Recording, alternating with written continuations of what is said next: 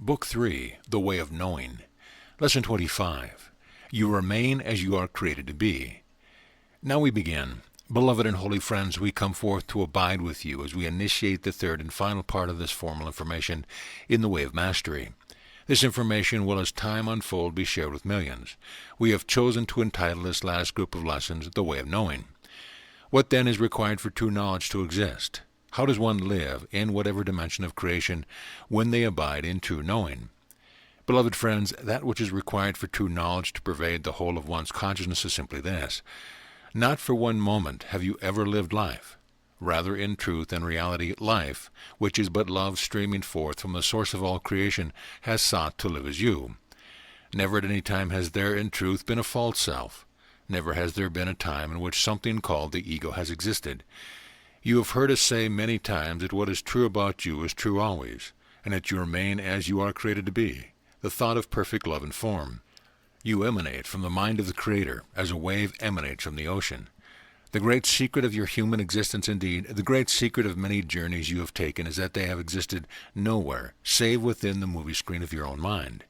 Does this mean that your dreams have had no effect? Within the dream itself, as long as you choose to be identified with it, you will experience the effects of the choice that you have made. Yet now, as the heart has touched purification, and as you have truly been willing to allow transformation to occur, all that matters and must be remembered is that you, as you thought yourself to be, has never truly existed. It has been a smokescreen. It has been a chimera. It has been illusion. Knowledge, then, consists of the crystal-clear awareness that while creation streams forth from the mind of God, you cannot find the place that a separate self begins, and you have absolutely no knowledge of where your end will be found. In truth, you do not know what is going to unfold in the very next moment of your experience. This can only mean, since you do have a next moment, that something else is living you. In the beginning of the journey there must be desire, for no one can come unto the Father without it. For just as you used the energy of desire to dream the dream of separation that closed your heart, that set you on 1,000 useless journeys, propelled and compelled by fear, by judgment, and by doubt, likewise desire has been necessary for you to be willing to face your illusions, and to look more deeply at your judgment, and to see that they can have no value save that which you extend unto them. It has indeed required desire for you to want to awaken. As you have used the power of intention to continually etch into the mind the belief and perception that are the very foundation of the dream of separation, so too have you learned to use intention through time, which is your creation, in order to awaken from time and from fear. Just as you once used the power of allowing to give permission to the creations held within your mind to seemingly, apparently take form in front of your eyes, and allowed their reality become so deeply entrenched that literally worlds have been birthed from it, so too have you needed to use allowance in the process of transformation, allowing yourself to feel what you did not want to feel before, and allowing yourself to see differently what you had once insisted could only be seen in a certain way. Allowing has been the very field from which all forgiveness you have learned has sprung forth. Allowing has been the most central of keys in the process of your healing and awakening, for when you truly begin to touch upon the power of genuine allowing, you begin to taste the first levels of true freedom. You have learned that just as you have allowed new beginnings to occur, you have also discovered that you have the power to allow endings to occur within the field of phenomena you call the world. Yet I say unto you, surrender is the completion of the keys to the kingdom. Just as once you had need of surrendering to your illusions in order to identify the fundamental energy of your being with your illusions, just as you have had to live in surrender to even allow allowance, just as you had learned to rest and surrender even to allow intention, just as you have learned to rest and surrender even to allow desire to be made new within you, as you enter the way of knowing, the final surrender is entered. The final surrender, there is only God. That is a surrender which is beyond the comprehension of all the languages and theology of the world, beyond all that can be spoken or uttered, yet not beyond what can be known, felt, realized, and lived. For in surrender you look upon a perfectly harmless world, whether it seems to be outside of the body or within the body-mind itself. You look upon the coming and going of the world, and you find that all things are of themselves perfectly empty. You look within and discover that no longer need you obstruct from the conscious mind, from your awareness, what the body-mind has experienced from the moment of its conception. No longer is there an obstruction to the flow of experience. No longer is there a self-seeking God. Where and when that self has been surrendered, the mind awakens to the simple reality that there is only God, and you are that one. As you seek to find words to communicate to yourself, or perhaps to another, the great wonder, the great mystery, the great truth, the great simplicity of awakening into true knowing, you will strive to find a way to communicate, as I have tried to find ways to communicate with you. You will seek to communicate to your brothers and sisters that there is only God. And yet there is the power of the mind to perceive yourself as the created, which in truth you are. For God gives rise to God, looking back upon himself. Mystery of pure content gives rise to temporary form in order that pure mystery might be apprehended. You are then the very process whereby that one, who alone is without a second, creates a temporary form through which the one apprehends and knows itself. You are that one, that is the perfect effect of mystery, that would pour forth of itself and make visible what was invisible, to birth through time and form that which cannot be contained within it. For love is unfathomable. You cannot control it. Love is vast beyond all measure. You cannot contain it. Love cannot be possessed. It can only be allowed. Therefore, indeed, beloved friends, the very keys whereby once you use the power of your own mind to create the illusion of a separate self are the very keys utilized by your own mind to awaken you to the truth that you have never been. There is only and always this mysterious moment, and all things have been birthed from perfect mystery. The awakened mind, awakened from false arrogance, looks upon all things and says, I am that one. Yet no trace of separation or duality exists, for you are not apart from all things that are arising, the wind that blows through the trees, the wisps of a cold winter rain, the warmth of the sun upon the skin of the body, the embrace of a lover, the laughter of a child. The awakened mind that abides in perfect knowing no longer obstructs perception, feeling the flow of thought, or the flow of experience. It no longer looks to see how it can make things different than they are. It looks only, and lives from, what it most truly wants, simply to abide in its own nature, and to allow life to flow from that nature, dancing in the infinite myriad displays of form. What then is required for true knowledge to exist? What is indeed required to abide in the way of knowing? To fully accept that, not one trace of your seeking has ever brought you closer to reality. Not one modality has ever held the power to bring you closer to God, and that never could have ever been truly possible for you to make progress toward the consciousness of God. For all the while you have been the one you are seeking, pretending to be a seeker. And for what reason have you entertained the thought of separation? The reason is simply this, to do it. For the mind of God does not deny any possibility, for it sees nothing that can obstruct the purity of its own nature. Forever God abides within herself, infinite, vast, radiant, and silent, the infinite field of pure knowledge, pure intelligence, out of which all things and all possibilities arise. This is why I once said unto you, you have never looked upon another, for you see only yourself. You are free to judge yourself by judging your brother, and thereby create a form of experience. But even that form of experience is only the perfect reality of God, and that is what you are. What then requires true knowledge? God does. From the very moment that you first had the thought, I want God, even that thought has appeared within the field of what you believe is your limited awareness as a limited body-mind, racked by fear and doubt, guilt, and all the rest. All of it is illusion. The thought of wanting God, the moment in which your journey home began, that thought is the presence of God awakening itself to that which has never been lost. God is what requires true knowledge. The thirst that you have felt for God is God's thirst for herself. You are literally the field of awareness of God, in which God has awareness of himself, because you are the power of God. And only by that power have you ever been able to be aware of something that has appeared to be other than God, for even fear rests in love. Even fear, contraction, and the dream of separation requires love. For love allows all things, trusts all things, embraces all things, and therefore transcends all things. In what you might still wish to perceive to be your own experience, as though it were separate and apart from your brothers and sisters, as though it were separate and apart from the twinkling of the stars and the dance of the sunlight upon the water, and the thought and the brilliant mind of a scientist, and the cry of a newborn child. Even if you wish yet to maintain that you have something called private experience, that private experience has required the presence of God. Every thought you have ever held has existed only because love has allowed it. You have the power to awaken to your true nature now.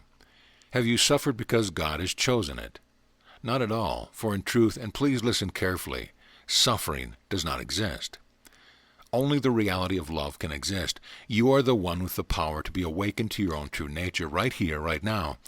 Indeed, only when you have given up attachment to the modality, the meditation, the prayers, the theologies, the textbook, only when you have given up attachment to all forms and merely make the decision to abide in the simple knowledge that you are that one, only then does knowledge permeate your awareness. If there was something you had to do to get to God, then God is apart from where you are. Yet it is the very love of pure consciousness that gives you the power to perceive that there is something you must do to get to God. Therefore, God is always present. If there was truly some form of meditation that could enlighten you, it would mean that you were truly apart from God at some point. But it is not possible for that one to be separate from itself. Allow then the mind to rest in the simplicity that what is true has been true always, and that where you abide you are merely the manifestation of that one showing up as a man or a woman.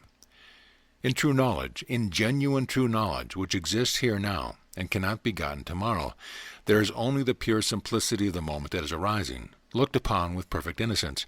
In true knowledge there is perfect peace. In true knowledge one merely abides awake, witnessing the play and display of phenomena which is indeed arising only within the one mind that the sonship is.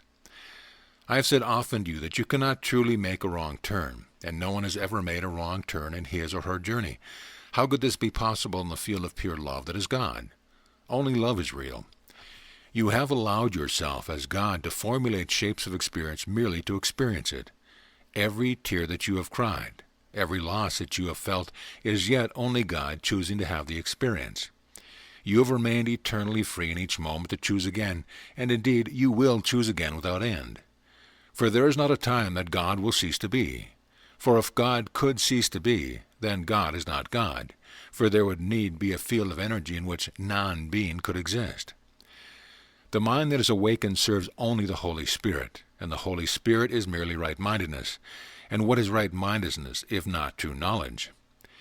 The way of knowing, then, is a way of unobstructed feeling, unobstructed allowance, not only of what is around you, but what is arising from within you.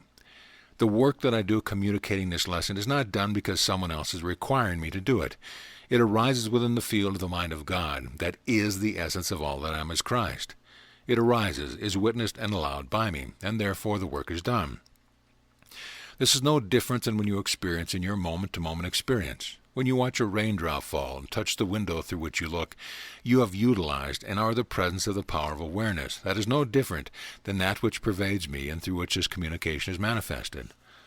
All that is taking place in all attempts to awaken the sonship is that the one is speaking to itself. It speaks of awakening because another aspect of itself, another wave from the ocean, is yet pretending that it truly caused itself to lose awareness. Look around you, beloved friends, for once I ask you to consider that you do not know what a single thing is or is for. I did this because you believed that you were a separate self, and that your judgments and perceptions and definitions of things had a reality outside of your mind.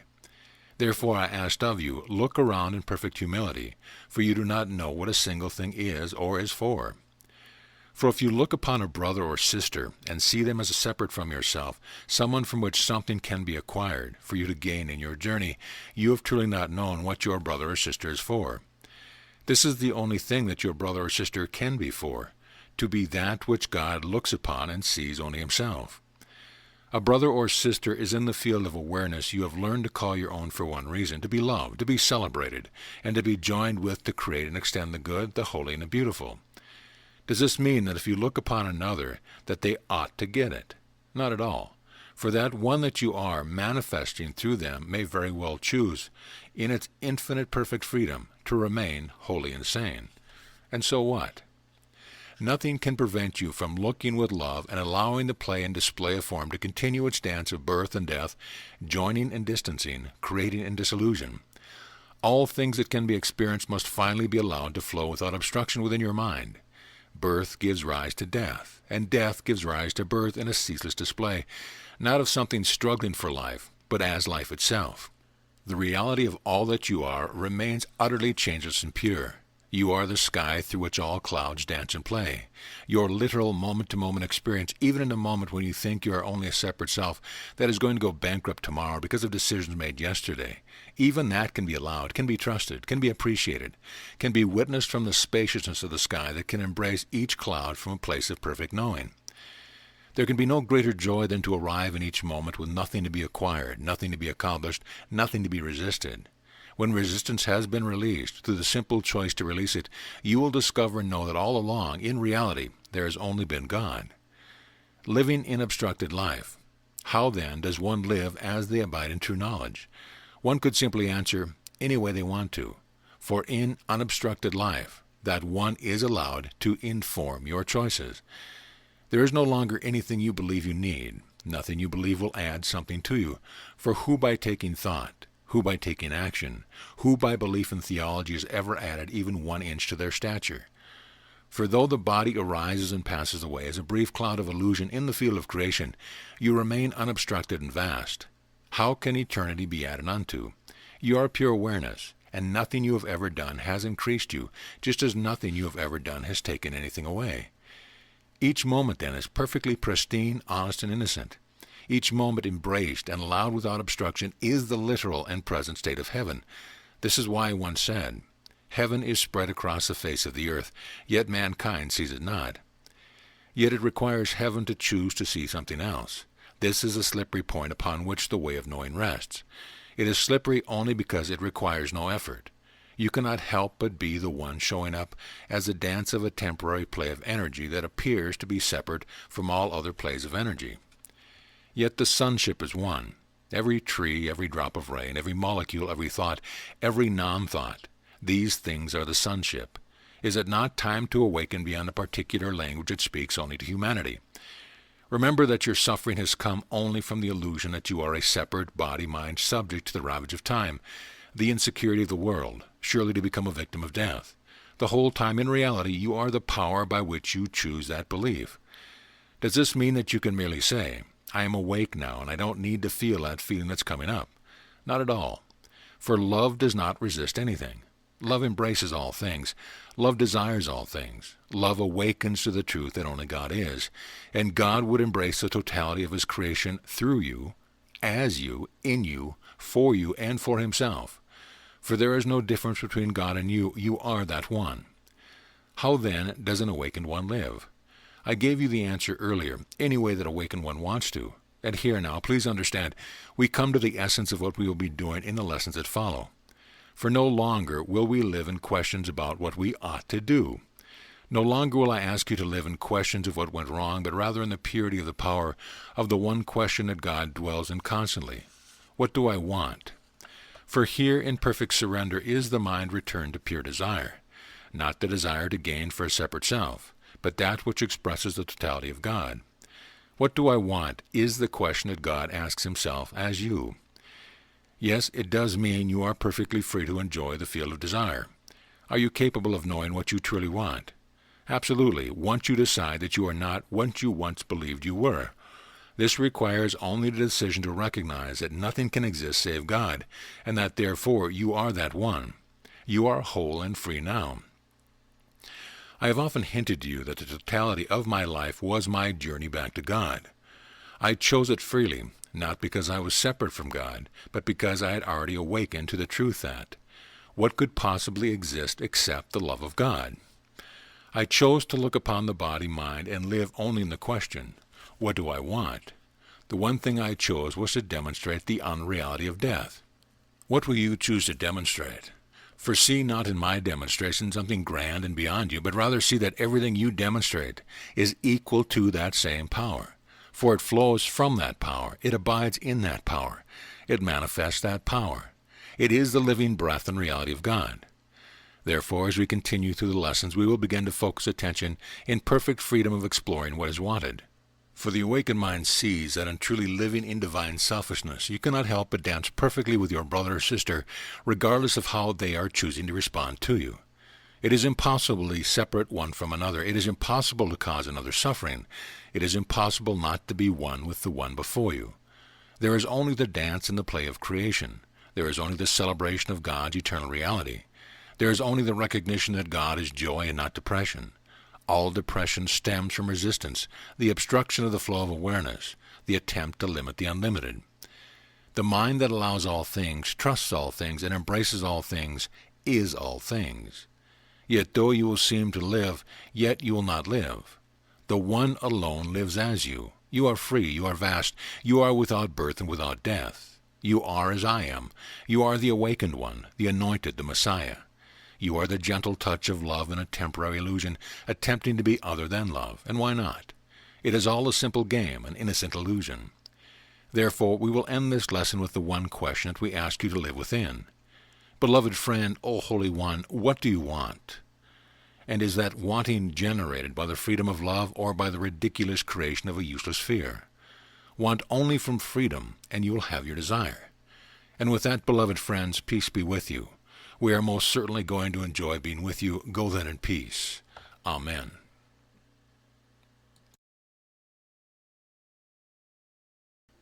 Lesson 26, Allowing Purification. Beloved and holy friends, it is with great joy that we come forth to abide with you in this manner. The forms of communication are virtually unlimited.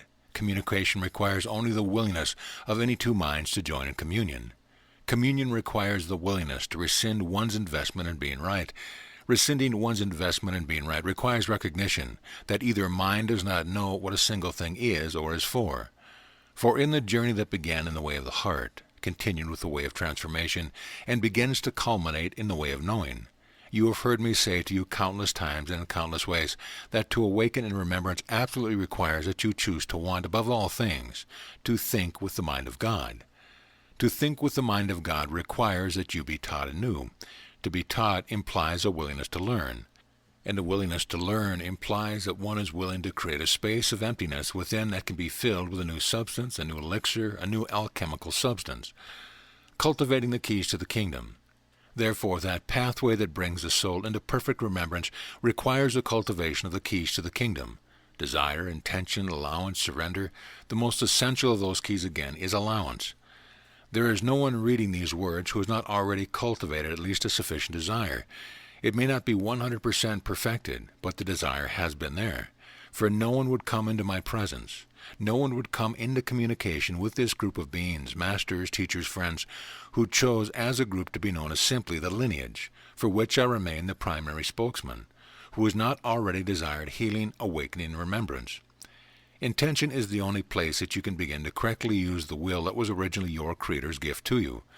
For the correct use of will, or clear intention, is to bring forth the good, the holy, and the beautiful.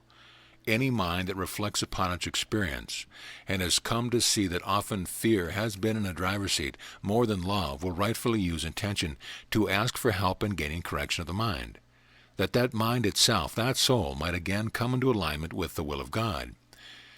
Coming into alignment with the will of God is not an act of subservience, although it feels as much to the insane ego, but to the pure of heart, to the meek who shall inherit the earth, to those who recognize their insanity and want a transformation to perfect sanity.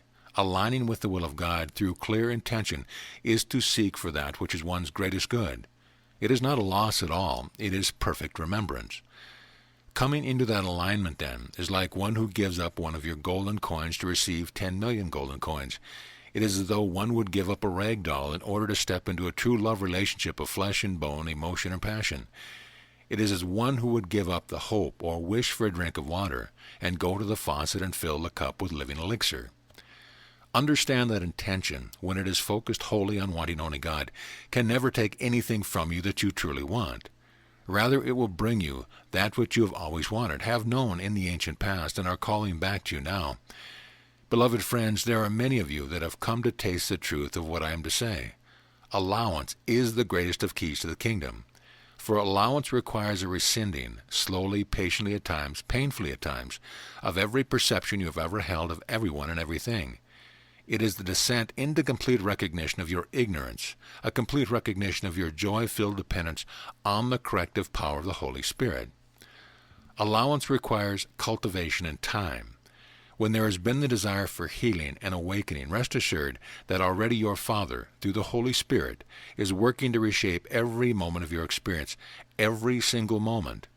so that the correct teachers, the correct lesson, the correct books, even the correct weather can come to force you to look at your edges of unhappiness, your edges of judgment, your edges of insecurity, your edges of fear-based definitions of what love is, what it should look like, and what its effect should be. In other words, the entire world that you have made in error must be brought to the surface of the mind for correction. Allowance is sweet above the taste of honey, for allowance is that realm in which miracles can finally begin to occur. What is a miracle? It is not really a change at all. It is merely the recognition of what has always been, that there is a love, a power, that would live through you. They would guide you in all things, that you need not be the captain of the ship, you need only be willing to take the cruise. These three keys, which are active in a sense, that is, they are experienced in time, they bring up questioning, they require some resolve and commitment and faith, culminate in surrender. But this culmination is not something that you do for yourself. Rather, when the seed has been well planted, when the ground has been tilled and cultivated, when the wise farmer has made sure that the weather condition, the watering condition, and everything is just right so that the seed can be well nurtured, surrender is much like the petals which emerge in their own time. Here the farmer can do nothing but wait for grace to descend. He may not see that the petals are emerging as the result of all things that have gone forth before, in the selection of the seeds, in the waiting for the perfect time to plant, in each day's cultivation and weeding of the garden. In other words, choosing to enter times of prayer, choosing to see where fear has made a home in the mind and surrendering it to the Holy Spirit, cultivating, turning over each decision day by day, moment by moment.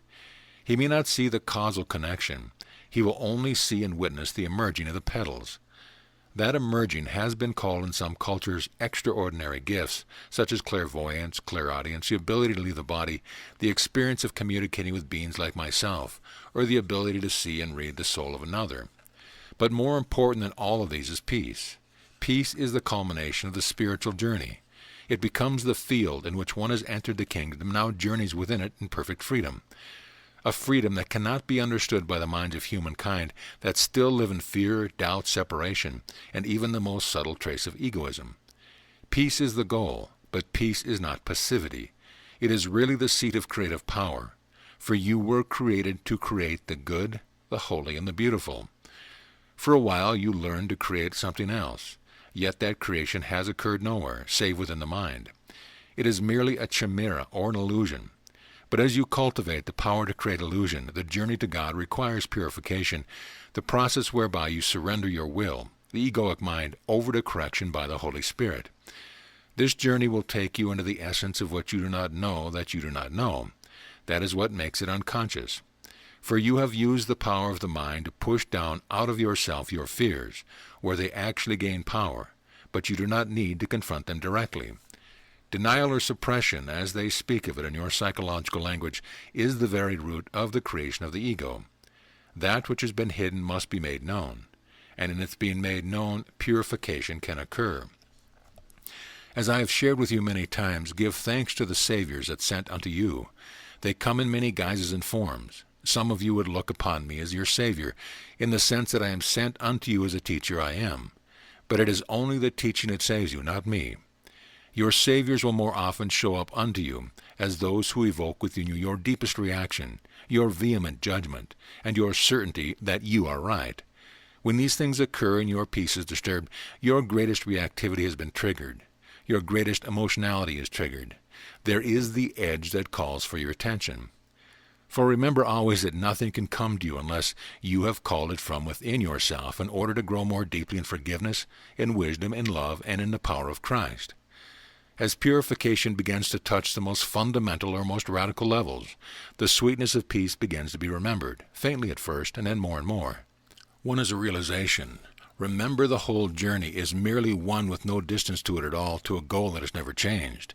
It is just a change of mind, of remembrance. Realization, then, may be the recognition that, oh, I used to think this way, but now I see the emptiness of such silly things. That quickly, that fast, it is over, it is gone. Where did the illusion go? It got erased by the cosmic eraser on the end of that pencil held by the Holy Spirit because of your desire, your intention, your allowance, and your cultivation of all of those tools that support you to choose again to want only love. Grace purifies the mind. Grace is a direct gift of your Father. It is the energy or power of love that descends into a mind and heart and prepares a place for it. You could say that your greatest preparation is to admit that you do not know what anything is for. If you are feeling emotions, if you are feeling like you want to run, if you feel like you want to avoid taking responsibility for something that has been dropped in your lap, rest assured, right there is your edge. There is the place you need to turn back and embrace. Once the journey has begun, the end is perfectly certain. Peace is the perfect goal, but there are few still who truly understand what peace is. It is not the avoidance of pain. It is not the avoidance of responsibility. It is the doorway to the greatest of responsibilities in which the mind, the heart, the soul, and even the body, while it lasts, have been so purified of dissonance and become so aligned with the will of God that one looks upon all things with the compassion of Christ. Such a one walks in the world of yours unknown by those around him or her. That one serves only the voice of the Holy Spirit. It is not the least bit concerned with others' reactivity. For the only goal of the awakened Christ, and peace and Christ consciousness are one and the same, is to be an agent through which the power of grace works to transform illusion. The mind serves the atonement. The mind may not be understood by others, but how can the insane understand the sane? Surrender is like the petals of a flower. They emerge in their own time. One cannot necessarily see the causal connection of all that has gone before with the sweet nectar of perfect remembrance, the flowering of the soul that is no longer fearful and abides in the world, awakened peace open, through which the flow of grace descends to touch the world. Surrender flowers from the only three things you can do: desire, intend, and allow. Allowing purification to occur. Allowing purification to occur, be willing to visit every dark corner of your mind, for in truth it is not necessary to seek for love already embraces you, but it is necessary to seek for what is false. Where am I fooling myself? Where am I committed to my image in the world? Where am I committed to thinking for myself because underneath I do not truly trust that God loves me? Where am I lying to myself or to others? Where am I in denial? Where do I need to understand what projection is? Where do I need to understand more deeply how the viciousness of the ego works within my own mind? Where am I pointing a finger outside of myself? Where am I denying my fear? Where am I demanding that the world show up as I would have it, instead of surrendering to the structuring of the world in the hands of the Holy Spirit that serves entirely my healing, my growth, my maturity into true responsibility? Indeed, beloved friends, in the way of knowing, it is absolutely required that you pause often and look around you and say, I abide in the perfection of a loving universe. Nothing can occur by accident. Where I am in this moment must be the perfect place for me to be. How can I find the doorway to stillness within now? Here within me can I rest in peace and ask the Holy Spirit's guidance. Where in this moment am I clinging to another or to a thing? Where am I looking upon another person or another thing in the universe and claiming it as my possession? For what you do not give to be shared, that you say you have loved, rest assured, beloved friend, in that moment you are in the viciousness of specialness. The egoic mind believes that if it shares what it has, it loses. Therefore, in your world, when you perceive that someone or something has brought you a great source of comfort and love, and even security, to see that being shared elsewhere activates the fear of loss within the ego. Much like many of you might remember that when you were teenagers and you began going with a certain boy or a certain girl in the 7th grade, and then 2 weeks later they decided to go with someone else, how crushing it was, for the source of your love had been stripped from you. Never will you enjoy the smell of a flower again. Never will your food taste good again. There could surely be no one else in the universe that could provide you this great source of love and attention. Such is the immaturity of a child. Such is the immaturity of many children who live in 50-year-old bodies. For, beloved friends, there is no one and no created thing, and the body-mind is just a created thing, that can be your source for love. Relationship was never meant to be a device for finding source for love. Relationships were designed to be holy. In holy relationship, two have come together, not to get, but to create out of loving devotion to the grace that has awakened and purified their mind and hearts to the realization that only love is real. There is no such thing as loss, and only love is worthy to be celebrated. In perfect love, there is no possessiveness. In perfect love, there is perfect allowing. In perfect love, guess what? There is not even you. There is only God loving through you. Therefore, indeed, beloved friends, look around your very home. Is there an object that you could not see yourself giving up? If you truly want to hasten your awakening, go and give it away. For in the end, all that you believe you possess must be given away. And what you believe you possess is the right to possessiveness, the right to be right. When all things created as a substitute for the reality of God have been rescinded or surrendered, then indeed the flower has emerged and the sweet fragrance blesses everyone. The awakened mind, the mind that rests in perfect knowledge, looks upon all things that it had previously loved and sees that their form is not what is essential. It is the essence for the content that they express that matters. A beautiful painting in and of itself means nothing. Hit it with a hammer, light a match to it, throw dirt and mud on it, and it is not the same. It is not the structure that matters. It is that in a timeless moment you looked upon it, entered into relationship, and experienced the essence of beauty flowing through it. That essence or content is timeless. That essence or content is all around you. It sustains you. It breathes you. It is the heart of your heart, the soul of your soul, and the mind of your mind.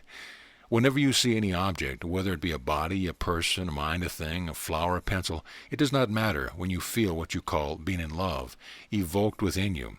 It is because in that moment you have slipped between the cracks of the world of the egoic mind, and you are experiencing the essential content of reality love. You are experiencing your own living true reality, for only love is real. When you come to see that the love can be experienced at any moment, in any situation, with anyone, with any flower, you are experiencing true reality. When you say, well, I like roses, but I don't like gardenias, that is nonsense. Love is what you should love. Love is what you should assume responsibility for detecting as it flows through each living thing. And a rock, in this sense, is a living thing. If it exists within you, you will find the good, the holy, and the beautiful. For only that which contains these things, which is the presence of God, can ever take form in the first place. Nothing can be without the essence of what you are seeking. When you understand that it is the content that matters and not the form, suffering begins to finally be alleviated. You can begin to embrace the coming and going of this transitory realm of the dream as a dream. People enter your life and you embrace them and see the good, the holy, and the beautiful. They flow through their ever-changing changes and then they die.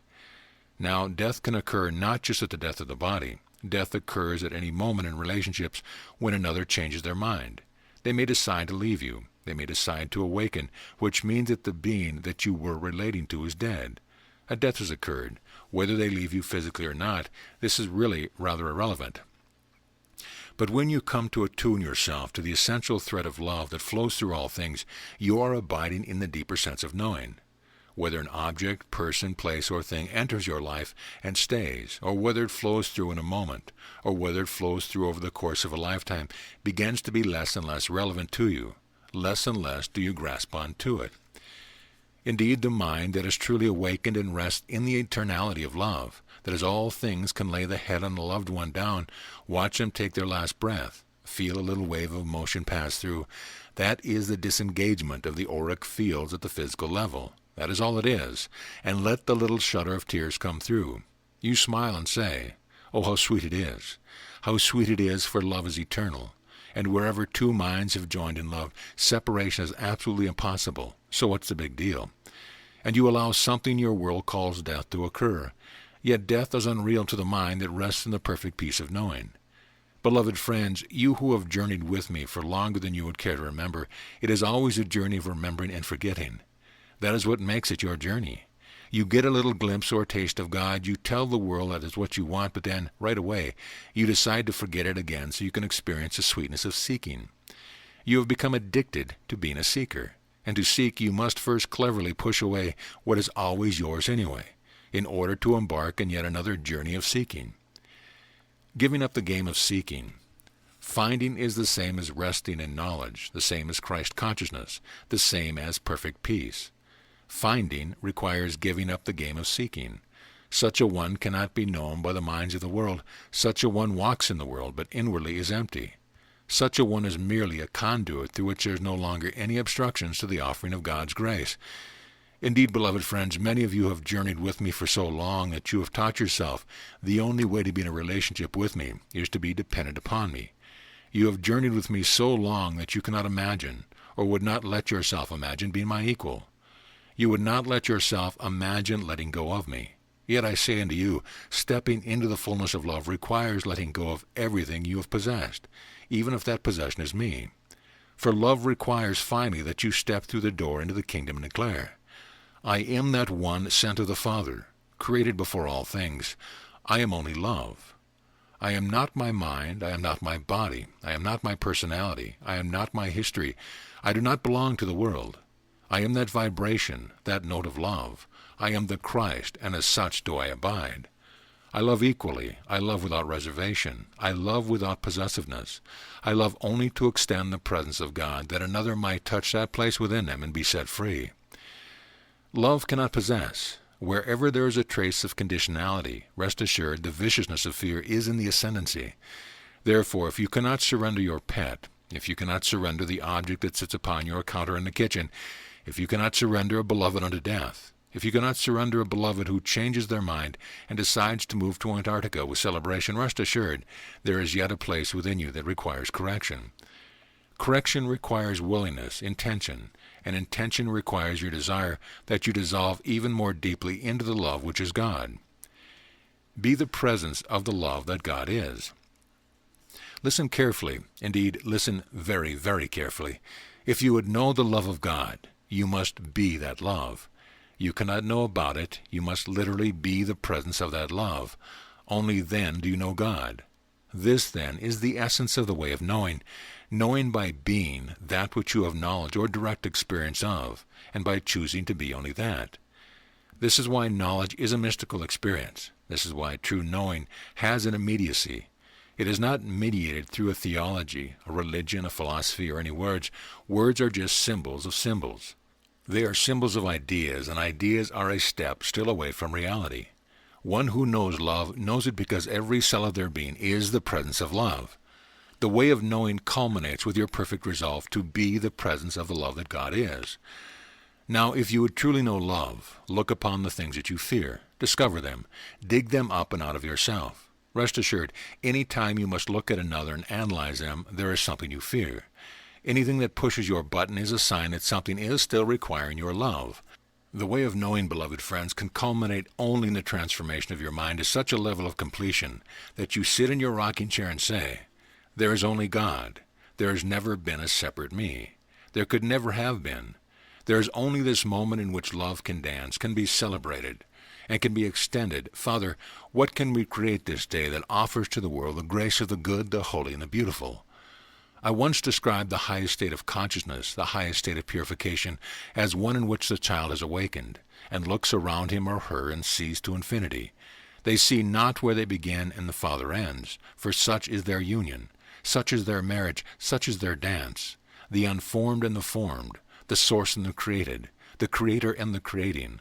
Such is this alchemical marriage that one cannot look and see where the soul ends and the creator begins. Yet the awakened mind knows that it is still the created, and it surrenders in perfect joy each moment. Father, what would you have made me do? What is your will for me? The awakened mind surrenders not in subservience, but because sanity is returned. It recognizes that it has never been the teeny gnat whining and complaining and trying to make life work the way it thinks it ought to work. It surrenders each moment. It dissolves in each moment. It abides in each moment. It knows that only the love of God is real and says, Father, what would you have me do? And it opens itself and receives the pebble being dropped into the pond, now not by its own hand, but by the hand of grace, the perfect hand of mystery I have called Abba, that love, the creative source, that power, the joy, the sublime, sweet, sweet mystery that is constantly creating. For love must extend itself. No longer is there concern or worry over the body. No longer is there concern or worry over the state of the world. No longer is there concern or worry over anything. There is only the eternal dance of creation. The awakened mind knows that it is a participant in perfect mystery. There are no longer any blocks or fears whatsoever. And wherever you find yourself, if you are asked to be crucified, dead and buried, so you shock the world into realize that there is something else besides surviving, you do it. If it is given unto you to write a book, you write them. So what? You are not attached. The flow of creativity is moving through you. If you are asked to take a simple picture that I placed in the mind of a certain artist and distribute it to 15 million people, you simply do it because you are no longer attached to your ego. If love asks you through me or through another to move to the far end of the earth, to build a hut and chant, you go and do it. What is the problem? There is not any. You are free as the wind. Only those born of the Spirit know the Spirit. The Spirit comes and goes where it does. You do not know where it came from. You do not know where it is going. You totally confuse the minds of humankind. You are free, for you listen to no other voice but the voice for love. What would you hold on to in a world of illusion? Learn to discover the content that pervades all form, and you will taste the perfect freedom, the alleviation of pain that comes with attachment to the form, even your own, even your very thoughts that yesterday you thought were true. Today you have been taken even more deeply into love, and what is in the past is allowed to pass away. Yesterday I thought I knew God. Today I know God even more deeply, because I have rescinded my need to be right about what I once thought I knew to be true. Father, give me even more of you. I want more. I desire more. You are infinite. You are my beloved. I want only to die in you, ever more, ever deeper. Give me more of you, to taste you, to devour you, to die in you more and more. More and more becomes an eternal journey without end to the goal that has never changed. A journey with no distance, only the sublime experience of tasting God and then surrendering that taste in order to taste even more. Love comes to supplant fear, and learning to jump in order to receive the parachute becomes a delightful game to play. When I had decided to allow the crucifixion, I jumped. Can I find my Father even more deeply here? For me it was the culmination of a life in which I developed trust that my Father would always catch me. That journey, by the way, is never ended. And those of you that would come to where I am, rest assured, you best not waste a single moment, for I am continually dying more and more into God. Beloved friends, we will end this lesson with a suggestion. Ask yourself, where is fear still abiding in my mind? Is there anything that I still fear? Is it the death of a husband or a wife? Is it the growing up of a child? Is it the loss of a job? Is it being without shelter? Where is the edge of your fear? Can I imagine abiding without a man in my life? Can I abide without a woman in my life? This is nothing more than unhealed mother and father issues. It is an authority problem. The awakened abide only in God. They cannot any longer comprehend possessing or being possessed. They allow all things and trust all things. They love without reservation the one who stands before them as the embodiment of their beloved, the content or essence which is the presence of God. For when you look upon your brother or sister and see only Christ, you have seen with the eyes of Christ, and Christ simply loves. Therefore, indeed, beloved friends, be at peace. Amen.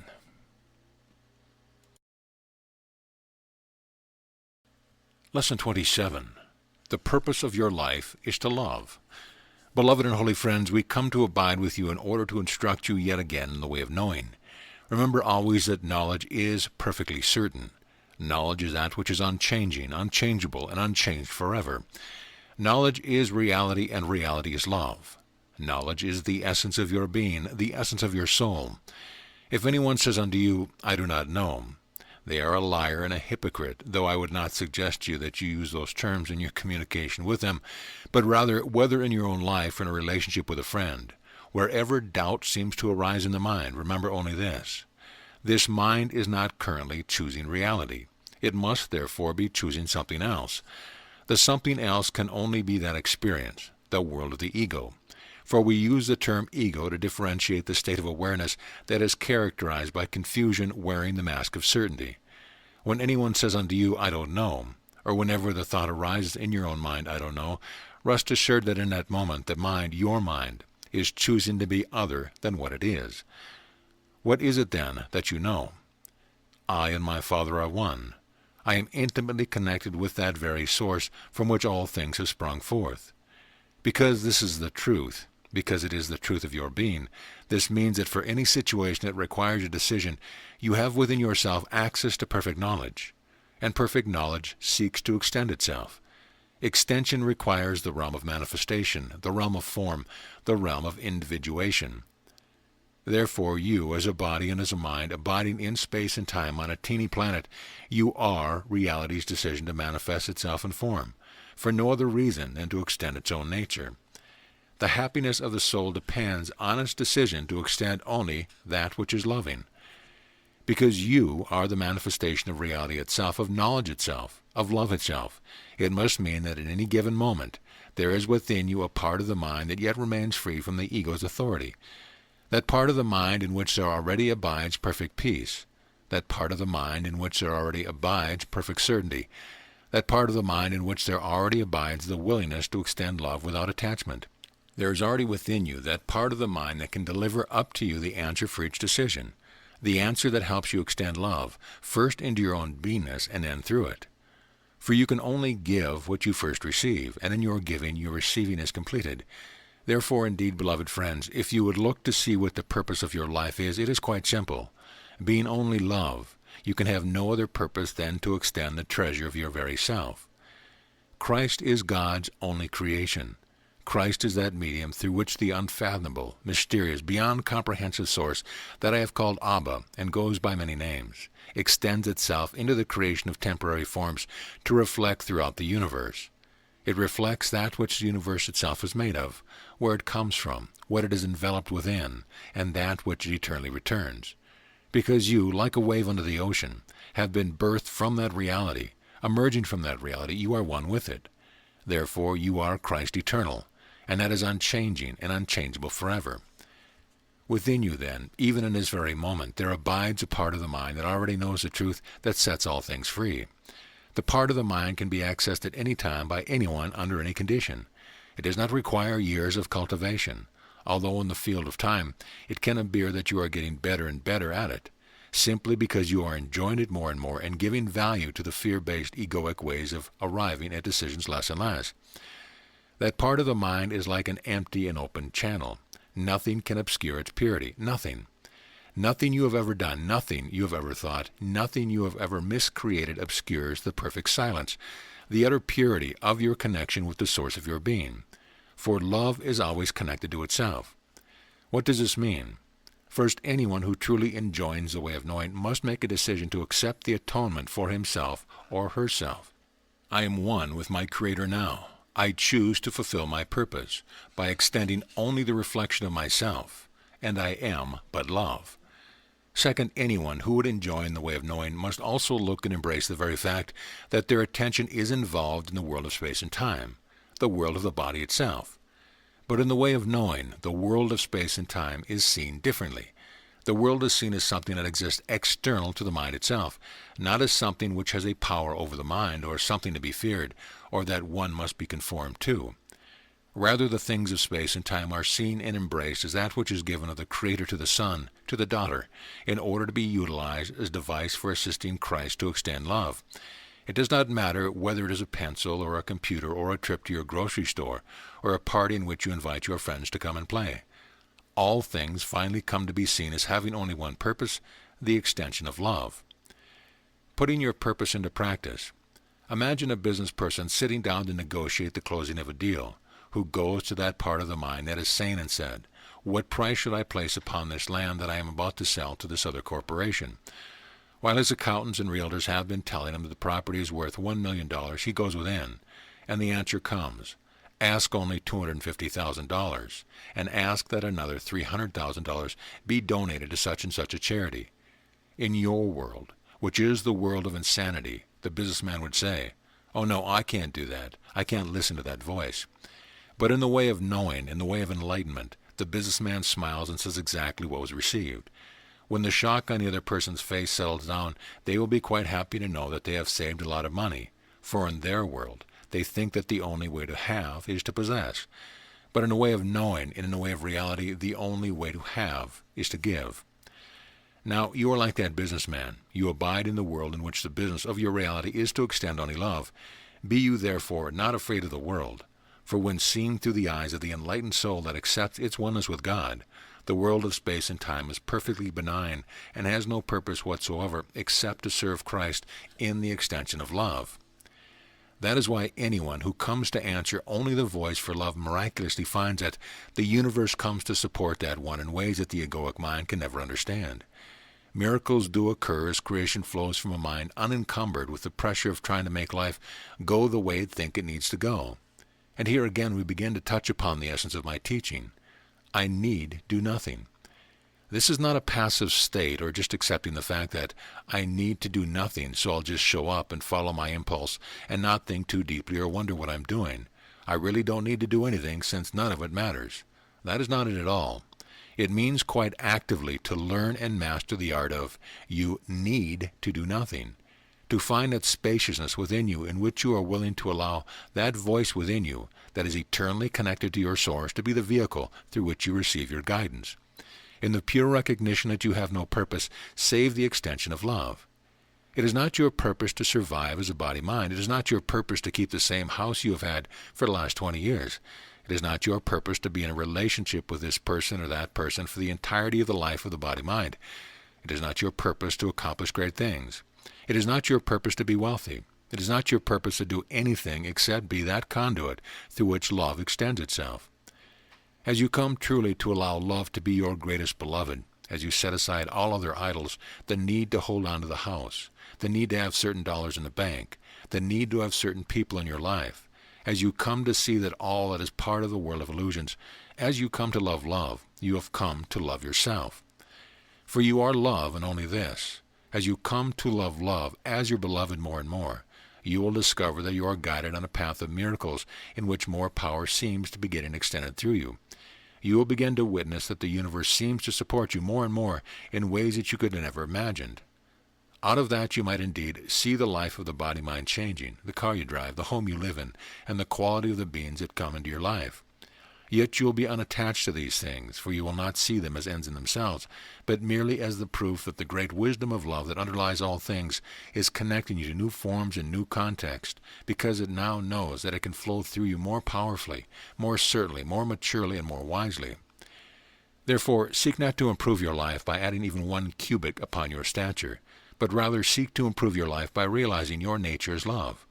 How do you do that? By recognizing that in each moment you are in the right place at the right time. This is the moment in which love can be remembered, can be restored, and can be extended. This is the moment in which you decide to listen only to the voice within you that knows how to extend love. Beloved friends, in the way of knowing, the illusion that there is something to seek vanishes. The mind is liberated from the misperception that there is something wrong going on in the world. The mind is so liberated that it knows as long as it chooses love, as long as it follows the mysterious, quiet voice within its own heart, that the choices it makes, the decision it embraces, the action it takes, and the thoughts that it thinks cannot help but serve in the further awakening of everyone and everything. So perfect is the love that embraces the whole of creation, God. You have heard me say to you many times that wherever you know a fearful thought, it can only mean that you are not thinking rightly. That is, you are not thinking with the mind of God, for God is but love. If $1 million were to come to you now, as Christ you would say, this must be the perfect experience for me now. How can I extend love in this moment? And if in the next day your wallet is perfectly empty, the enlightened mind of Christ says, this must be the perfect event for me to be experiencing now. How can I extend love in this moment? The changing can never be a source of peace. The world of form, whether dollars in a bank, house, cars, people, friends, lovers, pets, plants, and all the rest, can never be the source of perfect freedom. These things arise and pass away and are like ephemeral shadows, wisps of foam dancing on an ocean. When the mind becomes identified with a form, the mind suffers. When the mind is liberated from attachment to form, it is free, for it is identified only with content or simply the reality of love.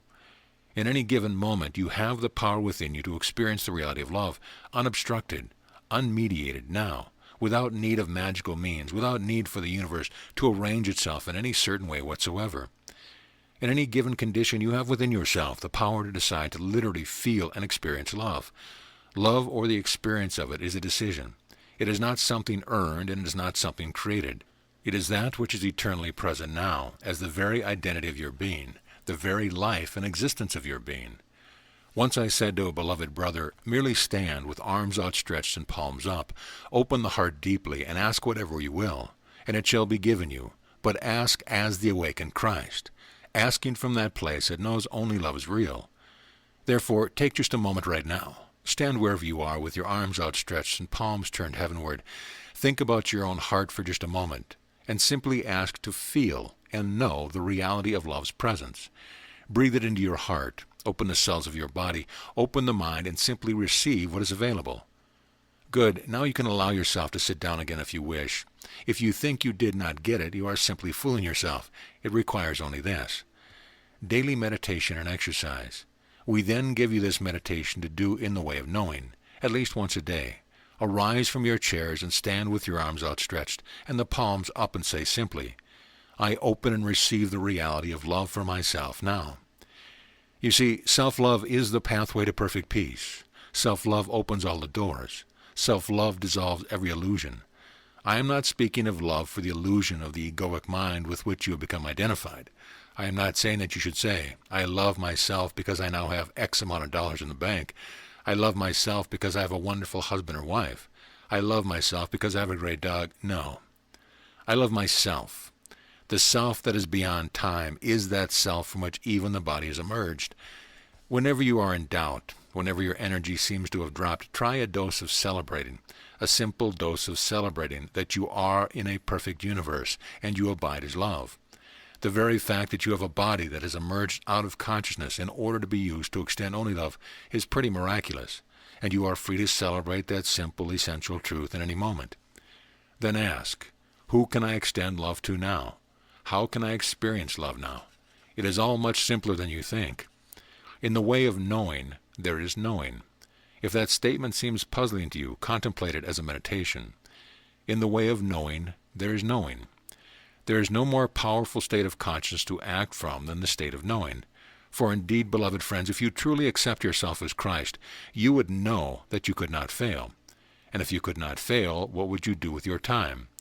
If you knew you could not possibly fail, that the universe will support you completely at all times, as you choose only to act, to do, to think in a way that extends love, would you be living where you are currently living?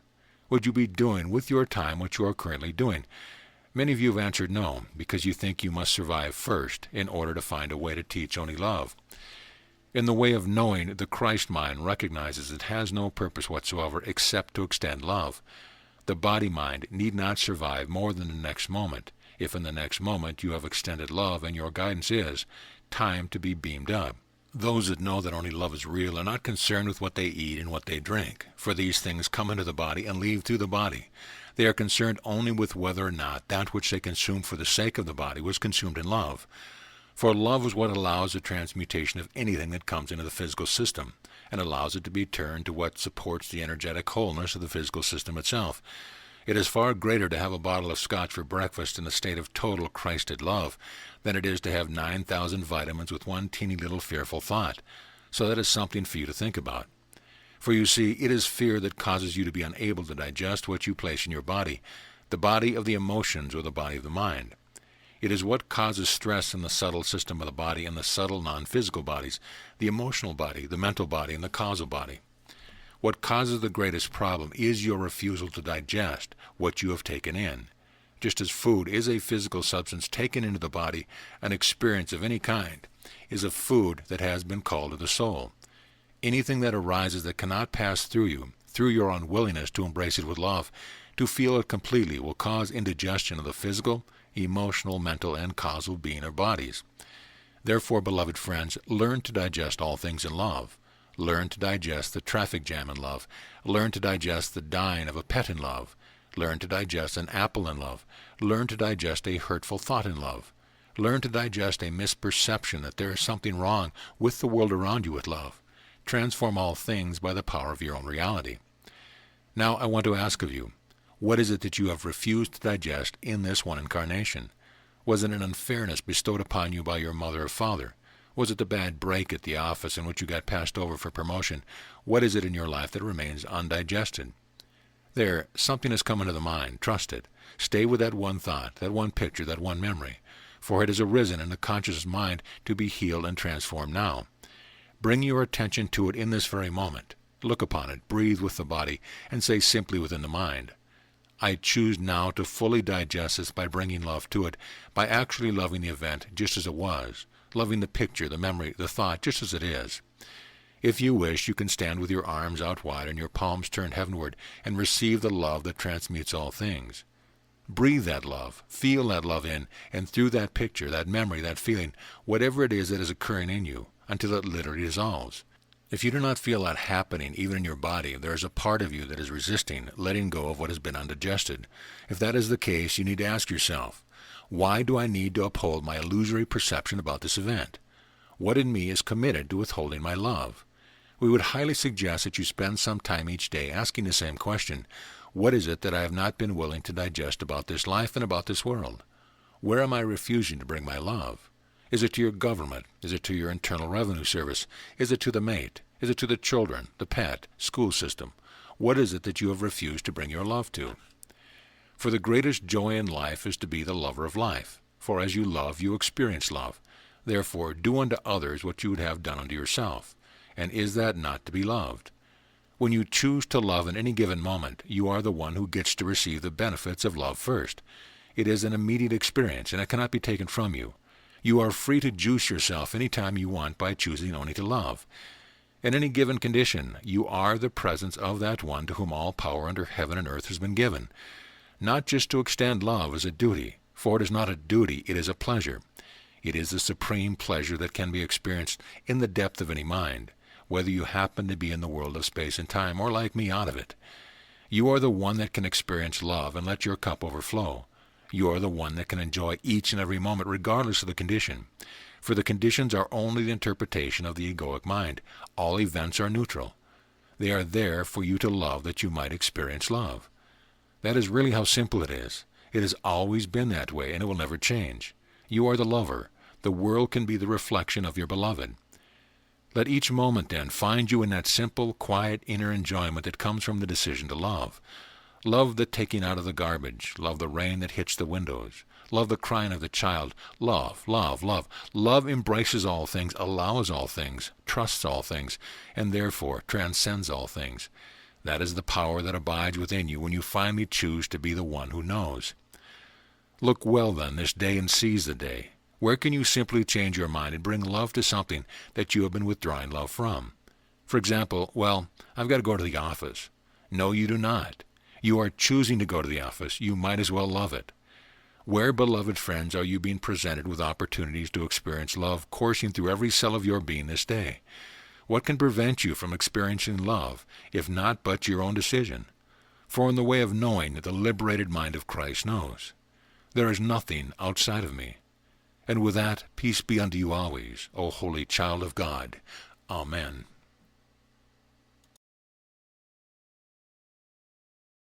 Lesson 28. You and you alone create your tomorrows. Beloved and holy friends, feel and understand my delight as I seek to look upon the world in which you abide and allow myself to receive the guidance of my Father in how I can best create communication devices that can touch as many hearts and minds as possible. There is a great advantage to living outside of the realm of the body. I need not spend time on the body. I can see that strikes some chords among you. The body is not right, the body is not wrong. The body simply is. In reality, as you have fallen under the spell of the world that you have created for no other reason than that you wanted to, you have come to perceive the body in a certain way. First of all, you think it is quite solid when in fact it is not. You think that the body separates you from others, since as your scientists well know, no two solid objects can occupy the same point of space and time. They are quite right about that. As you look out, then, through the eyes of the body, you would actually believe that you dwell within it, and therefore have a private domain that is all yours. This leads you to the great delusion that you can have private thoughts, like one who comes home after a day of work and closes the front door behind him, and then rants and raves about their boss or their co-workers, thinking that the walls of the house are around them, and that therefore they have something called privacy. Rest assured that this is quite a delusion. In reality, the body does not contain you. Rather, you contain the body. Mind is vast, eternal, and unlimited. Mind is what every being that you know participates in, like waves participate in the ocean. That means that at any time you think a thought about anyone, that thought is communicated to him or her. Now, it is quite true that unless they have done enough work to become sensitive to the subtle levels of creation, they will not necessarily be aware consciously that you are thinking a certain thought about them. They may only be aware that suddenly they have had a thought of you, and a rather funny feeling is going through their body. They will pass it off and give it not a second thought. Likewise, if you think a loving thought, 10,000 miles away, someone may suddenly think of you and feel good in their body, and not even know why, and just let it go by. Why? because the belief system says that they must be doing it inside themselves and it has no connection to you. In reality, thought is the substance of all things. Thought is an impulse of pure energy. It is more subtle than anything in the physical domain. Thought travels far faster than the speed of light. In fact, light is actually a physical occurrence that emerges long after the birthing of a dream of separation. So while a light year can seem to be quite a vast thing in your world of physics, rest assured that thought travels instantaneously. In fact, thought is immediately present everywhere. As you are a conscious mind, a body mind, abiding in the ocean of pure Christ mind, you literally receive the impressions of all thought being thought anywhere. It comes into your auric field, and your auric field is really nothing more than the trough that seems to separate one wave from another. But in fact, the trough of those waves joins them one to another. You decide which thoughts will influence your life. All fields of thought then, in a sense, wash up to the shoreline of your being. You elect what influences will enter into your sphere. Some of those will pass through, and some you will begin to become identified with. You will take them on as your thought. You will form an agreement with the nature of that thought. You will value that thought and therefore create experiences that flow from your agreement, your valuation. For virtually all beings born within the human sphere, one such agreement is, I am just the body, and therefore I am separate from all things. That is merely an agreement, a decision to create experience. You are equally free to say within yourself, I am more than a body, my mind is vast and unlimited, and that is the deeper essence of my identity and my existence. I am in perfect communication with all forms of life at all times. I need only withdraw my attention from my perception of my body to access communication with anyone at any time. I once said in A Course in Miracles, you have never forgotten the body, even for a moment. And yet, a moment is all it takes to realize that you are not the body. I did not mean by this that you should deny the body, but rather that you be willing to surrender your perception of what the body is, that it is not a device that separates you at all. Why is this so? You once decided to dream the impossible dream, the dream of separation. The body is the result of that thought, the attempt to create something that succeeds in separating you from the mind of God. But you have never succeeded.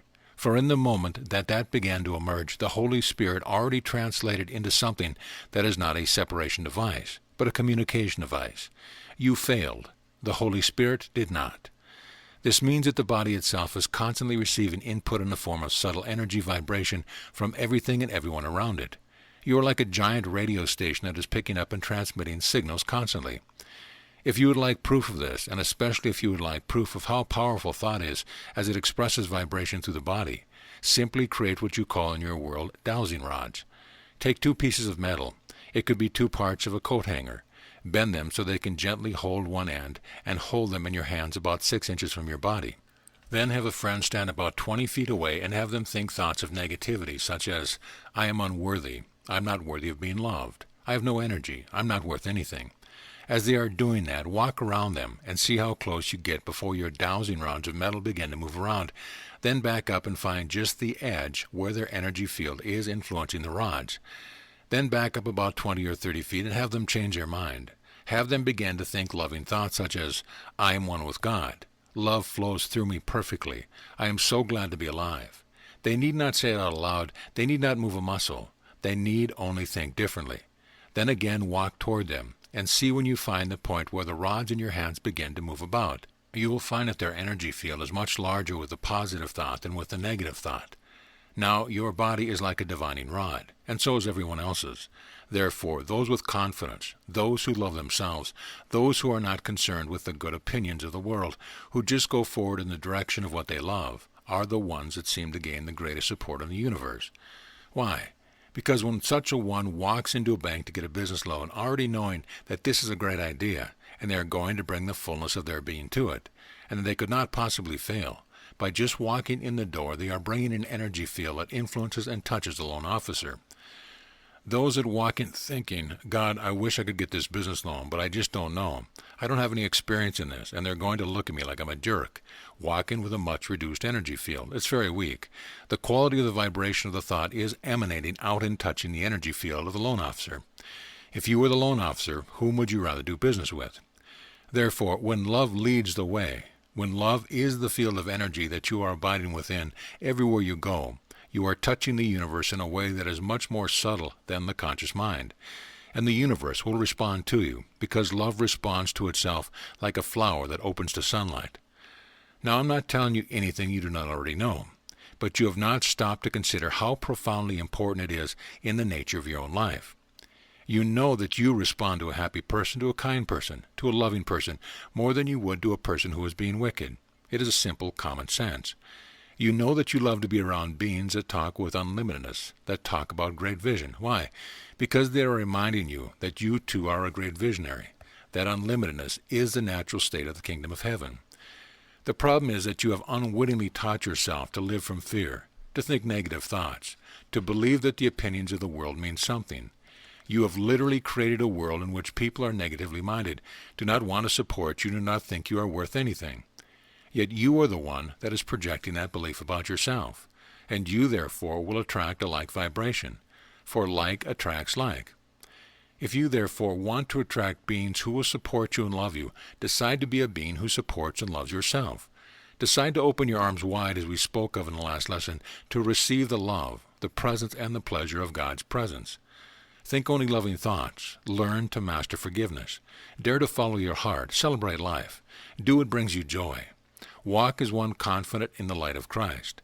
Dare to look out upon the world and say, "My Father has set the table before me, and every bean and blade of grass is here to support my enjoyment of God."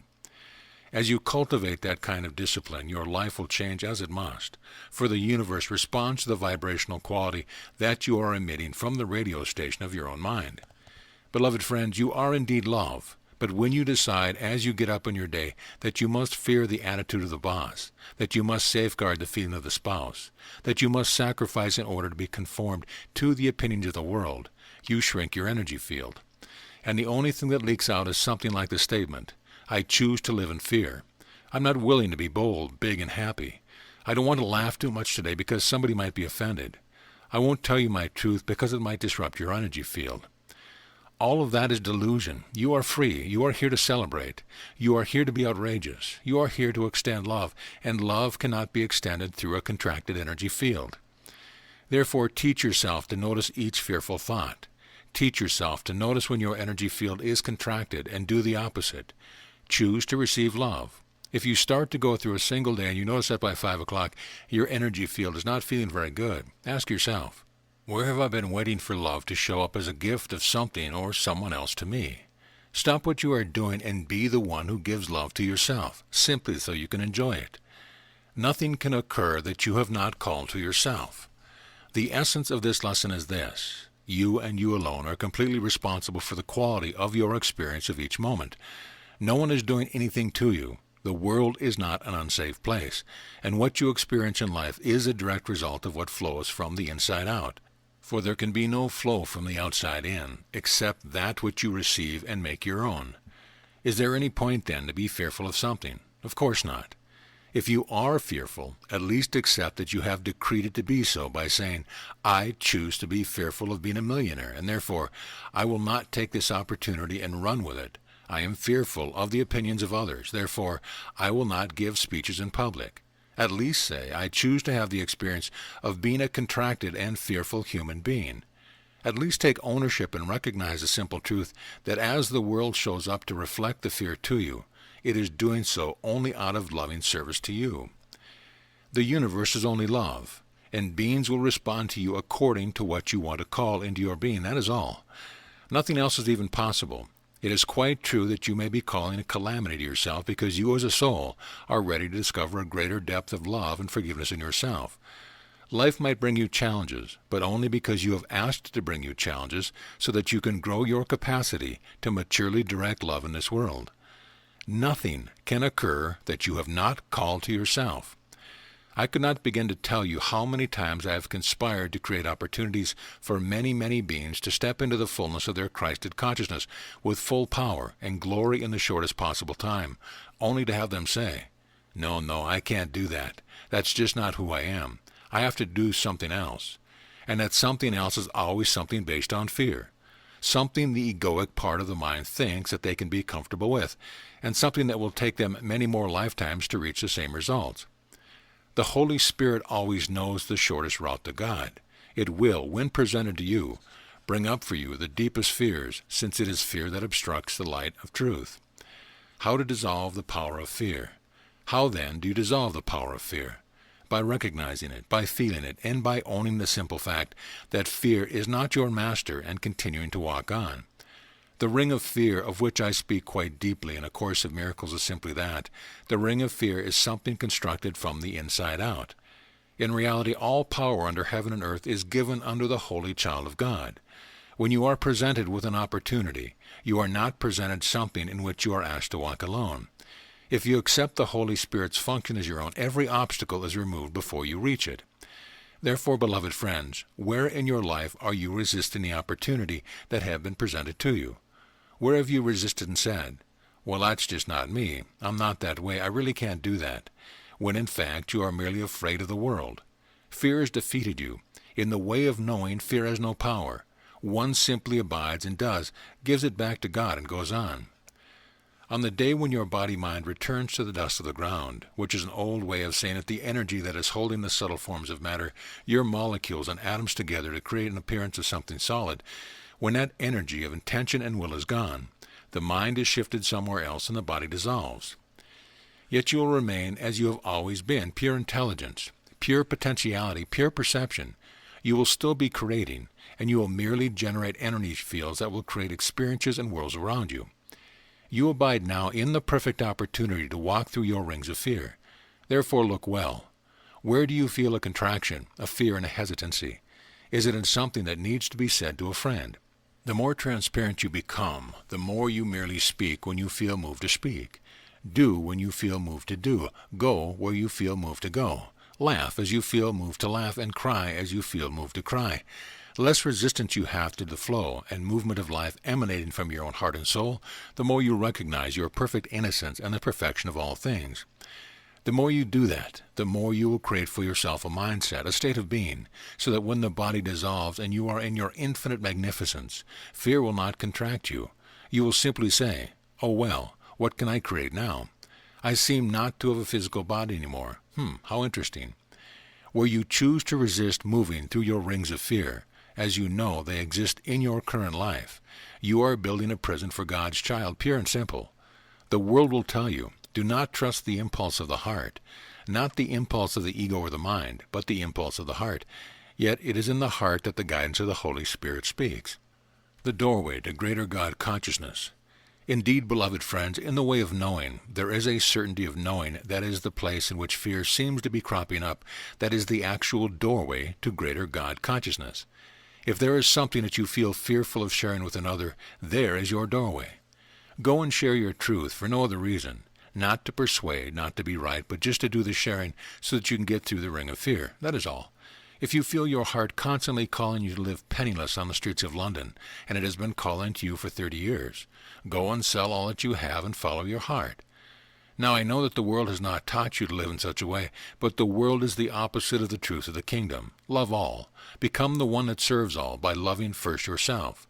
Learn to quiet the roar and din of the world, which is nothing more than your decision to place value on how the rest of the world is thinking. Serve only that voice of truth within yourself. That voice of truth within you is the voice it says. Go start a garden today. First you think, oh yes, then you realize, I don't know how to garden. How am I going to figure this out? But I really want to start a garden. So go start a garden. Some would say this is living from your authenticity. I do not speak of what is authentic as being what the mind thinks, that is, its social image. That is not authentic at all. That is a mask, a persona. What is authentic is what you feel in the core and the depth of your being, in innocence. What do I mean by that? The innocent heart is not needy. It does not require selected individuals to agree with it. It does not wait until the universe nods its head in approval. It merely knows it is innocent and acts from it, and is not attached to the opinions of the world. Authenticity is the core through which Christ mind grows. Any time you look and see that you have not been living authentically, and decide to take a deep breath and let your illusions be shattered by becoming transparent, telling the truth, and allowing whatever changes that need to occur, then indeed you are growing your Christ mind. In the way of knowing, you ask yourself constantly, where am I being inauthentic? Where am I just showing up the way that I think Harry down the street needs me to show up? Where am I being a vegetarian so that I can feel superior to those that are not? Where am I controlling my diet because I'm afraid that this substance will make me less spiritual? Where am I denying my humanity in order to present an image to another? Where am I getting up and going to the same job every day when I know in the depth of my being that I just do not want to be there anymore? To live authentically, in some sense, is to live alone. To live alone simply means that you no longer are run by needing to look a certain way, succeed a certain way, so that the judgment of the world will not nod its head and give you a 10 instead of a 1. In the way of knowing, the mind comes to grasp the simple metaphysical truth that I and I alone am creating my tomorrows. If I create inauthenticity now, I can rest assured that I will experience it tomorrow. If I create imprisonment for my soul now, I will experience it tomorrow. Because creation is eternal, it is impossible not to have a tomorrow, whether in this world or another. Beloved friends, you were created to create. You were created out of an overflow of joy and love. Therefore, live joyously, live lovingly of yourself. Dare to consider that yourself is so important that you have an obligation never to settle for less than your own authenticity. Sometimes it requires beginning the process of discovering what is authentically yours and not merely the influence of others. Where are you still being inauthentic? Where are you responding with a smile when you are actually feeling anger? Where are you responding with an okay when inwardly the answer is no? Where are you responding in fear to the substance you would put in your body? For example, I can't eat that because that's a very bad substance, but I want to be healthy. It is the very fear that is creating a tomorrow of unhealthiness. Love heals all things. Love transmutes all things. Love embraces all things and thereby transcends all things. Where are you not allowing love to be your reality? Beloved friends, consider well the theme of this lesson. Do not be in a hurry to merely put this lesson aside. Read it a few times, and wherever you see a question instead of a statement, pause and spend some time considering it quietly, as though you were allowing the answer to emerge from your innocence. Then ask yourself, what changes can I make so that I can truly show up in a more authentic way? For those of you that truly choose to, you will find that if you abide with the message of this lesson, engage the simple, quiet questions that I've asked, and contemplate certain key thoughts that were repeated, much movement can occur, much liberation can occur. You are Christ, and you are free in the world of space and time to know it as deeply as possible. And with that, peace be unto you always. Amen. Lesson 29. Freedom is love under all conditions. Once again, beloved friends, we join together with you because we remain as committed as you are to discovering ever greater depth to God's presence, ever greater depth of our own presence, ever greater depth at what alone is true always, of what alone is unchanged, unchanging, and unchangeable forever. We would speak unto you in this lesson of that which deepens the understanding of abiding in perfect knowing, in perfect knowledge. We want to address a theme that you have heard before, though from a slightly different perspective. The theme goes by a term that most of you are familiar with.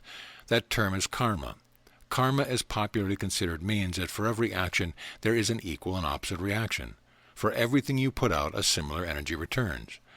Now, I have said before that karma can exist only where unconditional love does not. This means that out of the degree that your mind has not been purified of fear, that the mind has not been purified of need, that the mind has not been purified of its tendency toward idolatry, that is, creating something which is a substitute for love, mistaking form for content. Wherever this is occurring, you are indeed experiencing the creation of karma. What do we mean by that? Each time you hold an unloving thought, you are going to experience the effect or the fruit of that thought. In reality, there are two levels at which this occurs, or two ways in which it occurs. The first is immediate. The second is mediated through the forms of time. Unloving thoughts alter the chemical balance of your body. In the first, in that which is immediate, the very moment you think an unloving thought as a physically embodied being, you immediately alter the electrical flow of energy throughout the physical system. You immediately alter the chemical balance of the body and thereby experience tightness of the body, sadness perhaps, depression, and overall ill-at-ease feeling. For every negative thought, not just the big ones that you really get your attention wrapped around, but even the small ones, this is still true. Depression can only occur in the mind that has been denying its pathway to joy. Depression, then, is the result of a resistance to the true flow of life throughout the body-mind. This resistance occurs in many ways. It can be the result of not feeling a feeling to its completion, withholding a simple truth, and more often than not, from denying the impulse of the heart. As you begin to walk a spiritual path, you realize you need to be open to the guidance of the Holy Spirit, and that in fact you cannot awaken yourself, because if you could, you would have already done so.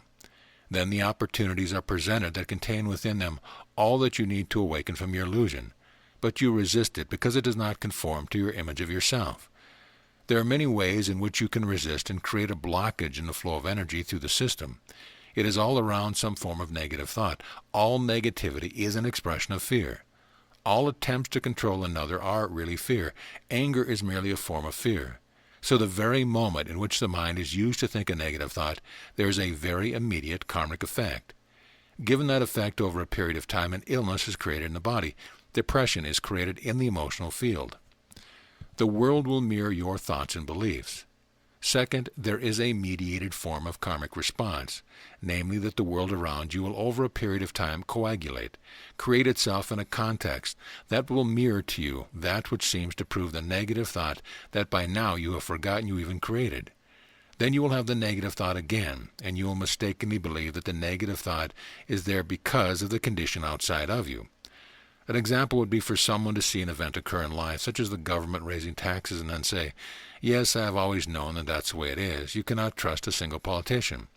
Yet that one is not seeing that 15 years ago he decided that politicians could not be trusted because he heard it from his father and knows in his mind that the politicians will always do something to take more money out of his pocket.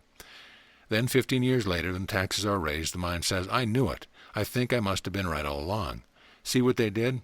This means that politicians can't be trusted, when in fact the politicians are merely the manifestation that fulfills the prophecy. In this way, I want to invite you to look at your life. How are the events that are occurring and the quality of life you are living possibly reflecting a self-fulfilling prophecy? In other words, how could it be merely the fulfillment of the karma of how you are using the mind? Usually in the secondary form of the way karma shows up, the beliefs or thoughts are very, very old, deep in your unconscious. As you go back in time and look at your life, ask, what must I have believed previously for this effect to be showing up? For instance, if you have no money, look well at what you believed about money in the past. Especially look to see, what were the beliefs about money that my parents held? For indeed, as we have touched on before, each soul drops into this world through the context of the parents. There is a context of perception, belief, and attitude that you begin to be colored by because you are accepting that coloration into the field of your own energy as a means of making contact with this world and emerging into it. If, for instance, the parents believe that spirituality and material wealth cannot go together, and therefore to be spiritual means to do without materiality, then look at how your life has evolved. Do you find a block at receiving money for being of service to others, but no block in receiving money for doing something you dislike? Live in that question, beloved friends, and begin to apply it to the whole of your life. As you look at your life, look at the effects you experience as your surroundings and your context. Are you alone, with no lover or friends? What have you believed about the world previously? For somewhere, it is the nature of your thought, the agreements you have made unconsciously or consciously about what things mean, the agreements you have made with the family and the culture in which you have been birthed, that has actually generated the energy that is showing up as the effect you experience as your life. What thoughts or beliefs were you holding within the mind? One common thought might be, "Oh, I just can't really make it on my own. I need to be taken care of. I don't believe that I have what it takes." Then 25 years later, you wonder why you feel resentment toward the mate. The resentment is merely the recognition that you thought a negative thought about yourself, acted upon it, and have created the effects of someone who is controlling and provides you with all your money. You think there is a fault in them because you have forgotten to see the pebble that you dropped in the pond of omnipotent creativity, which is a domain of the mind. Karma, then, is an effect of how the mind is used. Now I have indeed said that karma can only exist where unconditional loving does not. What does that mean? When the mind unconditionally loves, it loves first itself, and places no conditions upon what it receives as ideas from the universe. There are many in your world that look up to those who take the greatest chances in life. For example, the actor or the actress who waits on tables at some cheap hamburger stand, sleeps on a park bench, keeps taking acting classes, and finally gets a part and becomes rich and famous. Yet the one who becomes rich and famous is one who received the impulse of a desire to act, and followed up on it, and was willing to do whatever it took to be in the context in which something may or may not occur. They had the willingness to take the risk. Such a one is living actually in a state of unconditional love of the self. Whether they think about it or not, they are carrying the subtle belief that the universe will somehow arrange itself and will support them to follow their heart. Karma does not exist in unconditional love. In unconditional love, karma does not exist. The example I have given you is just a rudimentary phase of unconditional loving, in its mature state, in its spiritual state. Unconditional loving means that the mind has awakened and seen that nothing that occurs in life can cause it to contain or withdraw its love. In the perfection of unconditional love, the mind simply loves. Karma, then, cannot be said to exist because that mind is no longer experiencing effects coming back to it. It has transcended the world of cause and effect, and regardless of what arises, it merely loves. And who can be imprisoned who simply loves? So there is a transcendence of karma through unconditional love, and unconditional love is always the fruit of the decision to love oneself, not because it is a duty to do so, not because it will make your husband love you more. You love yourself because you finally recognize that you might as well, that is all. You love the self because your Creator loved you enough to create the self. There truly are no effects that are occurring as the result of a source of power outside of you. In other words, nothing is being done to you. Nothing. You are free, in each and every moment, through the power of love to free yourself of what looks like the effects of the world. In truth, you are never at the effect of anything, but the illusion of thought and belief that you have learned to project onto the world. Many of you feel somewhat fearful of telling your friends and neighbors that you are reading the Way of Mastery that contains the guidance of Jesus or Jeshua. That very fear that you feel, that constriction is karmic. Somewhere a long time ago you decided that following your own pathway must stay concealed and is not worth very much, that nobody will agree, and that their opinion decided your worth. I would ask you this question. Could there be fear in sharing with your friends that you study lessons on achieving mastery from Jesus of Nazareth?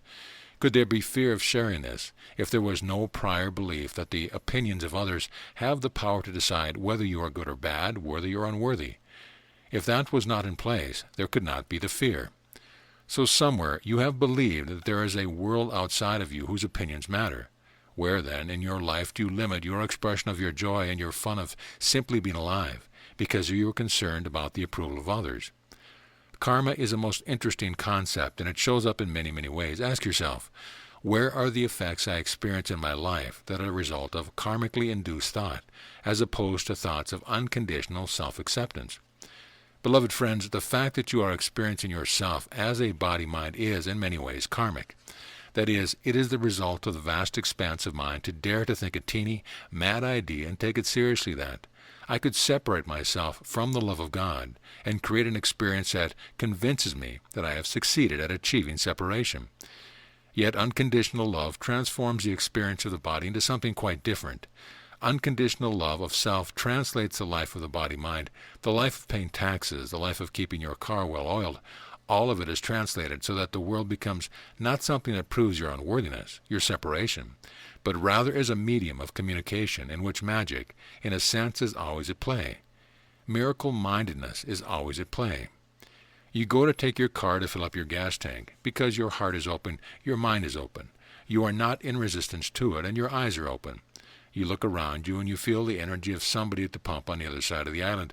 Because your heart is open, you go up to them and say, "I'm just here pumping my gas. I looked up and saw you. You got a great smile. You've made my whole day. Thank you." Then a conversation is struck up, and it is discovered that they are looking for someone in their corporation who happens to have your skills, and you are looking for a new job. The things of the world become translated into that which supports your ever-increasing joy, success, fun, pleasure, material improvement, and new friends. It supports all of it when you see through the eyes of love. Then you literally look at the world around you and finally get it that it was never what you thought it was because you failed to separate yourself from God. Everything you see is there to support your happy experience. You are free to live in your highest joy, to ask for what you want, and to open the heart in love. And the universe will respond according to the beliefs you hold about yourself within yourself. Karma can be transcended. Look at your life then with respect to your karma, or the action that is occurring in response to a former action. One of the most powerful things you could ever do is to ask the question, What must I have believed is true about the world to be living the life I am living now? This is not to say that karma is bad or wrong. It is not. It is merely effect, cause and effect. Then ask yourself, where in the effects I am experiencing now can I bring a greater degree of unconditional loving acceptance? Where am I looking through the eyes of boredom instead of appreciation? Where can I bring a greater depth of unconditional love? Where can I let go of resistance? Where can I give up trying to direct my own life and allow the love of God to direct my life? Karma can be transcended by translating into something else. Karma can become the fulfillment of your purpose, your very way to extend and teach only love. For when you see that the effects called your life are the result of limited, fearful, negative thoughts or beliefs you have held about yourself and about the world, you can embrace the effects you have created and see them in a new light. I choose to allow these very conditions to be these conditions under which I now learn to choose love. What can I appreciate in this moment? What can I give forgiveness unto? Where can I overcome fear of speaking out and share a truth with a friend? What have I been avoiding that I now can embrace? In that very means, any set of conditions created as the effect of fear-based thinking now becomes the very pathway that will lead you to transcend the negative thinking and enter a domain of the use of the mind that will create effects far more enjoyable, far more expansive than you ever imagined. Do not, then, lament your life as it is, for it is absolutely perfect. Each set of conditions contain within it everything you need to translate your life into that which expresses your love of God. Never lament what you create. Never lament what you experience. Never judge yourself and say, oh, why did I do that? I should have done this other thing. No. Appreciate what you have created. Find what can be appreciated within it. Wrap the arms of your love around it. Bring unconditional love to it. Thereby you will find a window, a doorway to the creation of a new use of the mind that must necessarily require the universe to rearrange itself to accommodate the new vibration. Appreciation and love and unlimitedness require the universe to show up in a different way. In other words, karma is not your prison. Bringing your attention to the effects you create is a pathway to great freedom. What you did in the past to create the effects that you no longer want was not a sin or a mistake. It was merely a free choice in order to create experience. Fine, you have been there, you have done that. Now bring love and appreciation to the very effects that you may be judging. For example, why did I buy that stock? It was so silly. I didn't get enough information, and now the company has gone bankrupt, and I've just lost $10,000. Let me be in appreciation of this very effect. Yes, well, this is fantastic. I created experience for myself. I can do more of this. This is great. Oh, I just love myself so much. I can decide to do it differently. Oh, this is great. I just learned a valuable lesson. Next time I'll get more information. I'd like another opportunity for a great stock opportunity to make money. Ah, yes, and I'm going to be an expert at this. I can see it coming through my unconditional love. Yes. In fact, every time you think you have failed, celebrate. Celebrate your so-called failure as though it were success. For remember, it is up to you to decide what you will perceive. Events are just neutral. Therefore, you are free to celebrate what you call your failures. When you celebrate them, they are your successes. Any successful person knows that they never fail. They merely learn and become wiser. Become one who is no longer at the effect of karma. Become one who uses karma wisely by looking honestly at their life, learning what needs to be learned without judgment, but rather in celebration. Become one who translates their karma into the doorway to an ever-increasing awareness of God's presence and perfect love spread across the face of the earth, permeating everything you see, translating the world into the very means that can uplift you, awaken you, care for you, and heal you. Beloved friends, again we ask that you study well the theme of this lesson, and that you spend time with the questions that have been given unto you. For in the way of knowing, the mind that abides in a perfectly liberated state knows that the world of effects that the mind experiences contains within it the very secret to an ever-increasing delight in the presence of God's love. There is no such thing as failure. There is only ongoing success, as life evolves from good to better to best, as the mind learns to be the presence of love. Freedom is love under all conditions. And with that, peace be unto you always. Amen.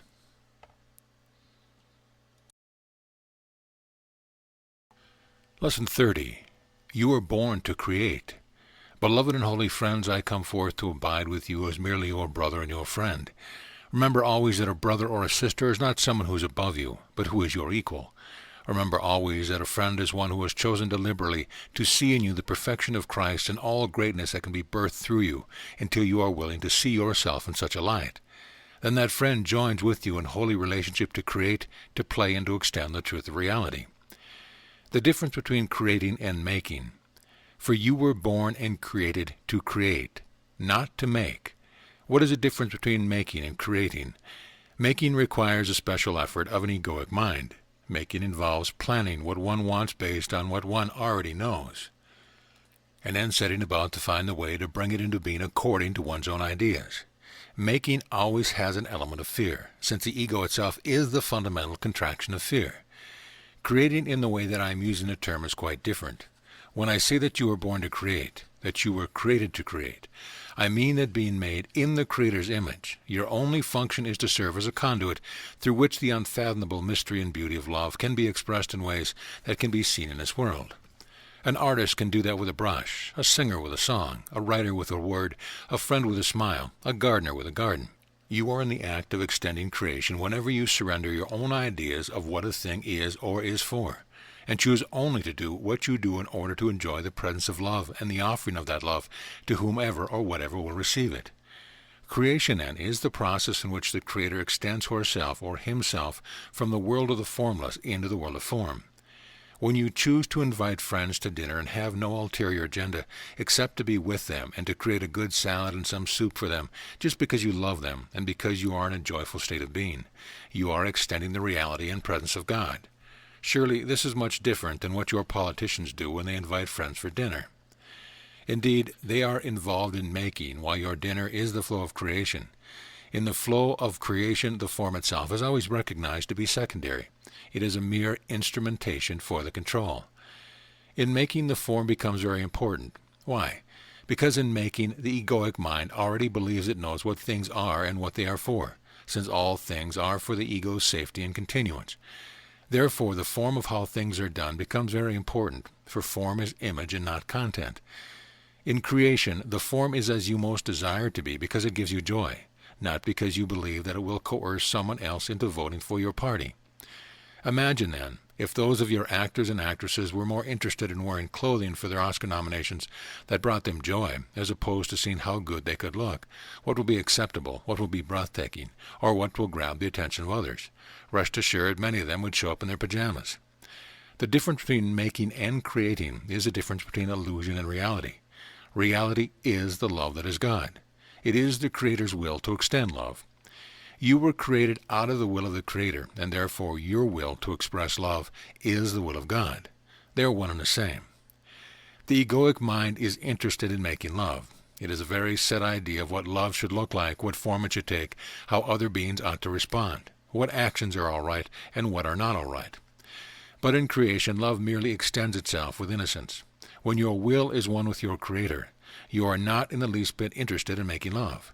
You are only interested in celebrating the reality that you are already in love, and you are already as the expression of love. You are innocent and you are perfect just as you are. The form of that expression becomes quite secondary, since it is merely a temporary instrumentation for the fulfillment of the heart's desire to celebrate the reality of being in love. Let me then ask you this question. In your own life, do you exert energy in trying to make love happen, or do you celebrate that you are already in the presence of love? For in the former, you must coerce other beings to join your making, and then try to persuade them how they ought to be behaving, performing, accepting, and receiving, so that you feel you have succeeded in manifesting what you have already determined in the mind. Making love requires others. Creating love, that is, extending love, requires nothing but your will, your willingness. This means that you are perfectly free and do not require, do not need, the world to show up in any certain form before you decide to be in love. When you are in love, love will guide the expression of form. That is truly how simple it is. You will know right away if a smile is enough, whether to another human being or to a leaf or a tree. You will know if you are with another exactly how to express it. There will not be a question. There will not be a doubt. There will be no interference of the egoic mind. There will be no fear. For when the mind is truly in the will of God, there is no time. Since there is no time, there is no reference to the past and no reference to the future. For these things abide in the duality of time. They are not part of what alone is eternal. The past has passed away. The future is, at best, a fantasy in the mind. The present is where God abides, abiding as love in each present moment. The peace of Christ, then, depends on your willingness to abide in the present for no other reason than to extend creation. To be one who receives love, acknowledges the presence of love, breathes love, and then allows it to flow through the body-mind, through the voice, through the handwritten word, through the wink of an eye, whatever it is. Then you are done with it and you are on to the next moment. The peace of Christ comes only to that mind that withdraws valuation from the past and the future and surrenders into the present. For only in the present can love be felt, known, and extended. Such a mind is a creator, and through the mind the perfection of love's extension flows without impediment, without obstacle, without mistake. The mind, then, that is free from the egoic need to make, to control, to shape, is free from identification with the past and anxiety over the future, abides in the perfectly eternal now, for no other reason than to receive the awareness that abides in God's perfect presence, and then allows that mysterious reality through the mind, right where it is, as it is. It does not need to make a show. This is not about having a prescribed set of activities to do. You are merely present in the moment, and love lives you. Holy relationship, then, is where any two beings choose to come together, and each of them individually chooses to be in the presence of love. Then whatever happens, happens. Perhaps one will sit in a chair and read a book while another one watches a movie. Perhaps they will come together and create a beautiful dinner. It really becomes quite irrelevant because they will be moved by the mysterious energy of love itself, which is the will of God creating experience through His creation. And when the moment is gone, it is gone. The mind of each of them simply finds itself in a new present moment. Are you making or creating? The difference between making and creating is essential in the way of knowing. Therefore, I want to invite you in this lesson's message to begin to look at your own life. Where are you resting in knowing and allowing creation to flow through you in each present moment? And where does your mind become absorbed in what you think you must make occur? Come to discern the difference between the two and notice the quality of feeling that is within you when you are in each of these states. If you are diligent, you will come to see that whenever you are in the mode of making love, making life conform to what you think it ought to be, you are in suffering. When you are creating, you are enjoying the miracle of creation itself. For you are in a very unique position. You both are that one through whom creation flows, and you are also the witness of, or the observer of, the act of creation, flowing from the mind and heart of that creative center I have called Abba, who is but love. Celebrate, then, and embrace the uniqueness of yourself as a son of God. You are one who gets to experience love, create love, and also observe and witness the flow of love. If you do not understand that that is miraculous, then spend as much time as you need to alone, without moving a muscle until you get it. For that is the truth of your reality. It is timeless and eternal, and far transcends the boundaries of the physical body and the boundaries of your ideas about your physical self, your personality, your personal history, your children, your mates, and your bank account. It far transcends everything that is temporarily arising in the field of form. As the Holy Son of God, as that created spirit birthed to create, your ability to be aware of the flow of love is unborn and undying. You will never lose it. As the Holy Son of God, the power of your ability, the power of your beingness to allow love to flow through you is unlimited forever, and it will never be taken away. As the Holy Son of God, your capacity to enjoy the very act of being the one through whom love is extended is without equal in all of creation, and it too is never taken from you. These three aspects are really one thing. They are the truth of who you are. Any time your mind has fallen under the power of the egoic mind, which is just to choose wrongly and insanely for a moment, the reality of your being never goes away. It is never changed or altered in any way. All that has occurred is that you have used time to lose awareness of the truth. And in the next moment you are free to choose again. The healed mind is one that accepts its true knowingness. I and my Father are one. Only love is real. I cannot possibly be a victim of what I see, since what I see is what I choose to see.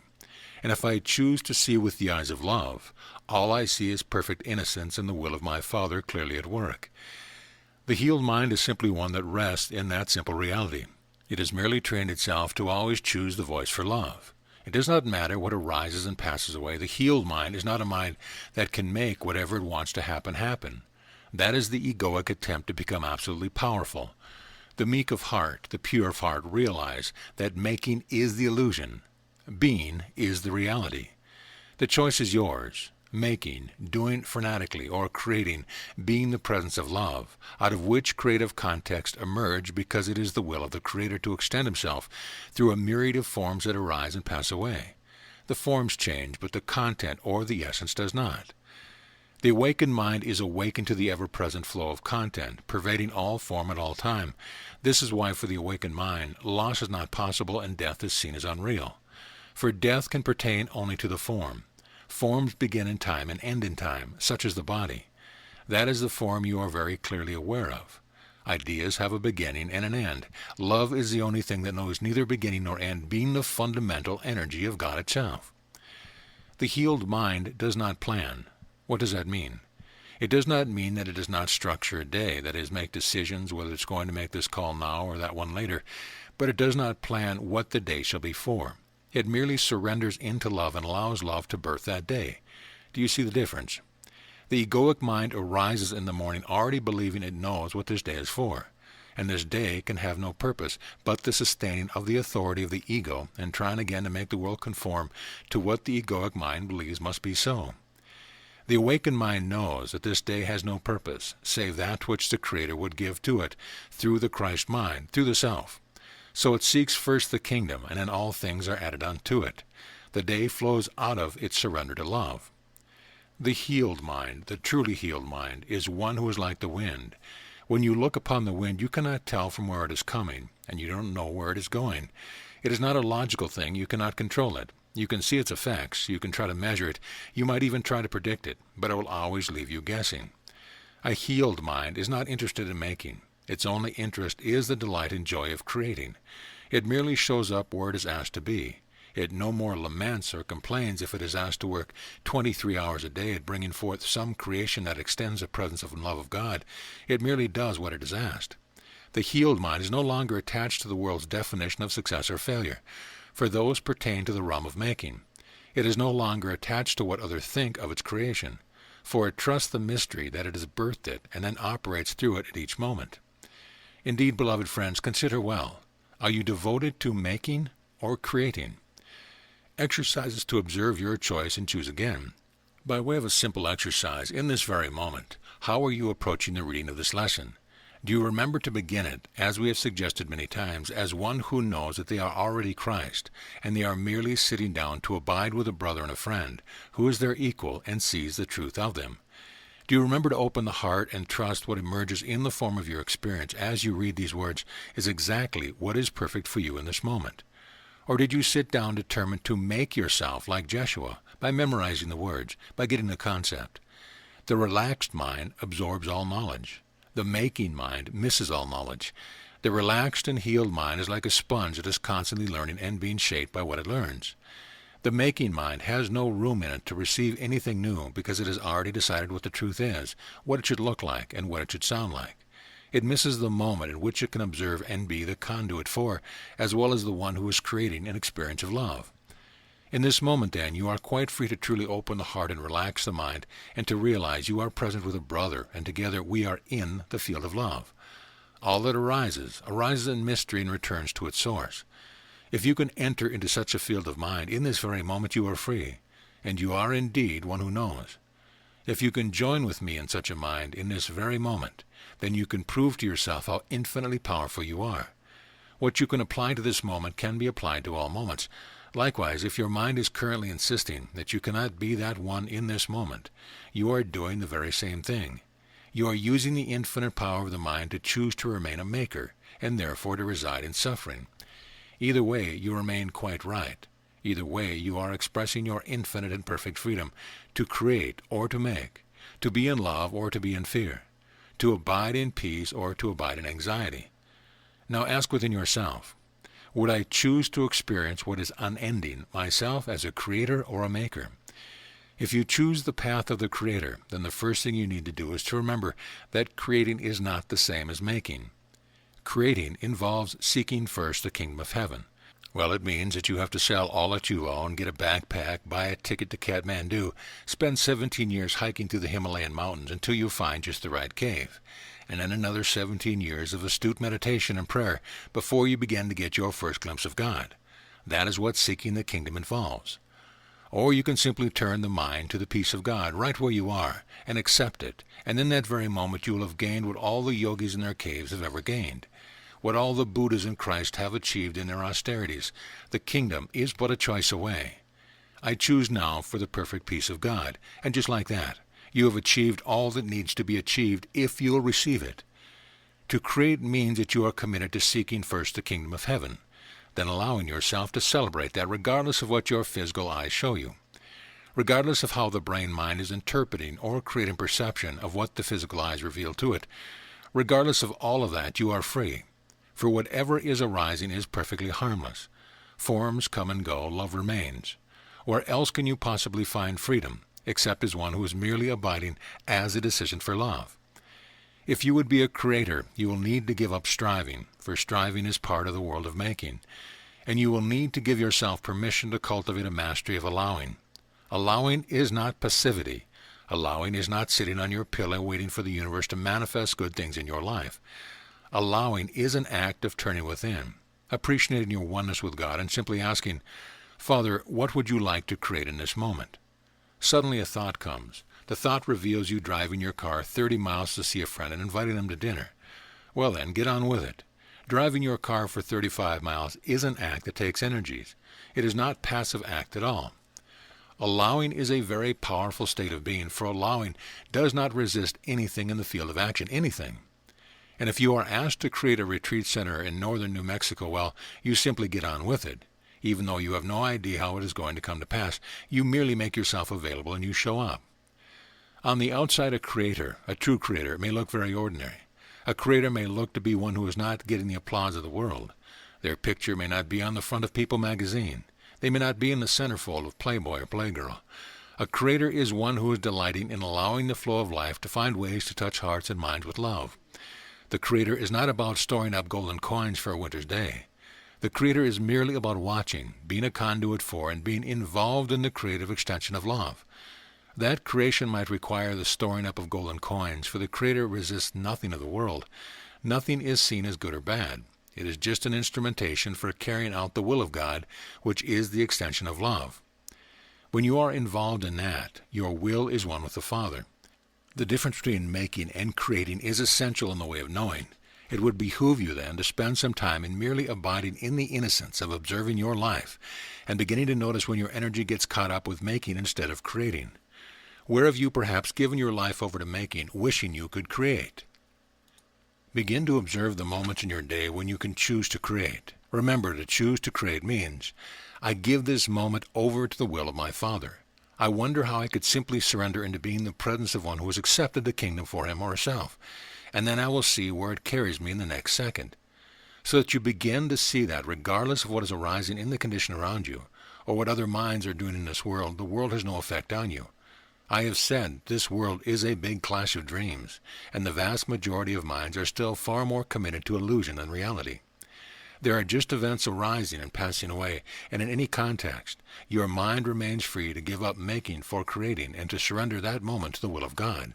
Accepting the atonement for yourself is another way of saying accepting love's presence, breathing it in and celebrating it. Ah yes, this is all that is really real anyway. I wonder what would want to be created in this moment, and then observing the delightful expression of that will in that moment. When I said the meek shall inherit the earth, I meant that eventually there will be established as the pervasive quality of human consciousness just this state of being. The world will be populated by creators who arise in the morning and say, the day really belongs to the Creator. I am just created to extend the Creator's will. Father, what would be a groovy way to hang out this day? Some of those minds might hear, oh, just hang out in the forest and listen to the birds. So those beings will give their day to a delighting as deeply as possible in the experience of the singing of the birds. Others will hear a different message, and they will set about and do whatever they are asked. Why? Because the mind of the Creator is no longer in resistance. Sanity has been reestablished, and there is nothing to fret about. The mind involved in making listens for the impulse of God, and then has a million reasons why they cannot be. And those reasons are always linked to learning that has occurred in the past or anxiety about an imagined future. In other words, the mind of a maker is never present. It is caught up in the illusion of duality, not the reality of perfect oneness. One who knows is a creator, and a creator is empty of himself, that is, empty of the self that was made in air. The knower of reality is the presence of love, the spaciousness through which the Creator extends its perfect will. It has no attachment and no illusions. It is not run by what other people think of it. It is not run by what it has accomplished in the past or what it perceives it must have in the future. The mind of one who knows and rests in true creativity is merely present, witnessing the extraordinary, mysterious ways of love. For love allows all things, embraces all things, trusts all things, and therefore transcends all things. Perfect peace can only exist where the mind has transcended all conflicted states of duality. Transcendence is not denial. It can come only through embracing, through allowing, through being present. Your mind is a mind that has been healed. You do not need to heal it. You only need to accept that healing has been accomplished by the grace of that love that birthed you to create. That is what I meant when I have said a teacher of God need only accept the atonement for himself or herself. I am already healed. Time to get on with it. All forms of healing, then, are merely contexts created by love through the mind that has accepted healing. A context created that would give the mind that perceives itself as unhealed an opportunity to choose differently. Therefore, I want to create a context for you in this very moment. This is a way of demonstrating to you exactly what I have been sharing with you in this lesson. For in this moment, as a brother and friend who loves you and loves my Father, I am merely allowing myself to create words that are being formed into a lesson that help to create a context that I am literally observing emerge. I have not planned it. I am not trying to make anything happen. I am abiding in love. And out of the love I am now receiving the thought from the will of my Father. I am observing it flow through my mind and being translated through electrical impulses into that which creates words that are being formed into a lesson, that are then read by your eyes that send vibrations to your brain mind, giving you permission to access it with a deeper self that knows the truth. I am witnessing all these things even as it flows through my mind towards you. I invite you now into the context of healing. Say this within your holy mind. My mind has already been healed by the grace that birthed me in its image. I need only use the power of the Christ mind to choose the perfect peace of God. I do so now and forevermore. I am one who knows. Father, what would you create in this moment that is an extension of love? Do nothing but observe what comes into your mind, what feel suddenly flows through your body. There, a short exercise, a context to demonstrate how it all works. No magic, no pilgrimage, no special pills, no special diet, no special love affairs, nothing special at all. Simply the presence of Christ's mind. And rest assured, in that moment, if you are truly joining with it, you had no thought whatsoever that you are a separate ego who does not know God. You were that Christ mind engulfed in the creative process itself. You were in your right-mindedness, and in that moment you are the knower. And as a knower, you are free to have as many moments of that knowing as you want to experience. So, beloved friends, merely observe the mind for a while until you learn to detect the difference between making and creating. You will come to discover that creating is much more fun, takes a lot less energy or effort, and creates a whole lot more joy within your own experience, your own energy field. Delight in that simple practice, and remember, you do not have to go to a temple in Tibet to perfect it. For wherever you are in the temple created for you by the Creator who loves you and knows exactly how to enlighten forevermore the mind of the Creator that He has created. Enjoy creating. And with that, indeed, beloved friends, peace be unto you always. You who are eternally perfect co-creators with our Father, peace be unto you always. Amen. Lesson 31. Placing your trust and loyalty in love. Beloved and holy friends, as always, and though I have repeated this to you often, I say to you again and yet again, it is with joy I come forth to abide with you. For relationship is the holiest of all places, relationship between any two who choose to look upon each other, having looked within and found no lack. For those two can then look out upon one another and see only perfect innocence, only perfect peace, only perfect love. Therefore it is with joy that I join with you, for I look upon you with perfect peace and perfect love and perfect trust. My loyalty to you is unshakable. No event that occurs in the realm of your space and time can taint the loyalty which I know to the depth of truth that is your very self. That which is unshakable, unchanging, unchangeable, and unchanged forever. For my loyalty is perfectly pure. My trust in you is unfathomable and immeasurable. How can this be so? For perhaps even now your mind says, well, yes, but last week I got a little angry with my spouse, and 3 weeks ago I forgot to pay for that candy bar I picked up at the store. Since I'm such a horrible person, your loyalty, Joshua, is misplaced. My trust in you emerges from my trust in my Father. My trust in you emerges from the perfect knowledge that you belong only to that one that I have called Abba. My trust, then, is the expression of what I have come to know as I have looked into the depth of my own being, both within my physical incarnation that became rather famous, and also since where I discovered the perfection of love that pervades all things, and can be seen beneath the surface and through the appearances that the body's eyes and the ego's thought system would show to you. What do I mean by that? As you abide in your physical world, the greatest challenge that you have moment to moment and moment to moment is to be vigilant against identifying with the perceptions which are born in birth as a result of the physical apparatus of the body itself. That is, you look out through the body. That is where your attention seems to be. Your apparatus called your eyes immediately shows you a world of objects separated by space.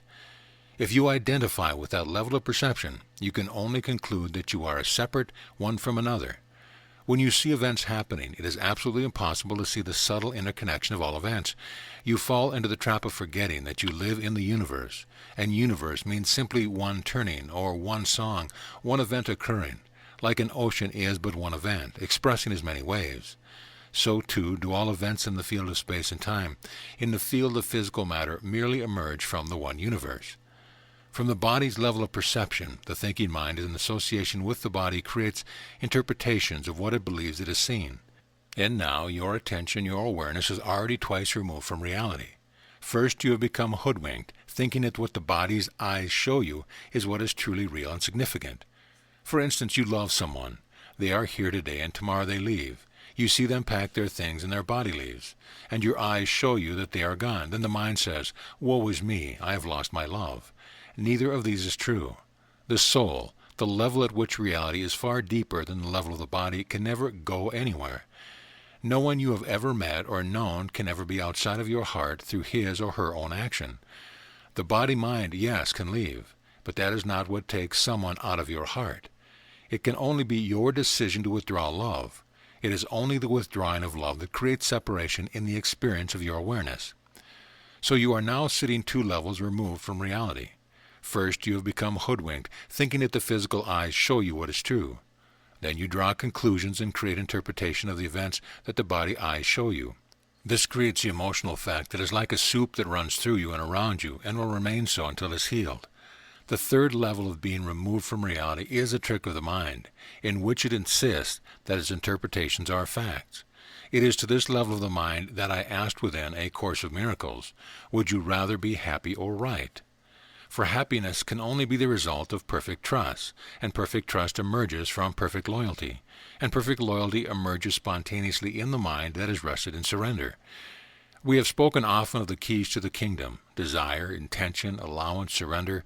In allowance, you go through a period of deep undoing, in which you disconnect the wiring that has led you to insist on the rightness of the interpretation that you have created, and then link to events that the physical body-mind has perceived. So as allowance is perfected, one has come to see that their whole world, everything they have constructed, has been undone. That is, your perception of belief, your perception of feeling nature, your perception of what is has been undone. The mind is unraveled. Now the perception of the body-mind, of course, goes on. The physical eyes seem to show you that there is someone in another body over there, and they are doing what they are doing, and you are doing what you are doing. So there cannot be any connection. That level goes on as long as there is a body. However, the mind that is healing does not identify that as the primary level of reality.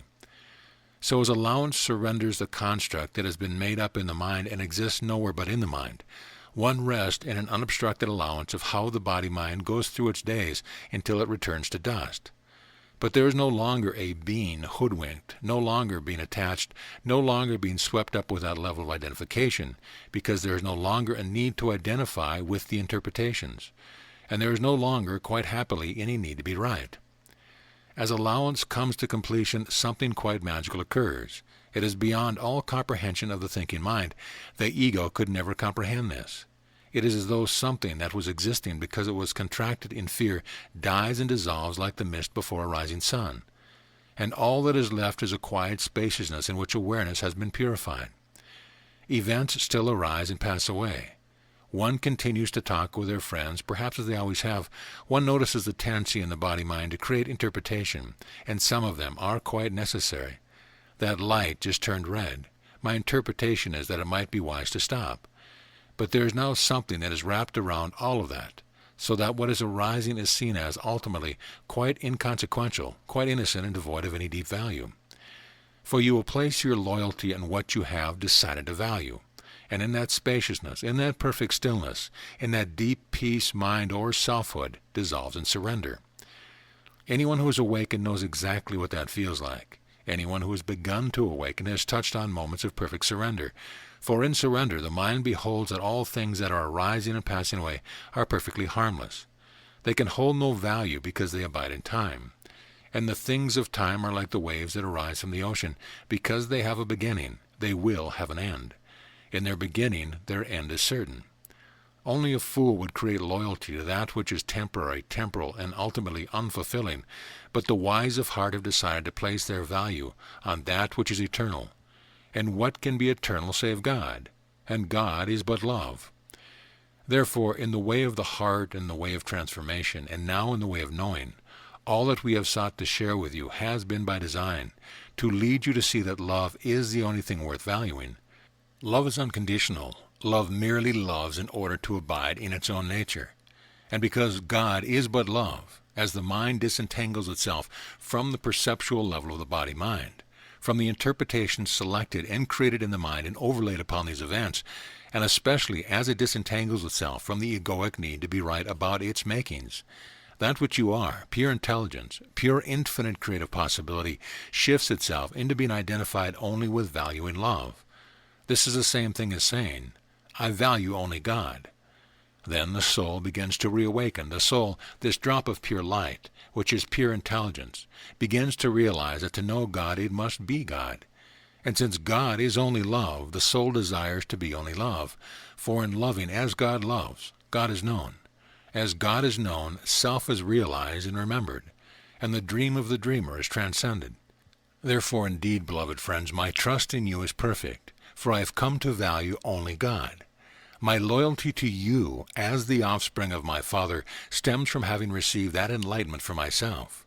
Having awakened from the maze, the complex web of perception in the body-mind, the interpretation that the body-mind places on events, and the ego's construct of what it feels it is right about. Because I have dissolved all of that, I abide in pure devotion only to what is truly real and perfectly unconditional, the presence of my Father, which is the same as the presence of love. Where have you placed your loyalty? Indeed, then, look well then to see what you have chosen to be loyal to. And if you have chosen to be loyal to something to the world, you have actually been using loyalty as a way to overcome fear. Think about it. I have often said that what is not love is only fear. In the state of love, there is no clinging, there is no denial. There is nothing obstructed in the nature of the body's experience. One renders unto Caesar that which is Caesar's.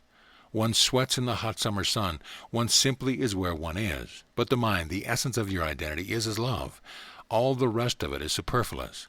And so you find yourself in a maze of events called space and time. By this I mean you find yourself going to a job. You find yourself in a certain third-dimensional relationship. But you are not hoodwinked into thinking that this place, this context, is the all. It is only an opportunity for you to be one who loves in the midst of the context, simply for the sake of knowing love. The career, or the mate, or the car, or the garden, or the boat can come and go, for whatever is begun in time ends in time. But your delight is in loving and embracing and being the field in which these events rise and fall. If you are loyal to a person, place, or thing, look well to see. Is there underneath a fear that you have not yet been honest about? Are you being loyal in order to have this person, place, or thing approve of you and stay with you so that you get something that you want? And there is nothing wrong with that. Do not think that because you look and see, you know the bottom line is, I really like this job and the $120,000 a year that it pays me. I really like the sense of security that it gives me. That there is anything wrong. It doesn't mean you have to give it up and go live penniless on the street. What matters is that you become perfectly honest with what you are doing and withdraw the tendency of the mind to say, well, I'm really doing this career because I believe that the product that we create is making a huge impact on the planet. I believe we can really make things different. And besides, we give jobs and we give money to charity. That's why I'm here. Oh, nonsense. In the world you will do what you do because of where you place your value. This is why I've often said, if you want to know truly what you idolize, what you are committed to, what you most deeply believe, merely look at where you are, who you are with, and what you are doing with your time, and how you feel about it truthfully. Those that insist on saving up money for a rainy day are merely stating, I believe there can be a rainy day unless I do something to prevent it. Their trust has been placed in their power to manipulate and use the world to create what they perceive they must have. And it is very, very different than the trust of the one awakened to God, who knows that whatever arises and passes away in the field of space and time is inconsequential, because that mind is so identified with being the presence of love that the body-mind could contract cancer tomorrow and say, who cares? The mind that rests in freedom has learned to transfer trust and loyalty to love. That mind has come to enjoy the peace that comes only with loving. For what harm can come to the mind that simply loves, who looks upon all things and sees its perfect innocence, and plays in the kingdom provided by the one's Father?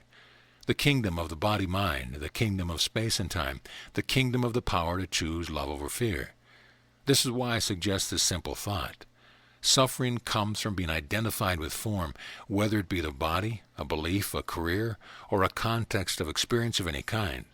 For all experience comes and goes. Liberation and deep peace come from being identified with content. By content we simply mean the matrix or the source out of which all possibilities are possible. It is like a musician who comes to appreciate the field of silence out of which notes can arise in a certain sequential order in order to create a beautiful melody. If it were not for the silence between the notes, no song could have ever touched your heart. The matrix of love, which is the presence of the Father, the pure intelligence, the field in which all things arise and pass away and never change.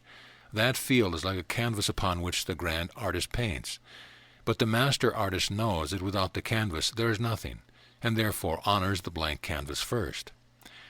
Limiting beliefs naturally crumble as the soul awakens. Loyalty and trust are significant things to ponder. There is a process of growth, of course, for each time you begin to see that what you have placed your trust in cannot really, truly fulfill the soul. It is as though a structure crumbles. Now, what is actually occurring?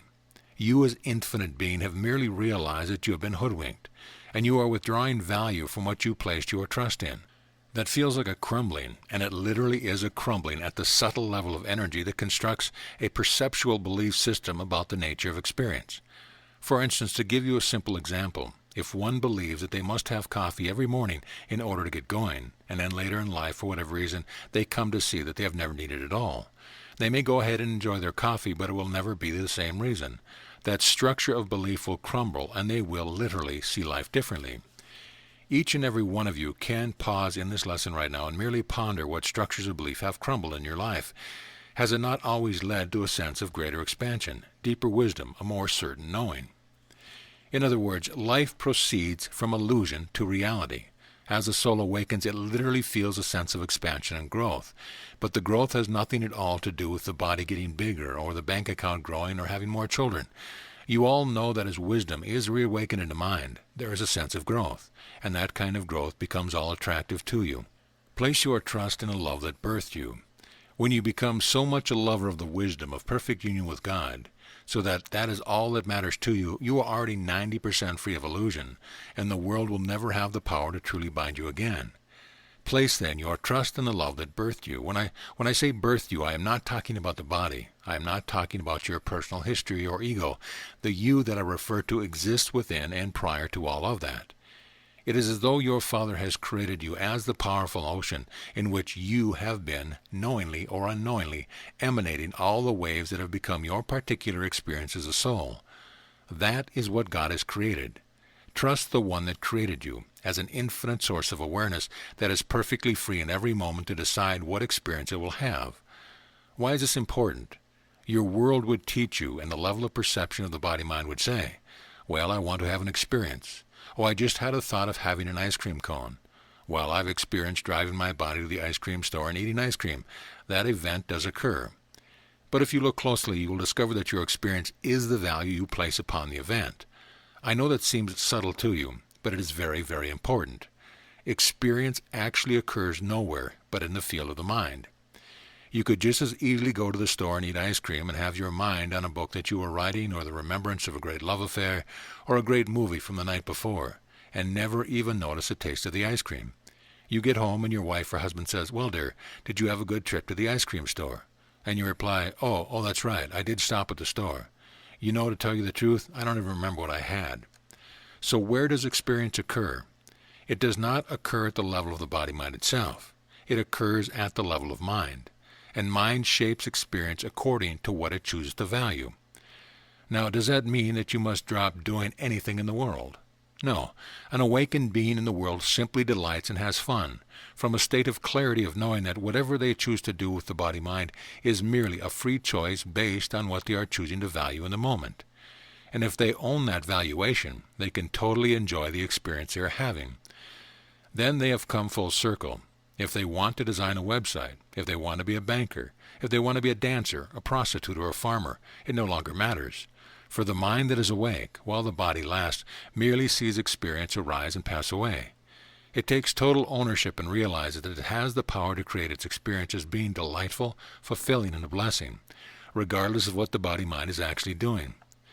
There can be no difference. It does not matter if you are a teacher standing on a boat on the shores of a great lake in what you now call Israel, talking to a horde of hundreds, or perhaps seeing if you can actually make a few fish and loaves of bread feed 5,000, and then saying, "Oh, how about that? That was fun." There is no difference between that and driving a truck in New York City and delivering frozen fish, if the mind within the soul is taking complete ownership and delighting in the mystery of creating experience, and choosing to bring enjoyment and freedom to that moment. This is why events of the world can never bind you. All suffering comes because of the interpretation you are overlaying over events. And in that very moment, you have used God's gift to you, which is the power of awareness, to create its experience. Once again, my crucifixion was my final learning lesson in the realization that I had broken the spell. I was no longer under the spell of the egoic mind or the body-mind. I merely looked upon my experience and decided to freely be in a state of love in the midst of that context. You are free to be in a state of love in the midst of any context as you watch and observe the waves of temporality come and go. As you see that happen, and as you develop that capacity within yourself, through the choice of love, through the choices for forgiveness, and through the choices to be happy instead of right, to live in innocence and wonder instead of certainty and dread, and to rest in true knowledge, true knowing, rather than the relative knowledge of the world, you come to see that all that is arising and passing away can never leave you. That loss is impossible. For where the mind chooses to rest in love, all things that arise and pass away are remembered and restored and sanctified. There's perfect peace. Though a beloved friend passes away in what you call death, because you do not identify the friend with the body-mind, and because you do not then perceive that you can no longer love your friend, you just enjoy loving your friend. As you abide in love, you begin to experience a reality that nothing dies. Nothing dies. For pure intelligence can go nowhere. One of your scientists once said, "I think I have figured it out. Energy is what makes everything, and it can never go anywhere. It can only change form, but the essence or the energy remains." This is not unlike a mystic or a sage or a great savior or messiah or a very ordinary everyday person waking up and saying, "You know, only love is real, and in love all things exist forever. I am not separate. I am not lost. I am free." The great journey in the field of space and time is to allow that awareness to settle into your beingness, so that quality of awareness permeates and pervades the level of the egoic mind, the level of interpretation, and the level of perception of the body-mind, the apparatus of the brain and nervous system. All of that is still going on, but you begin to pervade it with the growing awareness that only love is real, that I have the power to extend forgiveness. Every time the mind trusts in the one that created it and rests in that peace, a miracle occurs. Every time that you have extended forgiveness, a miracle has occurred, for you have withdrawn valuation of an old perceptual system and chosen for reality. The enlightened sage is merely one who has cultivated the practice of training the mind to choose the reality of love under all circumstance. Through that one's many successes, they have come to know that they have chosen as true. God has been revealed. Loyalty is no longer a question. What will you choose to value? Trust and loyalty, then, must flow from the mind and its power to choose what it will value. Be you, therefore, loyal to love. Be you, therefore, loyal to your perfect union with God. Trust that one who birthed you and who has been guiding your journey home all along. For remember, I have often said that from the very moment the dream of separation began to be dreamed, only the answer was provided, called the Holy Spirit, the right-mindedness in the depth of your being that cannot be touched. Rest in the right-mindedness of choosing only love. Extend complete freedom to the waves that come and go. In this sense, the weather is a wave, Caesar is a wave, your spouse is a wave, that is, as you would look at them as a body-mind. They are a wave, they will come and they will go. But if you abide in the field of love, you abide in timelessness and eternity. You abide as the spaciousness that embraces all things, trusts all things, and thereby transcends all things. Here then, beloved friend, is the pure essence of loyalty and trust. If your loyalty is in anything that can crumble, you have merely not yet fully chosen to place your loyalty in that which cannot crumble. If your trust is in the requirement that individuals act and behave in a certain way, you have not yet come to trust the perfection of love that is already at work in everyone's lives, calling them to deeper levels of remembrance.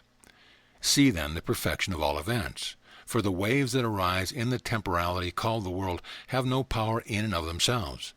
They are already held in the arms of perfectly loving God, and each event truly serves no purpose save to nudge that soul, that spark of pure awareness or intelligence, to look deeper beyond its illusion. When anyone attacks you or projects upon you, they are merely crying out in their own fear and insanity. The awakened one looks upon them with love and merely says, "Oh, is that so? Well, very well. Yes, thank you for sharing. Have a nice day," and goes on trusting and lets their life be an expression of the loyalty that they give only to the voice of the Holy One within them. Look and see where you are with trust and loyalty in your own life. Simply ask yourself, where are my idols? What am I attached to and why? Remember that those with thoughts of I and mine know not the true nature of things. When they say my car, my wife, you are not dealing with reality, for all things belong to God. There is nothing that you can possess except the reality of what you are as the thought of love and form. When you choose love, you become free. Come to see, then, that when you choose love, you become free. Who can harm you?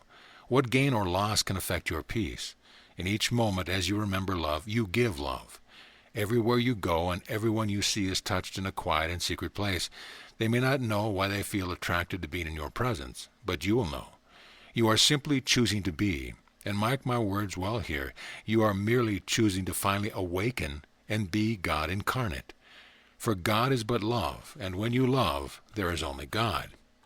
Remember then always, beloved friends, that which crumbles can only be form and not content. Love can never crumble, because it is the content that is the presence of God's reality. Because love is content, it is unchangeable, unchanged, and unchanging forever. Perfect freedom comes to any mind that shifts its identity from the level of the body, from the level of the interpretive mind, from the level of the egoic mind that insists its constructs are real, correct, and valuable, and becomes identified with love. Identity with what is conditional and temporal can never produce what is unconditional and eternal. The power of mind can leap from the conditioned to the unconditional through the decision to place value only on that. Well do I understand that what arises within the body-mind is a fear of survival, yet it is a useless fear, since the body-mind from the moment of its conception has been marching inexorably toward its demise. And if the body-mind itself is completely powerless, which it is, to exist as eternity, everything dependent on the body-mind must crumble with it. Everything, then, built as a house upon the foundation of your having become identified with the perceptual level of the body-mind, the interpretation of the thinking mind, and the insistence of the egoic mind on being right are all like floors in a house built on a foundation of error and illusion. You might as well own it now, they are going to crumble. Illusions have no life. That is what makes them illusions. Only in reality is life finally found. Yes, you do feel that crumbling going on, for what crumbles in the mind sends a shockwave like a ripple down through the body-mind, through the brain, through the nervous system, and the body shakes and groans, and maybe it complains and cries, but it is nothing more than the crumbling of illusion. Eventually the body itself must crumble as an illusion, for the mind that grows in the radiance of its awakening must finally put away the entire physical dimension as a toy outgrown. The body-mind, the nervous system, can no longer contain you, for what you value is the radiance of merely being the presence of God's love. You begin to realize that you do not need a body-mind at all in order to extend love. While the body-mind lasts, love it, embrace it, allow it. Do not expect great things from it. Just use it as a temporary communication device. Since what you want is love, practice teaching only love. Teaching love is not talking about love, not about the philosophy of love, and not about the metaphysics of love. You teach love by being love in each moment. And you can only be loving by allowing yourself to feel the presence of love in and as your moment-to-moment experience. Because love is unconditional, you are free now. No set of circumstance must change before you have the power to be in love. This is the same thing as saying that God is given to you by grace in each moment, and you are asked only to open and receive. Only love is real. Only love allows you to transcend the great fear, the great suffering that comes only from a temporary mistaken identity problem, an authority problem. You think your construct of the world is your authority. You think the body-mind is who you really are. This is merely an identity problem, an authority problem. When you come to know that you are merely the expression of that one, pure spirit love, you are free from the world. Now, will the world get it? Will the world say, "Oh, I'm really glad that you are free"? Of course not, since the world is the attempt to be other than the truth of the kingdom. Therefore, when anyone projects upon you at any time, when anyone is in any way anything but loving, it can only be because they are still choosing to insist on the rightness of their construct of the sensory data that has come through their nervous system, which they have become identified with. In other words, they are living in illusion. Only love is real. If you want to be with one who is sane and awake, be only with one who chooses to teach only love. Let those be your friends. Let those be your playmates. Let those be your lovers and your spouse, for only they are capable of honoring the truth that is true always, and seeing it as the very essence of your soul. That is why there is a great attraction to anyone who is awake, for they see you. They see you to your essence because they see from their own. These two are but one and the same, for the Holy Son of God is one. Therefore choose love, and transcend the suffering that is the world. Review where you have placed your loyalty. Look well then, beloved friends, over the next 30 days. Enjoy merely looking at where you have placed your loyalty in the past and where you are placing it now. Look at the grand journey that you have made. What on earth has changed your loyalty from your teddy bear to God, if not God herself? Think not, then, that they have been apart from that one. For in each moment of your experience, even as you have believed in the illusion that the body's eyes would show you, already the one who is but love was working to dissolve the illusion, one by one, in the way unique to the dynamic of your own soul. When the ship sails into the harbor it is home. The long journey is forgotten. Perhaps there will be a few stories told in the pub as everyone has a beer, but in a day or two, a week or a month, the journey fades from awareness, and friends merely abide together, growing flowers, dancing in the evening, observing the sunset, and giving hugs and kisses. When the ship sails into the harbor, the journey is over, and there is only calm water, though around it the storm may rage. Let it. Let the storm of life rage. Merely identify with the peace beyond all understanding, the peace that comes as the mind comes to choose only to identify with love. Peace, beloved friends, is the result of the shift of identity, which emerges by placing your trust and loyalty only in that one who is only love. Allow, then, everything else to crumble. Does that mean you must give up your golden coins? Of course not, for that would be to say that the golden coins have a power to bind you. They do not. Neither the having of them or the lack, therefore, can bind you.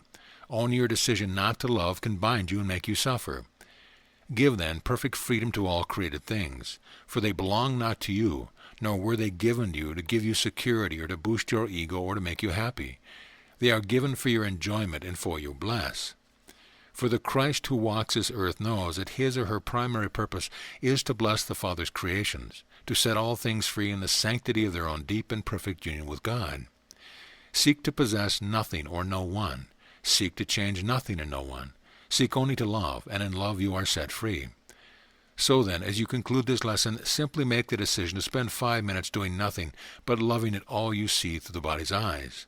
All that you notice arising in the mind is a memory, or an image of a friend, or what have you, or an event, any event that has occurred. Simply decide to love it, that's all. Then try to tell yourself that peace is a long way off. It is present in every decision for love. Therefore, indeed, with perfect trust and perfect loyalty, I look upon you and already know that you are born on the wings of that love that carries you away to itself. In perfect trust and loyalty, I look upon the holy and only begotten child of God, and know that the dream of separation has already been corrected, and you abide in perfect safety now. For the events of space and time can never touch or alter the spirit, the pure intelligent, the infinite awareness, that is the truth of who you are. It is up to you to decide to enjoy the power of awareness by selecting only loving thoughts. Peace, beloved friends, be with you always. Amen. Lesson 32. The longing of the soul is to know love. Beloved and holy friends, we come forth to speak yet again of the essence of all that you seek and all that you are. With great devotion, with unceasing praise, we share with you that which alone can set God's child free, that which alone enlightens the mind, purifies the heart, and brings about the serenity of the soul. What then could such a subject be? What theme could all of these words point to? Indeed, what does the morning sunrise point to? What does the sound of a child's laughter point to? Beloved friends, what does the very breath you breathe point to? What do all things of creation point to? For I have said unto you before, there is nothing you can create that does not express your longing to awaken. Therefore all doing of the body-mind is but the attempt of the soul to break free of all limitation, and to once again rest or recline in that perfect peace, which is the certain knowledge that only love is real. The yogi in his cave but expresses the longing of that one soul to recline in God. The lovers entwined express only the longing of the soul to taste, to touch the reality of love. And love is but God, for God is but love. All things, then, reflect you through the sensory apparatus of the body-mind, the longing of all creation to know, with perfect certainty, the living presence of the one whom I have called Abba. In the way of knowing, it must come to pass that the mind is converted from fear to love, from doubt to perfect faith. Perfect faith is not the beginning, intermediate stage in which one is choosing to have faith in things unseen, in the hope that they might materialize, for perfect faith casts out all fear. Faith, when purified, when matured, when totally realized, is the same as complete forgiveness, the return to peace, and the knowledge that only love is real. Love, beloved friends, is the essence of all that you are. Love is the essence of all that dances as a temporary reflection before the eyes of your very body-mind. There is no one, nothing, you can look upon whose essence is not love. There is nothing you can experience whose essence is not love. The only question then is, are you willing to make the journey from fear to love, as you look upon anything, as you experience any emotion? For there can be nothing that obstructs from you the light and presence of your Creator. To perceive the real world of love is to know with perfect certainty that you and your Father are one. When you remember only your loving thoughts, love is all that you will see. To remember your loving thoughts does not mean that as you look upon the past, you decide to ignore those thoughts that were less than loving. It means that, in truth, you never do look at the past. Rest assured, if you are having a memory now, you are having a very present experience. It is absolutely impossible to think about the past, for thinking occurs now. You will look upon the past as you choose to be in the present. If you are still carrying the effects of less than loving reactions and the perceptions you have made from them, you will continue to see the past as you always have. Yet as you look upon the past, if you will choose to be the presence of love first, wanting only to see with the eyes of Christ, there will not be one moment you have ever experienced as a soul that is not immediately translated into perfect harmlessness, into the perfect realization that only a dream has occurred. For love looks upon all things and sees that there is no substance to them, except the love out of which those involved in that situation were longing to find a way to know the reality of themselves. Listen carefully here. There is nothing you can experience that is anything but the soul's longing to be the perfection of what it is, love. Everything, your tall skyscrapers, your busy freeways, your armies, is an expression of the longing of the soul, that spark of divinity that rests in all created things to know love. Has it become distorted? Oh yes. To think that one can awaken to love, to know love, and to have love by building weapons of destruction must be wholly insane. But the longing from which it arises is absolutely no different than the pacifist who would place a flower in the barrel of a rifle. It is no different than the mother who picks up and suckles her newborn son. The longing is one and the same. This is why I have often said to you that what is not love is fear and nothing else. Fear is merely the contraction that occurred in the soul that has lost temporarily the sanity of knowing that it need not seek for love. It need only open and be love. For the attempt to seek love only reveals that sanity is not ruling the domain and the dominion of your heart and soul and mind. Any attempt to get is insane. Likewise, any attempt to refrain from receiving or giving is also insane. Getting and receiving are not the same. Getting and receiving are not the same. Giving to get is not true giving. Giving and receiving are one. For in either case, the heart must open, the defenses must be laid aside, and the soul becomes wholly vulnerable. Yet in a perfect paradox of the spiritual journey, when vulnerability is fully allowed through mastery of the keys to the kingdom, desire, intention, allowance, and surrender, when this indeed is accomplished, love is known. For in perfect vulnerability, the soul remembers its perfect invulnerability. The world can do nothing to the one who only loves. Oh, indeed, beloved friends, the beauty of every flower, the song of every bird that sings, these things are given to you, the holy child of God. The sparkling waters, the vast expanse of the desert, these things are given to you. There is no creation that has within it the capacity that you as a human being possesses. Not even your whales and dolphins can truly experience and realize the presence and the mystery of the Creator. They flow in perfect innocence and creativity, in the Creator's love, but their capacity to reflect, to know, and to embody consciously that which love is not the same. And those that would perceive that seeking out a whale, a dolphin, a wolf, or a bear, or a crow, or what have you, will add something to their own nature, are yet caught up in projecting onto another form of creation that which must be embraced in and for oneself. For the body is the temple of the living Spirit, when it is seen through the eyes that have awakened. Where you are is where heaven is fully available. That which you are is the love of God made manifest. And when you remember only your loving thought, that means that in the very present moment, you are remembering. You are bringing the facets of yourself back into the wholeness of realization that only love is real. For example, yes, my dog just died. Yes, my husband just left me. These are just the external forms bouncing about in the field of change. But the essence has not left me, for I am free to love. I am free to make the energetic transition from one set of circumstance into the present moment. I am free in each moment not to abide in fear, not to abide in that great fear that I can't possibly survive because my teddy bear has been stolen. And what are husbands, mates, careers, cars, and money in the bank, if not the attempt of the little child within you to have and hold onto the teddy bear, that you think can comfort you? Yet the Christ within you can love.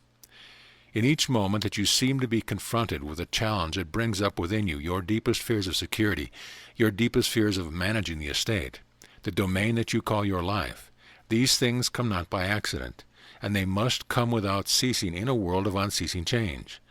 For all that you look upon and say that you love, that you perceive as a temporary form of creation, is already dying and dead to you. There can be no peace in the world, but you can be the embodiment of peace when you look beyond all form and perceive the essence of all things as the longing for love, the longing to remember. When your spouse leaves you, no matter what they say, they are leaving you because they long for love. Does this mean that you have failed them? Absolutely not, for that would mean that they are a victim of you. But you have heard me say to you many times, there is no cause save that which arises within the field of the sovereignty of each soul. Love is always present, and there is no reason for staying or going. There is only reason to awaken to the voice for love and allow it to move you. So in the world, peace cannot be found, for in the world there is only the deep belief that love is absent and must be sought, pursued, and gotten, extracted from the forms of creation, whether it be a career, flower, ocean, desert, lover, mate, or money. The forms of the world contain no reality. By that I mean that when you look at someone or something, and the energy of wanting to possess or extract ruins you, you are already in insanity. Insanity is wholly illusory, which means any attempt to live from that energy can only fail. Yet at the very same moment, the world awaits you in perfect transparency. Nothing can obstruct you. In the busiest of your malls, in the most horrendous traffic jam, there is nothing that is preventing you from choosing to remember only your loving thoughts. There is nothing preventing you from choosing to look upon a brother or sister and to see their perfect innocence, to see their unchanging essence while allowing them complete freedom to journey as they must, until they elect to remember the essence within themselves, until they have chosen to learn to be the stillness of God's presence. Stillness is not opposed to activity or movement. Rather, it pervades the very body-mind. There is a quality of stillness in the awakened that is ever attractive. Yet the awakened are ceaselessly involved. Why? Because they no longer resist the flow of this dream world, including the body-mind, they have reversed the thought structure of the world within themselves. The body-mind is no longer compelled by fear. Unobstructed, it serves but one purpose, the extension of love. Can you extend love by restraining the energy of the body? No. Can you extend love by holding on to rigid thoughts and beliefs about how relationships should be? No. The only way, then, to remember love, the only way to rest in the certainty of the way of knowing, is to come to the realization that what is not love is fear and only fear. In any moment of experience, regardless of what is occurring, where love is not present within you as a known commodity, you are in fear. We do not speak here of a motion or a wave of energy that might be passing through the body when you walk around the corner of a hiking trail to behold a very angry mother grizzly bear who will protect her cubs by having you for breakfast. Those are just emotions passing through the body-mind, part of the system that would help you to flee or to stay. Do not make the mistake of perceiving that as fear. It is just a biochemical electrical impulse programmed into the body-mind, for even the wise and the enlightened will pay attention to that. Yet the wise and enlightened will look quickly and possibly say, "Perhaps this is my time. Go ahead, bear, eat me. Go ahead, crucify me." Or perhaps the very same enlightened one will say, "Take me from the city. The crowds are too great. We must flee across the lake, for they would press upon me and eat me if they can. It is not time. This is not the place." Peace, then, is not passivity. Peace, the very state of love, is a state in which no experience is obstructed within you. Do not make the mistake, as so many do, of thinking that experience has something to do with what is outside of the very body-mind. For remember, nothing is caused by a single event occurring beyond the boundary of the body-mind. If two human beings come together, they may not know why, but for some reason their heart is open. They are walking around with a neon sign that said, "I just want to love and be loved." That is the only reality. I am a little tired of putting up a wall of resistance. They walk around the corner and, oh my goodness, the sparks fly. They say, "Oh, love, this is it. It's the real thing. Oh my God, how could this be? Oh, this must be a gift from God." Nonsense. It is a gift from yourself. You are the one who chose in the depth of your being to finally become sane enough to allow the context for the experience of love sharing to be called to you. And guess what? It is occurring in your lover for the very same reason. Two souls have sent out the call and have come together in a field of space-time within the body-mind for a moment, in which each has said yes to the possibility of remembering the purity of love. Love does not condemn, and love does not judge. What is not love is fear, and nothing else. Therefore, remember always that no act of love should ever be judged, for each act of love is to be cherished. Each moment of love's presence and reality is to be cherished. Each moment in which a soul, 2 souls, 3 souls, 10 souls, a country of souls, a universe of souls, it does not matter, makes the choice to drop the defense, to open and gesture as the presence of love, that act is to be cherished, for it is rare in the world. Those that would seek to possess a mate, to create an exclusivity, are truly only expressing some subtle level of fear. Love denies not to anyone the perfect freedom that is sovereignty and right of every soul. For you cannot know love until you have set all beings free. You cannot know your Creator until you love as your Creator loves. And there is no one who is reading these words that does not long to know love completely, to come home again. Coming home to love. To come home means to know love, and to know love means that you can no longer tell where you end and the Creator begins. Such a one merely loves. Such a one rests in the perfect certainty of love so deeply that the thought of restricting another's freedom cannot arise. Why would it? If your cup is truly overflowing, would you require another to place their half-filled glass before you, demanding that you need to possess their glass? Love allows all things. Love embraces all things. Love trusts all things and thereby immediately transcends all things. If you would know love, spend the next 30 days in which each day without fail, remember it is wise to use time constructively. You spend some time with yourself on a piece of paper and pencil, and truly look back over your past honestly. Where did you refuse to give total freedom to the ever-changing expression of creation? Have you ever judged a politician? In that very moment you were refusing to extend perfect freedom, for judgment flows from fear and not from love. Were you ever in a relationship in which some part of you felt at least a little urge to try to convince the other that they did not really love that person they met in a supermarket? They really loved just you. Have you ever, even politely for a moment, insinuated to another that their passion for anyone but you might be some sort of biological abnormality, or certainly that they are being insane and need to sit down and do some serious thinking? All of that is fear, nothing else. For love is satiated in its own being. Love overflows. The thought of possessing, controlling, or limiting can come only from one who feels emptiness. Love sets all things free. Love sets the world free to be as the world is. Love sees perfect harmlessness. Love sees it because things are as they are as they are. Think well about that statement. Because things are as they are, the mind in perfect freedom lets them be as they are and sees them as utterly harmless. Love sees it the world that is shown to you through the body-mind, this world of building, automobile, pollution, pristine beaches, desert expanses, towering trees, lakes, pond, this world of torment in the mother whose child has just died, this world of torment in the heart of the child who has just buried their parents, this world of peace, this world that contains all possible expressions of consciousness, this world is perfectly harmless. This world that you experience in this now moment cannot add anything to you, and it can take nothing away. In this now moment, where are you? Are you in love this moment? Did you just lose your job, and you think the problem that is disturbing your peace is that you have no job? This is not it. What is disturbing your peace is that the loss of the job has flushed up for you your deep identity with and as the body.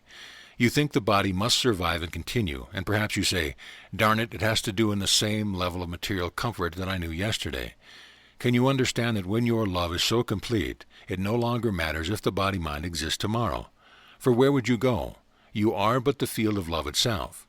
Your essence is unchanging forever. You are pure spirit. If you just lost your job, sit down and breathe and open the heart and decide to love your employer until the death of your illusion. Then open and receive all that is around you, the singing of the bird, the first rays of the new day's dawn, the grass beneath your feet. Receive the field of infinite possibilities that has been thrown wide open for you. For that which passes away in your experience cannot do so by accident. It can only be occurring through the complicity or the agreement of the world around you with the soul within you. Nothing arises by accident. And if you come home to discover that your child has died sleeping in her crib, feel indeed your feelings with great curiosity, such as, oh, this is how the human being feels when they perceive that loss has occurred. I will bring love to this moment and feel this as deeply as I can because I want to embrace it with reality. Then look with gentleness upon the teeny form of lifelessness, and know that the soul who animated it for a brief moment has gone nowhere, except into the furtherance of their destiny and yours, always by perfect agreement. Not the kind of an agreement in which a child says, yes, Mom, yes, Dad, whatever you say, but the agreement of the perfect sovereignty of two unlimited souls. You have heard me say before that the spiritual path cannot begin until the mind accepts complete responsibility for the entire field of its experience. This must include the coming and going of all beings. You will realize, I called them in. I called to them and asked them to leave now. I wonder why I did that. Oh God, here's this feeling again. I'm all alone. I've been abandoned. That's why they had to leave me. For I must heal this ridiculous belief that I have been abandoned. I must overcome all separation. I must awaken beyond the dream of the dreamer. Nothing you create can arise by accident, and everything you experience calls you to the field of unchanging and perfect love that transcends, supersedes, and underlies all that arises and passes away. The decision to teach only love. Love is the most critical of themes, beloved friends. The way of knowing must be the completion of the decision to teach only love. And the only way to teach love is to be love under all circumstance. This does not mean that you paint a plastic smile on your face and never feel any emotion. That is not enlightenment. That is the height of the ego's attempt to usurp power from God. The spiritual ego, the spiritual personality, is the last egg to be cracked. One is only awakened when one allows all things, trusts all things, and embraces all things, which is the same as feels all things. For in that very moment, the very thing arising is transcended, because it is not obstructed or resisted. And what is not obstructed or resisted is embraced and consumed in the spaciousness of love. You have within yourself, then, all power under heaven and earth to translate the body itself from a contraction of fear to a spaciousness that reflects the reality of God's love. For the very body-mind that emerged first from fear can be reopened, so that the energy of truth flows through it, so that nothing arising in your experience in the emotional field obstructs the remembrance of love. Quite frankly, the emotional field is the only place you can experience anything. All the rest are merely thoughts about things. The gap between a thought about things and the feeling nature of experiencing things is exactly the same gap that exists between illusion and heaven. It is for this reason that no idea of God is the same as God. No concept about love is the same as love. No philosophy about enlightenment is the same as enlightenment. Unobstructed feeling embraces all that arises and passes away. Unobstructed means without judgment. Even that which arises as fear or anger should never be judged or obstructed. That which arises as sadness or joy, that which arises as the passion of the body, all things must be opened to and embraced. Or the beingness of your soul has not yet transcended the world. Love is the ability to be wholly present with what is, devouring it like a child devours candy. Give me another bite, for this dream cannot contain me, therefore bring it on. Exercises to awaken in love. Beloved friends, if you would truly use this teaching of the way of knowing as the time in which you awaken into the decision to be the presence of love and nothing else, so that you can move into the rest of your experience as the enlightened Christ that you already are, look well in each of the next 30 days. Where in my life have I refrained from love? Where have I chosen behavioral patterns and decisions and choices with a smile on my face, while all the time attempting to control and manipulate the world in order to keep me safe from feeling and facing my own insecurity? Where have I demanded that the world show up in a certain way, so that I can pretend to have peace and pretend to be happy and loving? Anyone can be happy and loving in a candy store. Anyone can be happy standing in front of a crowd when everyone is applauding you. Everyone can be happy being held by 20 friends who say they love you, but only the enlightened can be happy when these 20 friends have chosen to crucify you. Therefore, indeed, it is in your darkest moments, it is in the crumbling of the structures you have made, where you are best given the opportunity to realize the great power within you to teach only love. Yes, the ego would convince you that to know love you must set up your world so that you never experience the challenges and the insecurity of abandonment, aloneness, and not knowingness, the kind of insecurity one might feel when they know not where their next meal comes from. The attempt to create material security flows only from the egoic mind, for the enlightened mind is in complete abundance always. When I walked this world as a man and was taught by the Essenes, I and my brothers and sisters learned to practice a way of life that was also known in other cultures in ancient India. A conscious decision was made to give up all materiality and to walk, literally, naked in the world, owning nothing, possessing nothing, facing the stark reality of the body's perfect vulnerability, relying on the expression of grace and love to the others. We would walk around with a begging bowl and simply say, "The body-mind is hungry. Would you be so kind as to fill my bowl?" and receive the yes or no with the very same appreciation. Many of you have no idea what it means to be hungry. You think hunger is that temporary gnawing that occurs because you have not gone to your refrigerator in the last few hours. Go and abide in the forest with nothing to eat. Take nothing with you but perhaps some water, and abide alone, open to the elements for 3 days and 3 nights. Then you will know something of what it means to be an Essene, to be one who goes without any attempt to protect the body-mind from the deepest fears of its own demise. Once a rich man came unto me and asked me to teach him, and I simply replied, "Go and sell all that you have and follow me." He did not want God that much. Of course, as I said to you many times, it does not mean you must go and give away your material wealth that you have in the world. It does mean you must give away your attachment to it. You must see that it is merely an illusion, which cannot provide you the safety that you truly seek, for safety can come only in the reclining in the heart of God. The body-mind is not even mine. The mate is not mine. The career is not mine. The bank accounts are not mine. These things of the world cannot keep my soul safe. They cannot awaken me. Only my decision to surrender the world, to transcend the world, to abide as empty in the world. Only my decision to teach only love can awaken me to the invulnerability beyond the vulnerability of all created things. Even this very body-mind that I once mistakenly identified with as myself. The truly awakened come and go as the wind. You know not from whence they have come, and you know not where they are going, for they do not even know these things. How can you? But they listen to the voice of the Spirit, and Spirit is like the whisper of the wind and says, "Come, go, touch, speak, refrain, leave, abstain, embrace, eat, fast, pray, dance." The one who abides in unobstructed feeling nature flows with that which comes from the depth of a perfectly still heart and mind, and dances while knowing stillness. For the body-mind that others see is no longer inhabited by the contraction of the ego. The enlightened cannot be understood. They can only be appreciated by the enlightened. Who then will you choose to be this day, beloved friend, one who walks in the ordinary world or one who walks in heaven, side by side with the Creator? Will you walk this day in the world as one who has everything figured out, or will you walk as one who in perfect innocence merely loves, laughs, and chuckles within at the great illusion of the drama of this world? For this world arises and passes away in the twinkling of an eye. It is merely like dots on a screen that have created a temporary movie. Once the movie plays out, the screen remains as it always has been, until the next movie comes to town. Your consciousness is like that screen.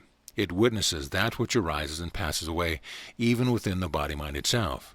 Identify with that pure screen, the pure witness, the spaciousness that is wider than all universes.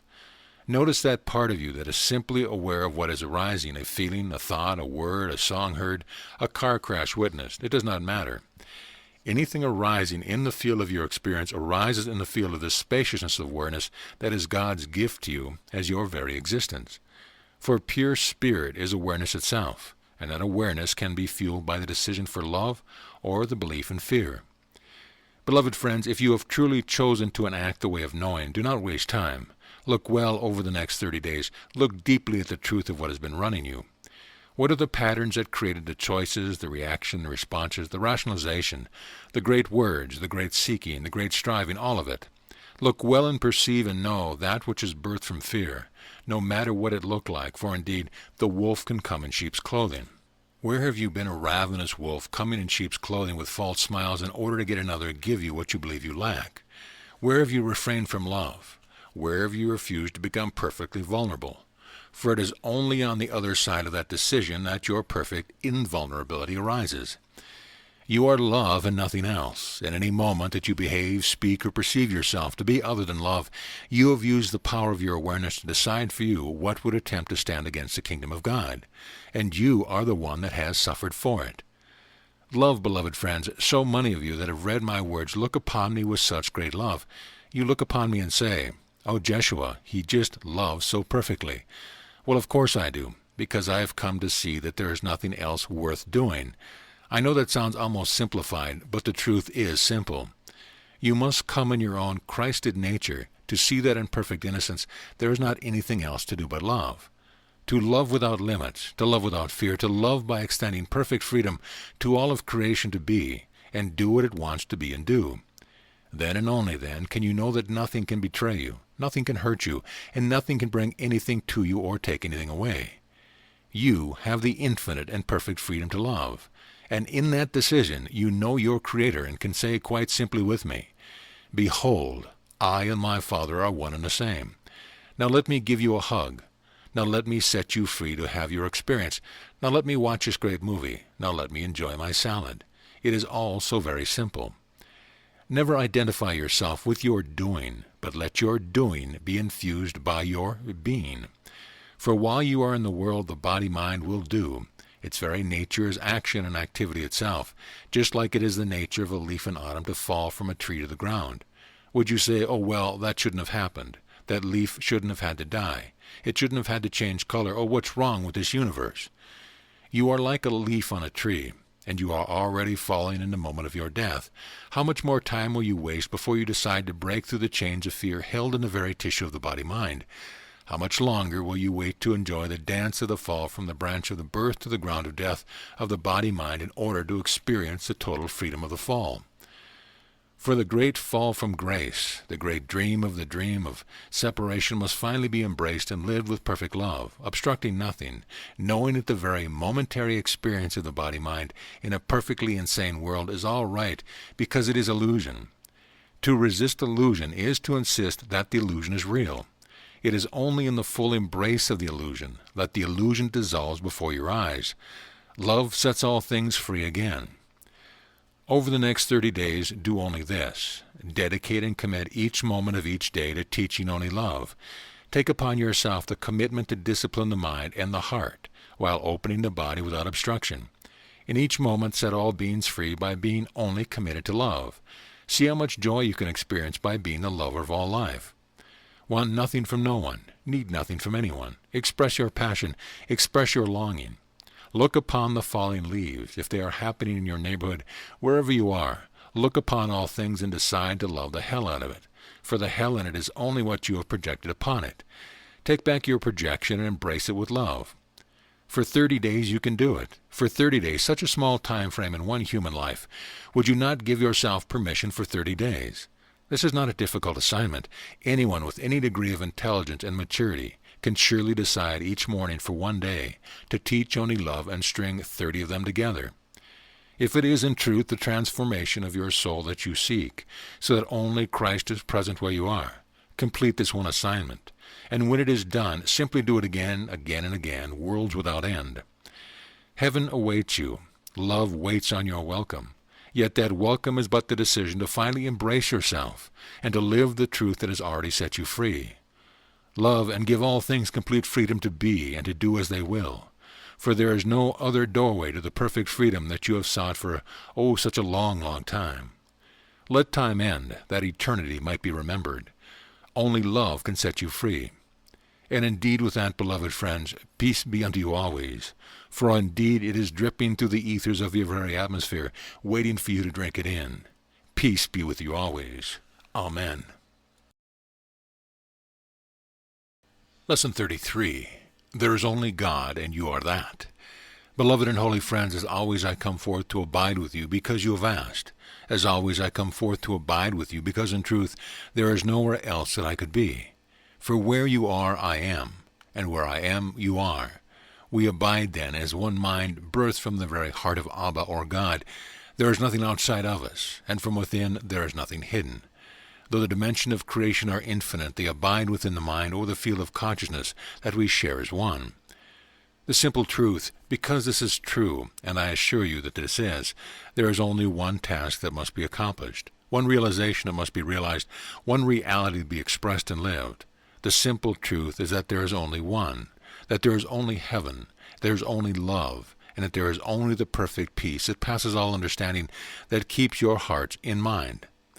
For your heart or your soul, that which is all that you have experienced throughout the multitude of your lifetimes upon this teeny planet, all of the experiences that you have garnered since before the beginning of time, throughout all of the multitude of dimensions, resides within the mind of God, within the mind of Christ, for these are one and the same. Therefore, beloved friends, know always that the only truth that must be lived, as you enter into the firm commitment of choice to abide in the way of knowing, is simply that there is only one thing. You are that one. Your brother and your sister are that one. And though bodies come and go, though times seem to arise and pass away, though the dance of relationships, of career, of weather patterns seems to come and go, it is only the unenlightened mind that looks for great signs in these things. In truth, within the field of your soul, within the entire field of experience that you call to yourself, the same gift is being offered. The gift is offered to you that by grace you might decide to see that the world of ever-changing form means nothing. The world means nothing. It does not, nor has it ever existed except in the perception conjured up within the field of mind that seems to be particularly related to your soul. Now even that is a bit of an illusion. But the point is simply this. In the way of knowing, there is a quiet decision to accept the truth that is true always, to surrender, to open the palms of the hands and release the tight grip upon the value, the meaning, and the rightness of the perception you have made to veil reality. You are that reality. All things are that reality. The forms that a physical eye show you arise and pass away, yet in each moment mind remains perfectly clear, perfectly one. Only the spell of the mind that believes itself to be the body creates suffering, creates doubt, creates illusion. Wherever you are then, in this very moment, you can only be where in truth I am. Wherever I seem to be in this moment, I can only be where you are. For indeed, in the way of knowing, what must come to be realized is the mistaken perception that there is, or has ever been, a separate I that is localized where the body-mind is. To release this illusion is to see that all things are simply one thing. They appear in different forms, automobiles, plants, trees, clouds, thoughts arising and passing away, but they are but one thing. Because an enlightened mind no longer sees the veil of the false eye standing between itself as a filter and its recognition of its union with, its identity with, all things arising and passing away, such a mind looks out upon a transfigured world, a world in which the veil has been lifted, and that mind sees only itself. It sees the very thing it had been judging as imperfect, as it looked out upon the world that had been judging through fear, that had been judging through self-doubt, that those very things of themselves are perfect, and they are indeed the kingdom of heaven. This is why the distance between where you are and where I am indeed is a distance that cannot be measured, for in reality there is no gap. In reality, separation does not exist. In reality, your fall from grace and your movement into unenlightened itself has been but an illusion. The very life that you have been living is absolutely perfect. The life you are living now is absolutely perfect, and it has nothing to do at all with where the body-mind goes. It has nothing to do with whether you watch a movie or read a book, whether you make money or do not, whether the body-mind lives or dies. The life you have been living is the life of awareness, of consciousness, of perfect freedom to create whatever perception you choose to hold. Yes, you are free then in all moments to see that what has been arising as the life of your very self is the life and mind of God. A mind so awakened looks out and sees that there are no problems. Such a mind looks out upon the world and sees no reason to change it, for it is now looking at a world that has already been healed, already been transfigured, already, through alchemical fires, been purified and made whole again. For in reality it sees that wholeness was never once lost. The dream of separation occurs within a space of mind that is nowhere, which holds no value and no purpose. Fear, then, has no power over you. Death has no power over you. You abide in the only place ever created for you. You are not localized to a body or a particular personality that you have associated with your I. That in itself is part of the spell, or the drama, or the dream of separation. In the way of knowing, there is a simple and quiet decision to behold that as the body-mind plays itself out, as the coming and going of all forms around you and within you, as your own unique perceptual field changes and dances, ebbs and flows, as all of these things that seem to be within you in your private world. And that is a bit of a misnomer. And in your external world, that you think is yours and not someone else's, all these things are innocent and harmless. They hold no power. There is no reality in them. Yet they are reality itself, when seen through eyes that are not identified with the false I with localized sense of identity. Even the body-mind that you once called yourself is merely seen to arise and pass away in the vast expanse of your true self, the self that is shared by all beings in all dimensions, always. It was this understanding that allowed me to simply choose to give myself over to what was called a crucifixion. An enlightened consciousness knows that loss is impossible. An enlightened consciousness knows that gain is also impossible. Yet an enlightened consciousness, resting in the certainty of perfect knowing, merely abides in reality. That means there is no resistance to the coming and going of the body, no resistance to the grand display of energies that make up what you call your world. Governments rise and fall, or a new model automobile is unveiled to the flash of 1,000 camera bulbs. Some minds take it as being a various serious things, some do not even notice. And all of it is you. All of it is arising in the vast expanse of the perfectly free mind that belongs to no one, and yet in which all one arise. An enlightened mind, then, whether it is experiencing sadness, joy, anger, guilt, hurt, ecstasy, love-making, a piece of fruit, or cold wind on a skin temporarily in the body-mind, merely allows all these things without resistance to be exactly what they are, while that mind perceives and knows them to be harmless, vast, eternal, radiating the light that God is. As we near the end of the study of the way of knowing, the truth must be told ever more simply and ever more simply. There is only reality, the reality I have called God, that one is one with me, and I am that one, that one is one with you, and you are that one. In the end, then, what seems to be radical to the world caught in the spell of a small self, seemingly playing its drama out through the field of many, many body-minds, the truth does indeed become radical. The truth is that all that arises and passes away is indeed God, and there is only God. There can only be God, and you are that one.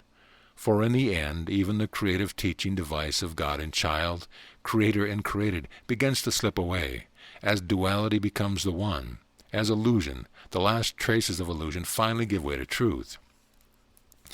All things that arise and pass away are perfectly okay. All opportunities to experience the awareness of love's presence are okay. Every opportunity to experience the contraction of fear is okay. For these things arise only in the field of the perfectly free mind of God that you are.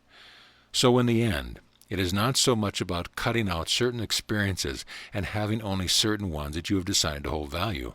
It is rather to see that all such experiences are transitory. A moment of ecstasy or a moment of sadness is one and the same. For the enlightened mind, there is only that vast expanse that allows all things. And when nothing is any longer unacceptable to you in the field of what seems to be your own unique, particular experience, you will know that you are home. Things arise and pass away, and you remain. Beloved friends, I am indeed that one that birthed Christ. I am indeed that one that walked this earth as a man and manifested the fullness of myself, to reveal myself to myself. You are that one that birthed Jeshua ben Joseph. You are that one that set in motion the great drama of the dream of separation and its correction. You are indeed that one which alone exists unchanging, unchangeable, and unchanged forever. And yet when the mind has been under the spell of thoroughly believing it is separate body-mind, and that the body is the source of the spell that creates the illusion of localized, separate self, a soul that has no connection to anyone else or anything else, it has forgotten the truth. In the field of the body-mind, if I were to have come to you 3, 4, 5, 10, or 2,000 years ago and said, "You are alone that one.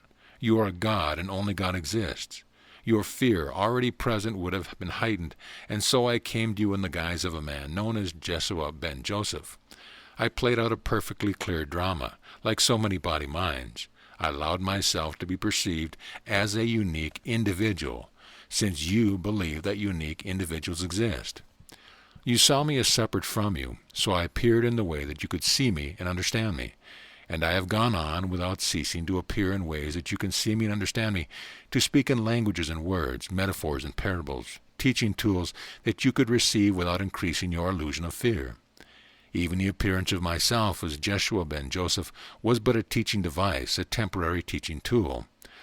All teaching and communication devices have one simple goal: to reduce fear so that particular mind can release its grip on itself and surrender the illusion of separation, and thereby be bathed in the light of reality yet again, seeing that God is what I am. I am God, you are God, only that one exists, only the I that we share as the one exists. I appear as every blade of grass. I appear as every thought. I appear as every desire. I appear as every cloud in the sky. I appear as you. You are that one that I am. I am speaking to you, and yet you are speaking to you. You hear me, but you hear only yourself. Understand well, then, that I, as Jeshua ben Joseph, am but the appearance of God in a particular form, so that you could come closer to the truth of your nature without recoiling in fear. It is indeed, said the Bible, that no man looks upon the face of God and lives. That statement means simply that the mind that is not yet enlightened, therefore living in fear, living in the perception of itself, being separate from God, cannot look upon the face of God, the reality of God, and live. It was not a fearful statement at all. It was simply the truth. For when the mind looks and beholds, there is only God, and I am that one. The false self has indeed died. Where did it go? Nowhere, because it never existed in the first place. The decision that closes the gap, that which closes the gap, though it may be said to you in many forms, is the decision to give up seeking and acknowledges that you have found. All teaching devices, all forms of language that I have brought forth have been by design to woo you, to seduce you, to calm you into knowing that you are God. The final gap, then, indeed the final step, is taken by me. And that final step taken by me is the final step taken by you. For that final step into the fullness of enlightenment can only be God recognizing that only God is. And you are that one. Where else could we come to be in a series of lessons entitled The Way of Knowing?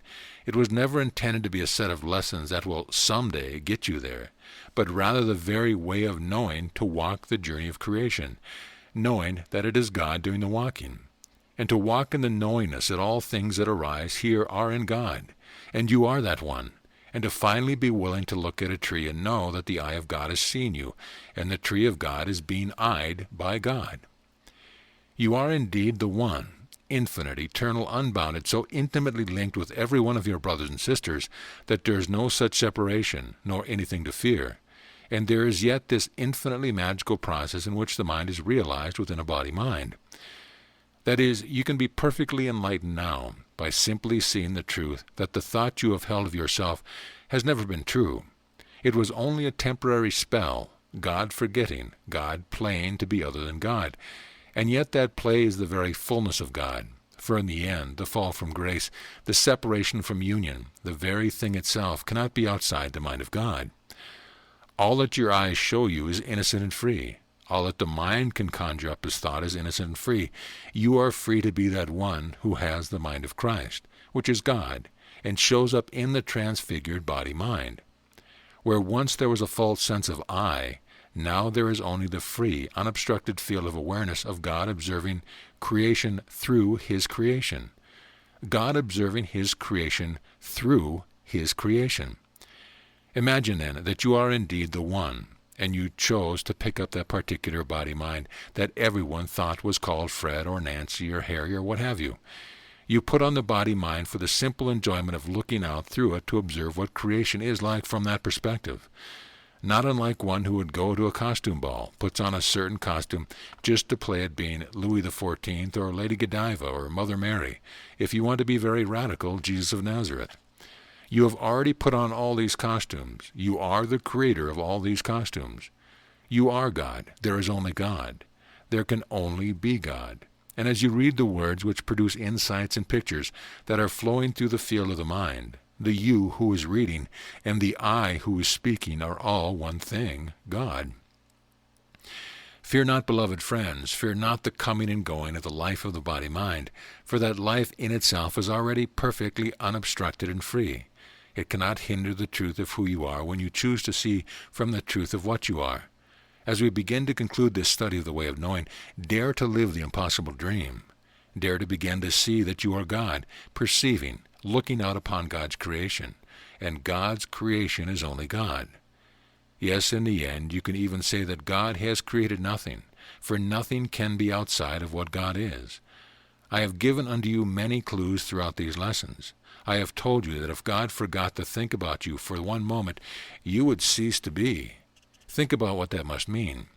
It must mean that you are inhering so much in God that a simple thought in the mind of God either creates you or destroys you. In a flash of an eye, you are either in existence or you are not. Yet what could be in existence but the will of God? If you exist, you must be in the mind of God, that perfect power by which all things arise and pass away. God's creation occurs nowhere. That is, it has no location. The planet Earth, the bodies that inhabit it, the physical universe in which the planet Earth is spinning about, all of these things are not at all unlike that you experience when you close your eyes and imagine having ice cream. You create the image. You have the experience. You see yourself giving the cashier your money. You eat the ice cream. You see yourself smile. You can feel it move down into your belly. Where did all of it exist? Could anybody find it outside the power of consciousness to create? No. You are like the ice cream in the mind of God.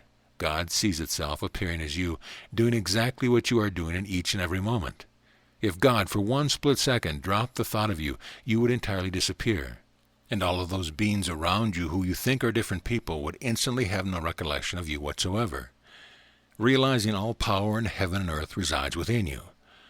There can only be God. You are God's dream. You are God's creation. You are God's child, in the sense that you are God shaping herself into a temporary expression of herself.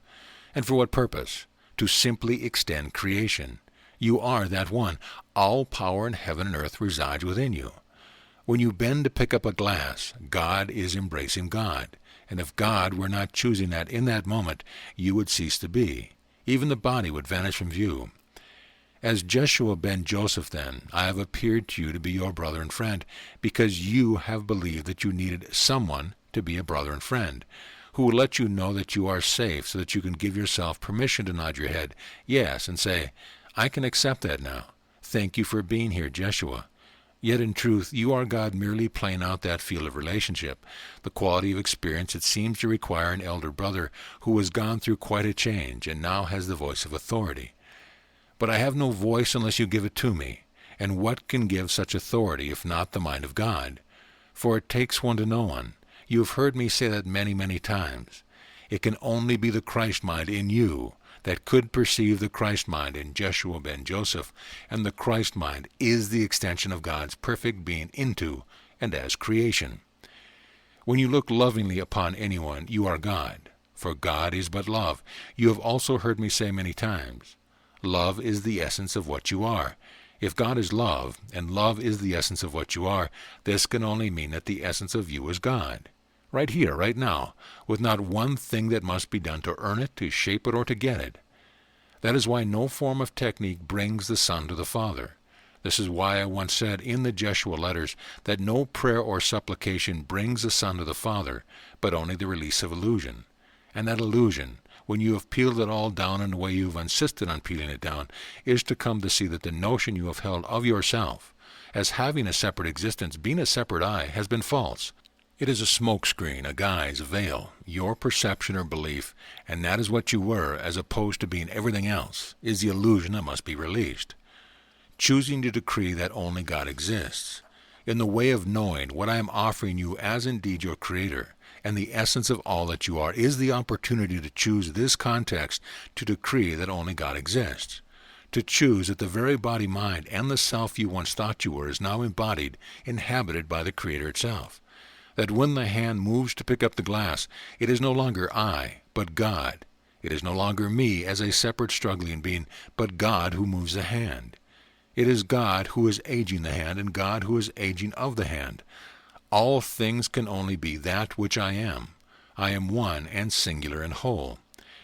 The Creator said, you should have no other gods before me, no other thoughts or illusions before me, not even a sense of an I going to God.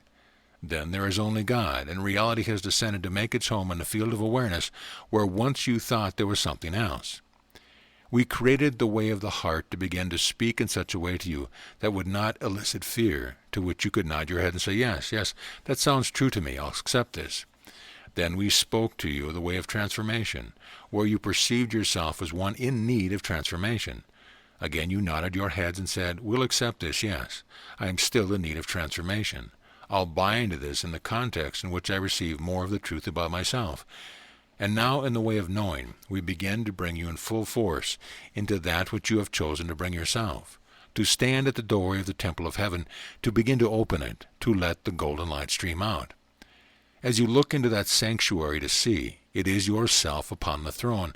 This is why I have also said that self-love, the simplicity of self-love, is that doorway that brings about the release of illusion. This does not mean that you just hang out in a state of consciousness that says, well, I'm really kind of weak being, but I accept and love myself. That is a good beginning, but eventually you must say, I am God and I love myself. I am that one abiding as the leaf that falls from the tree. I am indeed the one that shudders against the cold of a winter storm. I am indeed the one that is the warmth of the sunlight that comes to caress the flower. I am the flower that receives the sunlight. I am this body-mind arising and passing away. I am the quality of awareness that I choose now. For there is only God, only the truth can be true, and the truth sets all things free. For if truth is given only to humankind, but not to a blade of grass, the blade of grass remains imprisoned.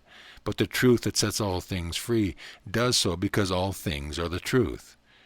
This is why when you encounter anyone, it is indeed a holy encounter.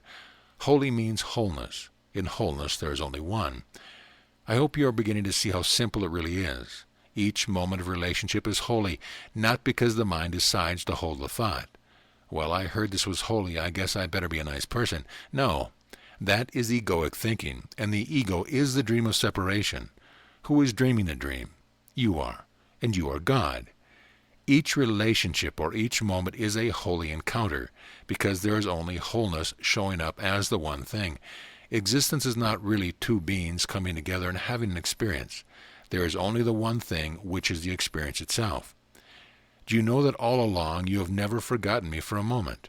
That is, in any moment of true perception, true, clear, immediate perception, you have been unaware of the thought of an I having this experience. There is just the experience itself. It arises innocently. It arises uncaused. There is no judgment about it. There is just experience. Then in the next millisecond, the next slight moment, you create the thought, oh, I am having this experience, and it's with that separate being over there. You have merely elected to use the power of God consciousness to identify that another body-mind is something separate from you. You are the creator of the game. You are the player in the game. You are the result and consequence of the game. You are the end of the game, and you are that in which all games disappear as though they had never been. Beloved friends, look around you. This means the world is not outside of you at all. It is you. You are playing a game. That game is going to take this very planet into a transfiguration in light, and you will all be transformed in the twinkling of an eye. Well, of course you will be. You are God making up the game. That is all that is going on. That is all that has ever been going on. There is only that which I am. There is only that which I am. I am indeed the perfect impersonal I. I am the creator of all things, the sustainer of all things, the destroyer of all things. There has never been a separate I where you are. There has only been me showing up as you. You are perfect and whole, and you are innocent. You have never failed, and you have never sinned.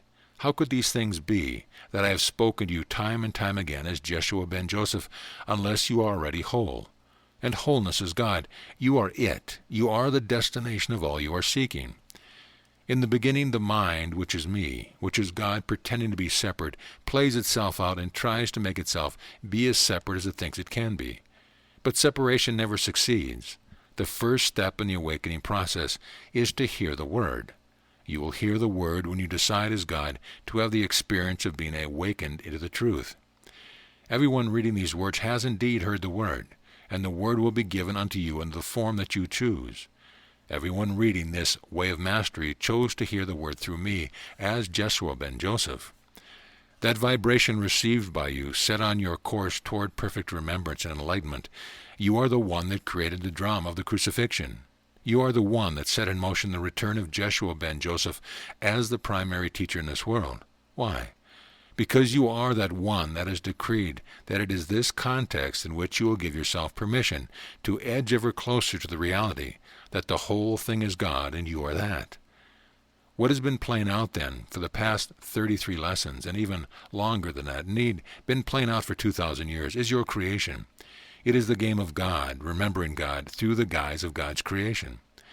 As you come then to accept a Savior or a teacher or a teaching, that is a stage in the awakening process, and when you decide to release your grip of fear a little deeper, you begin to have what are called mystical experiences.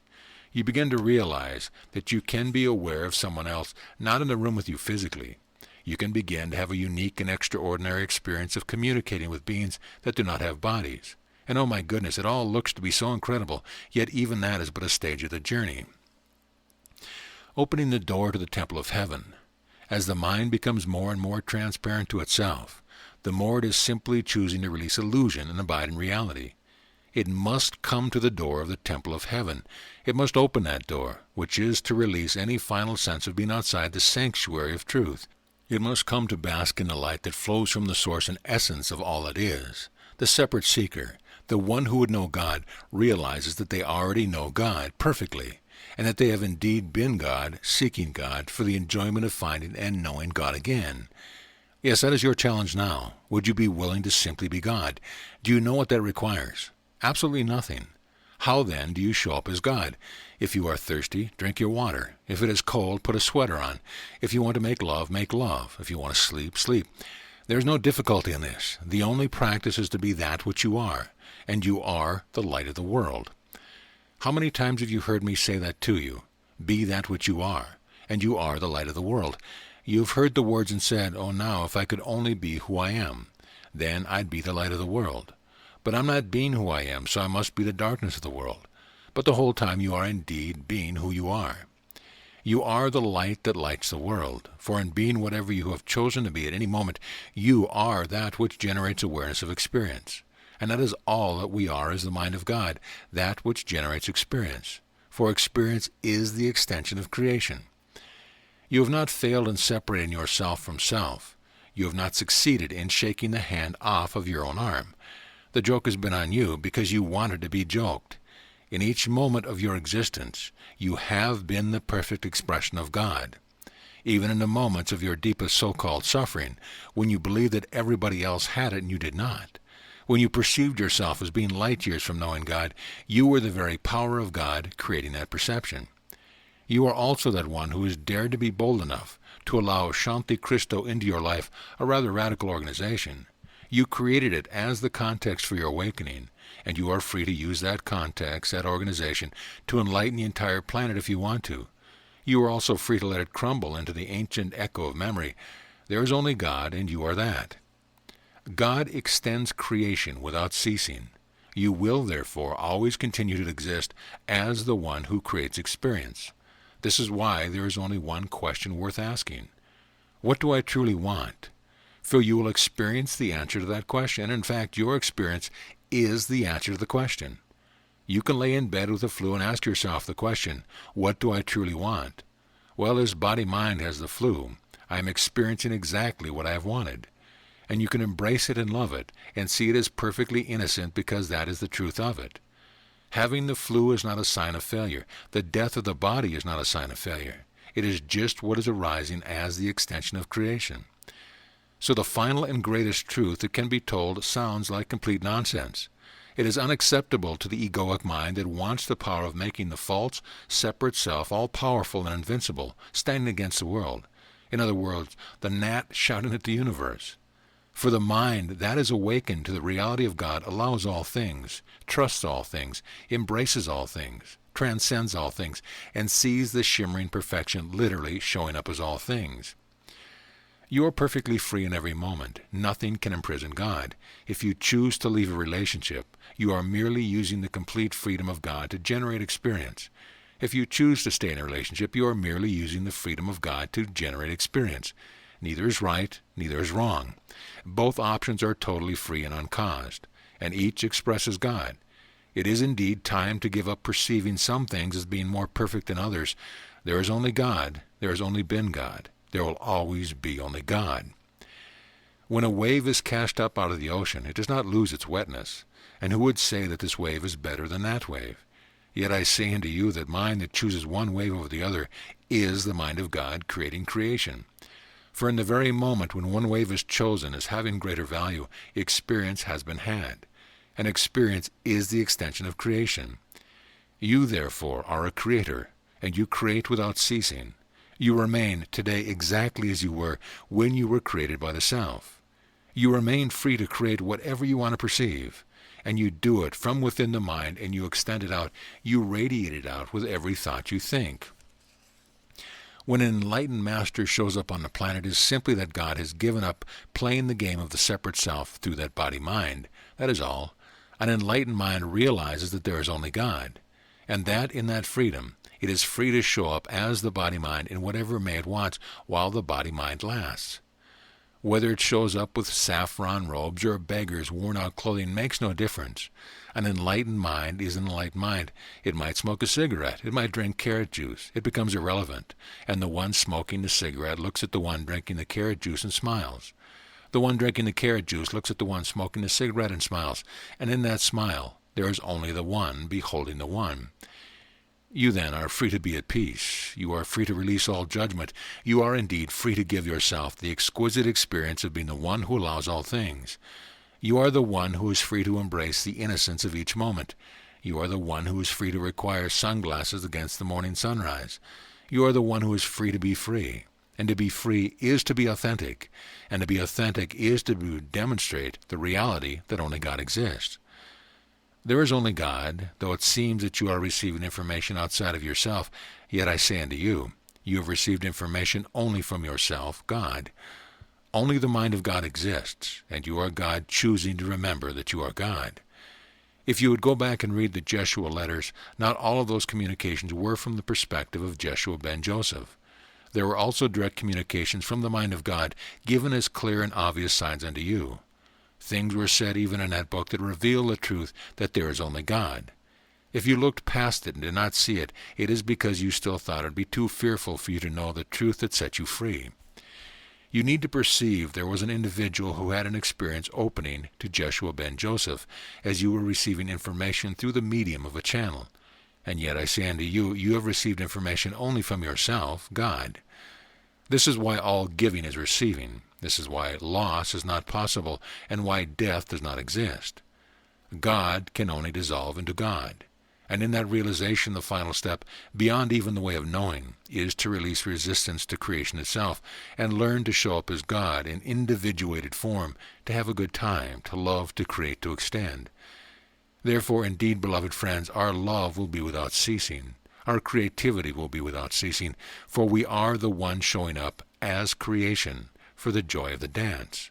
There is nothing but this. There is nothing above or below, nothing behind or ahead. You are indeed that one now. And if you rest upon your couch with eyes closed, who is doing the resting? Whose eyes are closed? In this lesson I have given unto you the very rock bottom, most fundamental core that you can now sit with, or dance with if you wish. You can take it to bed with you. You can have a cup of coffee with it. You can strive to understand it. You can analyze it, saying, well, there must be some message here. This must be metaphor somehow. Or you can simply give up being identified as a separate self, still struggling to know the truth. In A Course of Miracles I said unto you, holy relationship is when any two have looked within and found no lack, and therefore chose to join to create, to make happy. If any two have looked within and found no lack, they have seen that there is only God. Who cares whether this body-mind goes there or this or goes over there? It's all the same. Where do you feel like playing? That is all. And when you see your brother or sister say, I am moving from this location to that location, the awakened mind said, oh, this is part of myself wanting to go live in Cleveland now, perfectly fine. For the enlightened mind gives perfect freedom to all beings because it sees that the expression of all beings is the freedom of itself, of the one mind, which is God, showing up as the being who would rather take the body-mind to Cleveland instead of living in Florida. When the lover awakens at 3 a.m. and said, I now need to move to a monastery and live in perfect silence in a solitary cell, I will never see you again. The totally enlightened mind receives that and smiles. For that enlightened mind knows that the lover can never truly leave because separation is unreal. Therefore the enlightened mind allows all things, trusts all things, embraces all things, and transcends all things. There is only God, and you are that. You are as I am. The only question left then is, who do you want to play with? Who do you want to play with, knowers of God or knowers of fear? They are all God, and yet in that play and display of creation, you are free to decide who you will play with, who you will dance with, who you will create with, and what you will create. As any mind awakens to itself as God, it becomes more and more interested only in being with others who are like-minded. It can no longer tolerate unenlightenment. Why? Because it is not as much fun. It is not as loving, and God is but love. Therefore, beloved friends, review well what has been shared with you in this lesson. If you have been noticing quite a shift has just occurred, the cat is out of the bag. For Jeshua ben Joseph has been but a disguise chosen of me to present myself to you because you have required it. Indeed, beloved friends, be at peace always. Let us play together as that one mind, extending creation without end, inviting aspects of ourself back to ourself. Only love is real. Only love exists. Only love is worthy of love. And God wants only that which extends the good, the holy, and the beautiful. Therefore, indeed, peace be with you always. For in truth, where could it go? Know I am with you always. Amen. Lesson 34. You are here to extend the love of God into creation. Beloved and holy friends, we come forth to abide with you because, again, you have asked. You have asked that the one that we have called Abba appear before you in his created forms as I, Jeshua ben Joseph, and as we, which we will call the lineage, who serve as the conduit of that wisdom, of that energy that in truth the Father is. The Father is what you are. Therefore you have asked to be guided into the recognition that only God exists by sending forth a prayer unto me, and unto this lineage, and unto your Creator to appear unto you in a graded way. That is, in a slowly emerging way that does not elicit an increase of fear. Yet in truth your prayer has been to desire the awakening from the dream of the small self into the reality that there has been nothing but God, and you are that. Therefore, indeed, beloved friends, as the one created in birth from the mind of Abba, even as you are created and extend the love of God in the realm of form, I come forth as your brother and your friend. Yet only God exists. I will be with you always, even unto the end of all worlds, that is, unto the end of all illusion. From that moment, creation will extend itself with perfect clarity, with perfect transparency, as God merely extends God in a joyous, ecstatic art of becoming the forms of creation, merely to celebrate and praise God. For the very purpose of all created forms of consciousness is to express praise of the Creator. It is impossible to extend praise of the Creator without fully loving oneself, without embracing and loving the particular manifestation of God as you. You cannot fully step into the complete expression of the praise of the Creator. Therefore you have heard me say unto you many times, that the veil that keeps you from the kingdom is the lack of self-love. Self-love is essential to return to the kingdom, for self-love is the love of the Creator. You cannot love the Creator while rejecting the Creator's creation. Indeed, then, beloved friends, know well that we who would come unto you, we that have been coming unto you since the day and hour and moment that this work begun, have always been a we, and not just an I, as Jeshua ben Joseph. For there are indeed many of us who are linked together in what we call the lineage, that extends far back in your history of time, creating what you might call in your scientific terms a resonance of energy that links the mind of the Creator through the epoch of time, through many individual minds even unto this moment.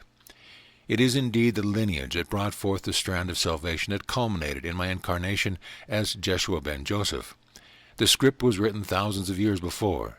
The linkages of energy were created generation unto generation unto generation unto generation, culminating in the birth of me as a man, who opened to the reality of Abba as the only reality through which the Creator could extend the perfect love of himself, and make it visible to his children abiding in the spell or under the spell of illusion.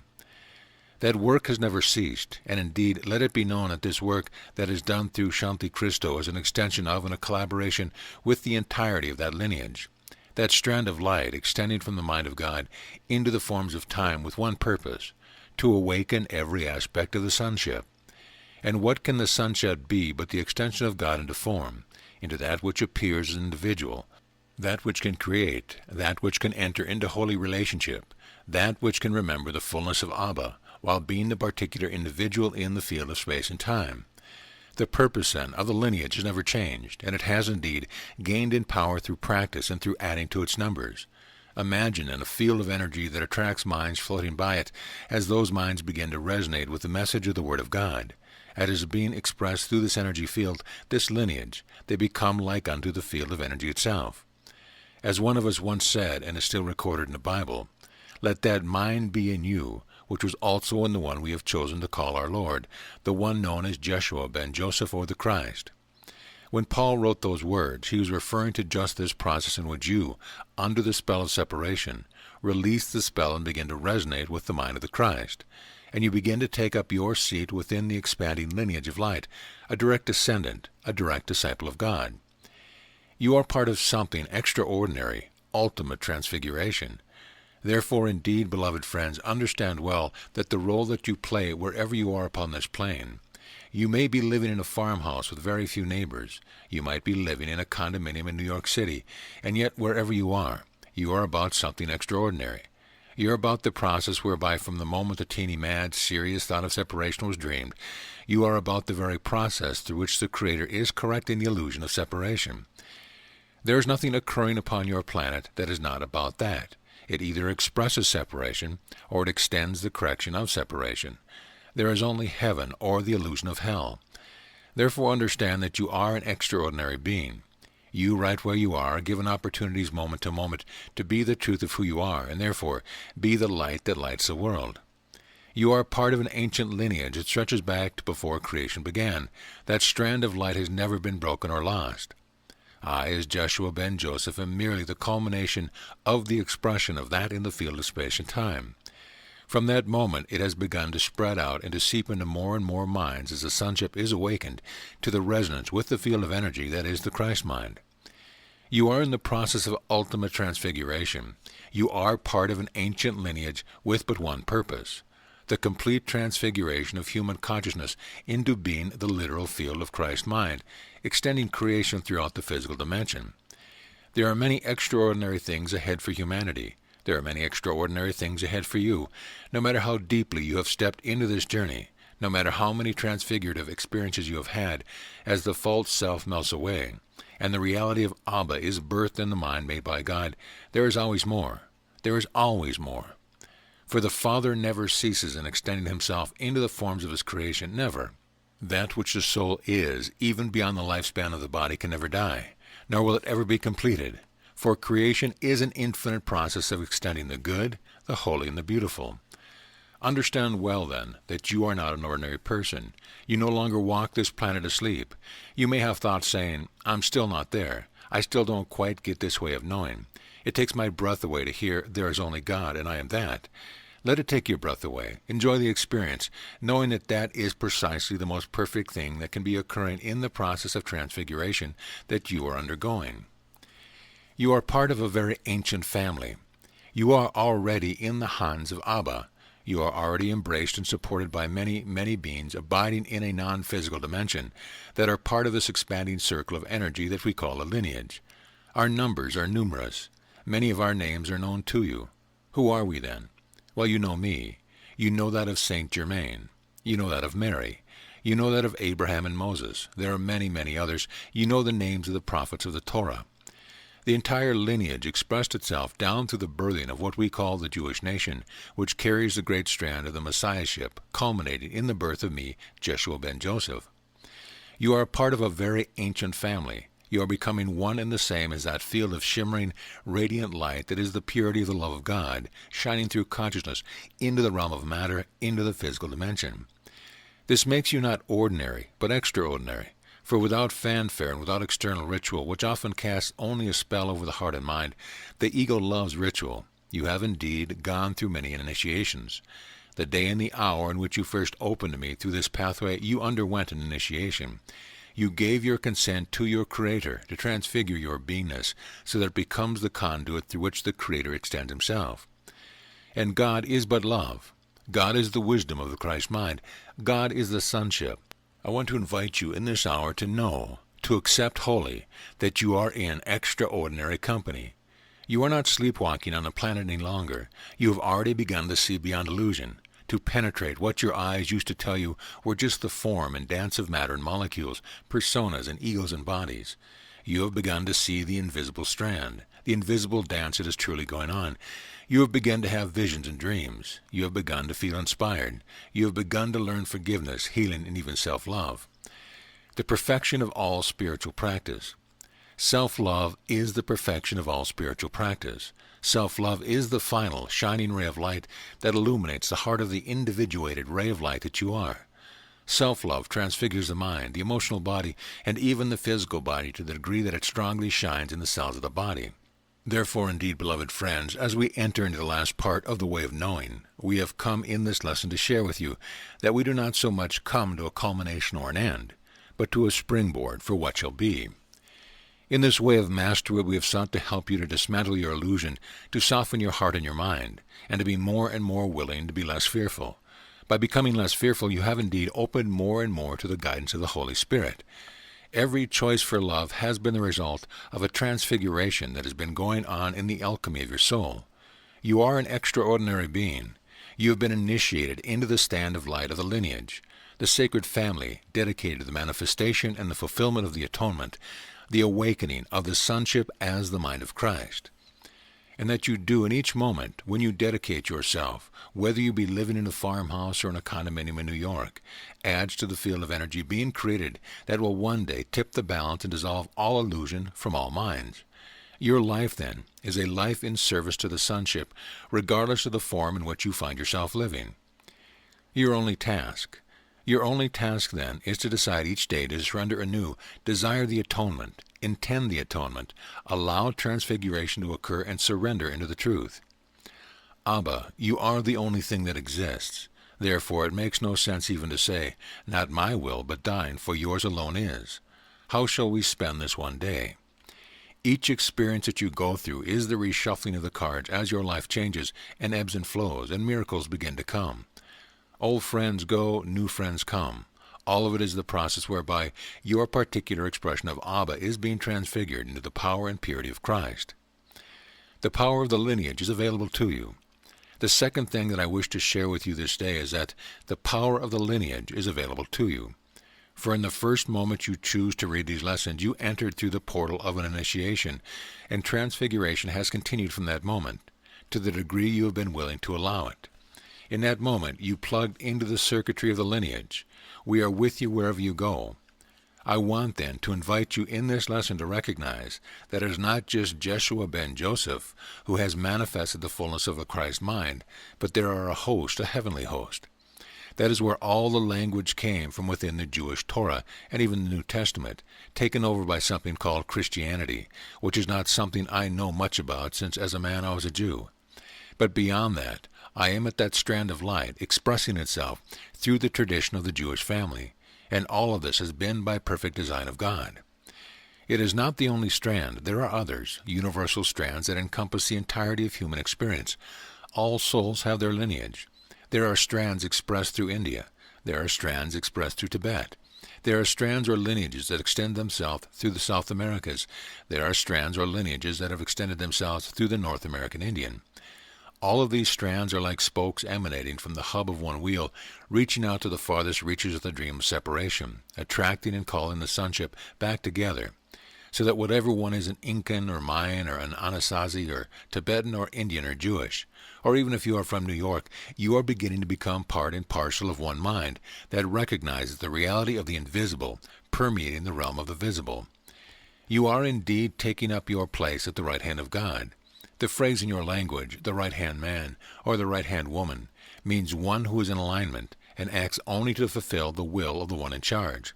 It is a beautiful phrase, and it expresses right-mindedness. Therefore understand well, beloved friends, even if you are 85 years old, sitting in your comfortable rocking chair, believing that your life is just about to end, it can never end. The body-mind will be put into the dust of the ground, but you have already entered into the fast track. You are indeed a mystic. You are indeed going through the process of transfiguration, and you are adding to the power of this lineage to bring about the restoration of heaven and earth and the reestablishment of the Christ mind throughout the sonship. And even when the body drops, you will be assigned to a new office. That is all. You reading these words, are of infinite importance in the expression of this work that is called Shanti Christo. More than an organization and much more than a sacred piece of land in which many someday will come and well be healed, that is, will enter into the Christ mind, just by the power of stepping into the vortex of purity that has been established there. You are already in that process. As that purity is established in you, you are literally affecting the creation and extension and expansion of the vortex on the land that has existed for a very long time. It is a portal, a doorway. There are many names that can be used. It takes the mind and transports it into other realms. It is transfiguring to simply abide on that land. Therefore understand well your great importance. Many of you will perceive that you are merely a receiver through this organization. Yet as you receive, you are giving, and as you give, you receive. You are part of the lineage, the field of energy creating the vortex that has the power to overcome illusions. Many of you are seeing this in your personal lives. What is to come? You are literally witnessing the forerunning effects of what is to come when the day will arise when no one will need to say a word. And yet through the gathering of the lineage, individuals who are attracted will heal spontaneously and immediately drop into enlightenment. All of you are part of this. This is how extraordinary you are. And this is the invitation that we constantly extend to you. Think not that which is called Shanti Christo is simply another worldly organization. The deepest level of transfigurations are already occurring through this lineage, through this strand or ray of light. Therefore, indeed, embrace that which you are, honor that which you are, extend that which you are. Go and teach all nations. Let them know that I have come again, and that this expression called Shanti Christo shall become increasingly a primary vehicle through which the lineage is creating the vortex, the portal, the initiation, the energy of transfiguration that will quicken in its enlightenment or atonement of the sonship. Therefore understand well that what will be coming in the future is a growing body of those maturing in the way of Christ mind, maturing in the level of commitment, because they will come to see the extraordinary role that they are playing in a much bigger picture than their own personal lives.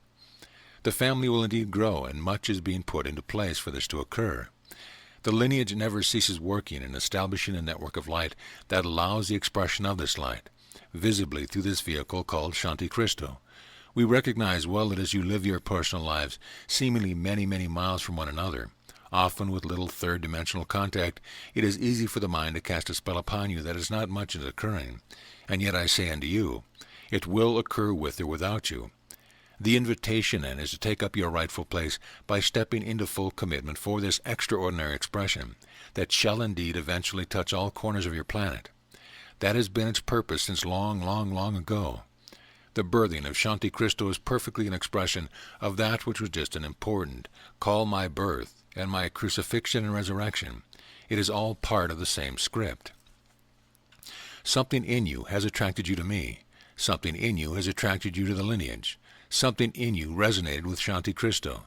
For those words carry the vibration of the call, and I have told you from a time quite ancient, you would one day hear as you become quickened from the dead, to use a Christian phrase. The awakening of the soul, the call back home to the family, to the lineage, to the purpose of the atonement. You have come with a mission. Indeed then, beloved friends, you cannot have an ordinary day any longer. You might as well accept the fact that you have come with a mission. You are a bringer of light, a bringer of a new day or a new dawn. You are that which extends the love of God into creation by your willingness to let the light transfigure your humanity.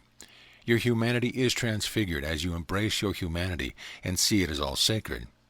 For the spell of illusion is to believe that life as a body-mind is a mistake, that it is a fearful world, the one is limited and small, that the only thing you can do is to put all your energy into trying to survive, that all you can do is to block your feelings and pretend they are not there in an attempt to deny the power of the Christ that you are, the power to bring the miracle of love and remembrance and atonement to each moment. You are indeed unlimited and always forever. The mind that serves the Holy Spirit is the Christ mind, the mind of Abba, the self of your very soul. They are all the same. And the mind that serves the Holy Spirit is indeed unlimited forever. And this self is a part of an extraordinary family, the lineage that can indeed be traced through the Jewish nation, the Jewish families, and can be traced even back before the lineage, that family, that nation was birthed. It shapes itself back through Egypt, back through Persia. It has some roots in ancient India, and it indeed has roots beyond this physical earth. You are incarnating Christ into the world. You therefore are not alone, and your role should never be minimized by you. Please understand that the culmination of the way of knowing has been the desire and attempt to invite you more and more deeply into knowing the truth of who you are, and what you are here to do, into awakening as Christ. And yes, we know that the mind hits its point of fear and must plateau out for a week or a year or 10 lifetimes before it is willing to step further.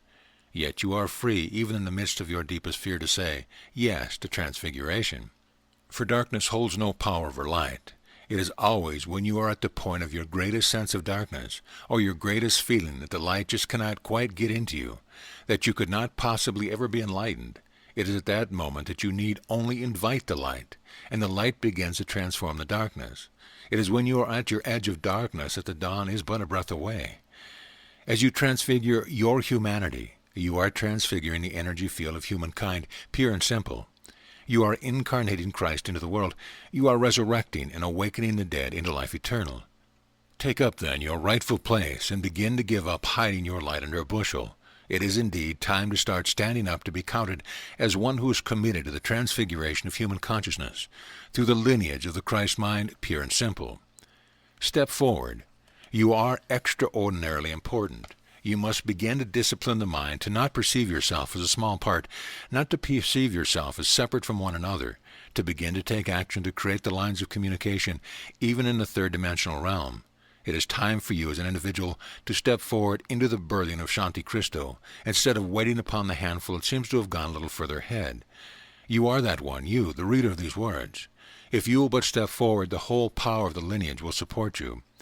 So the invitation is indeed bold, and the stakes have always been high.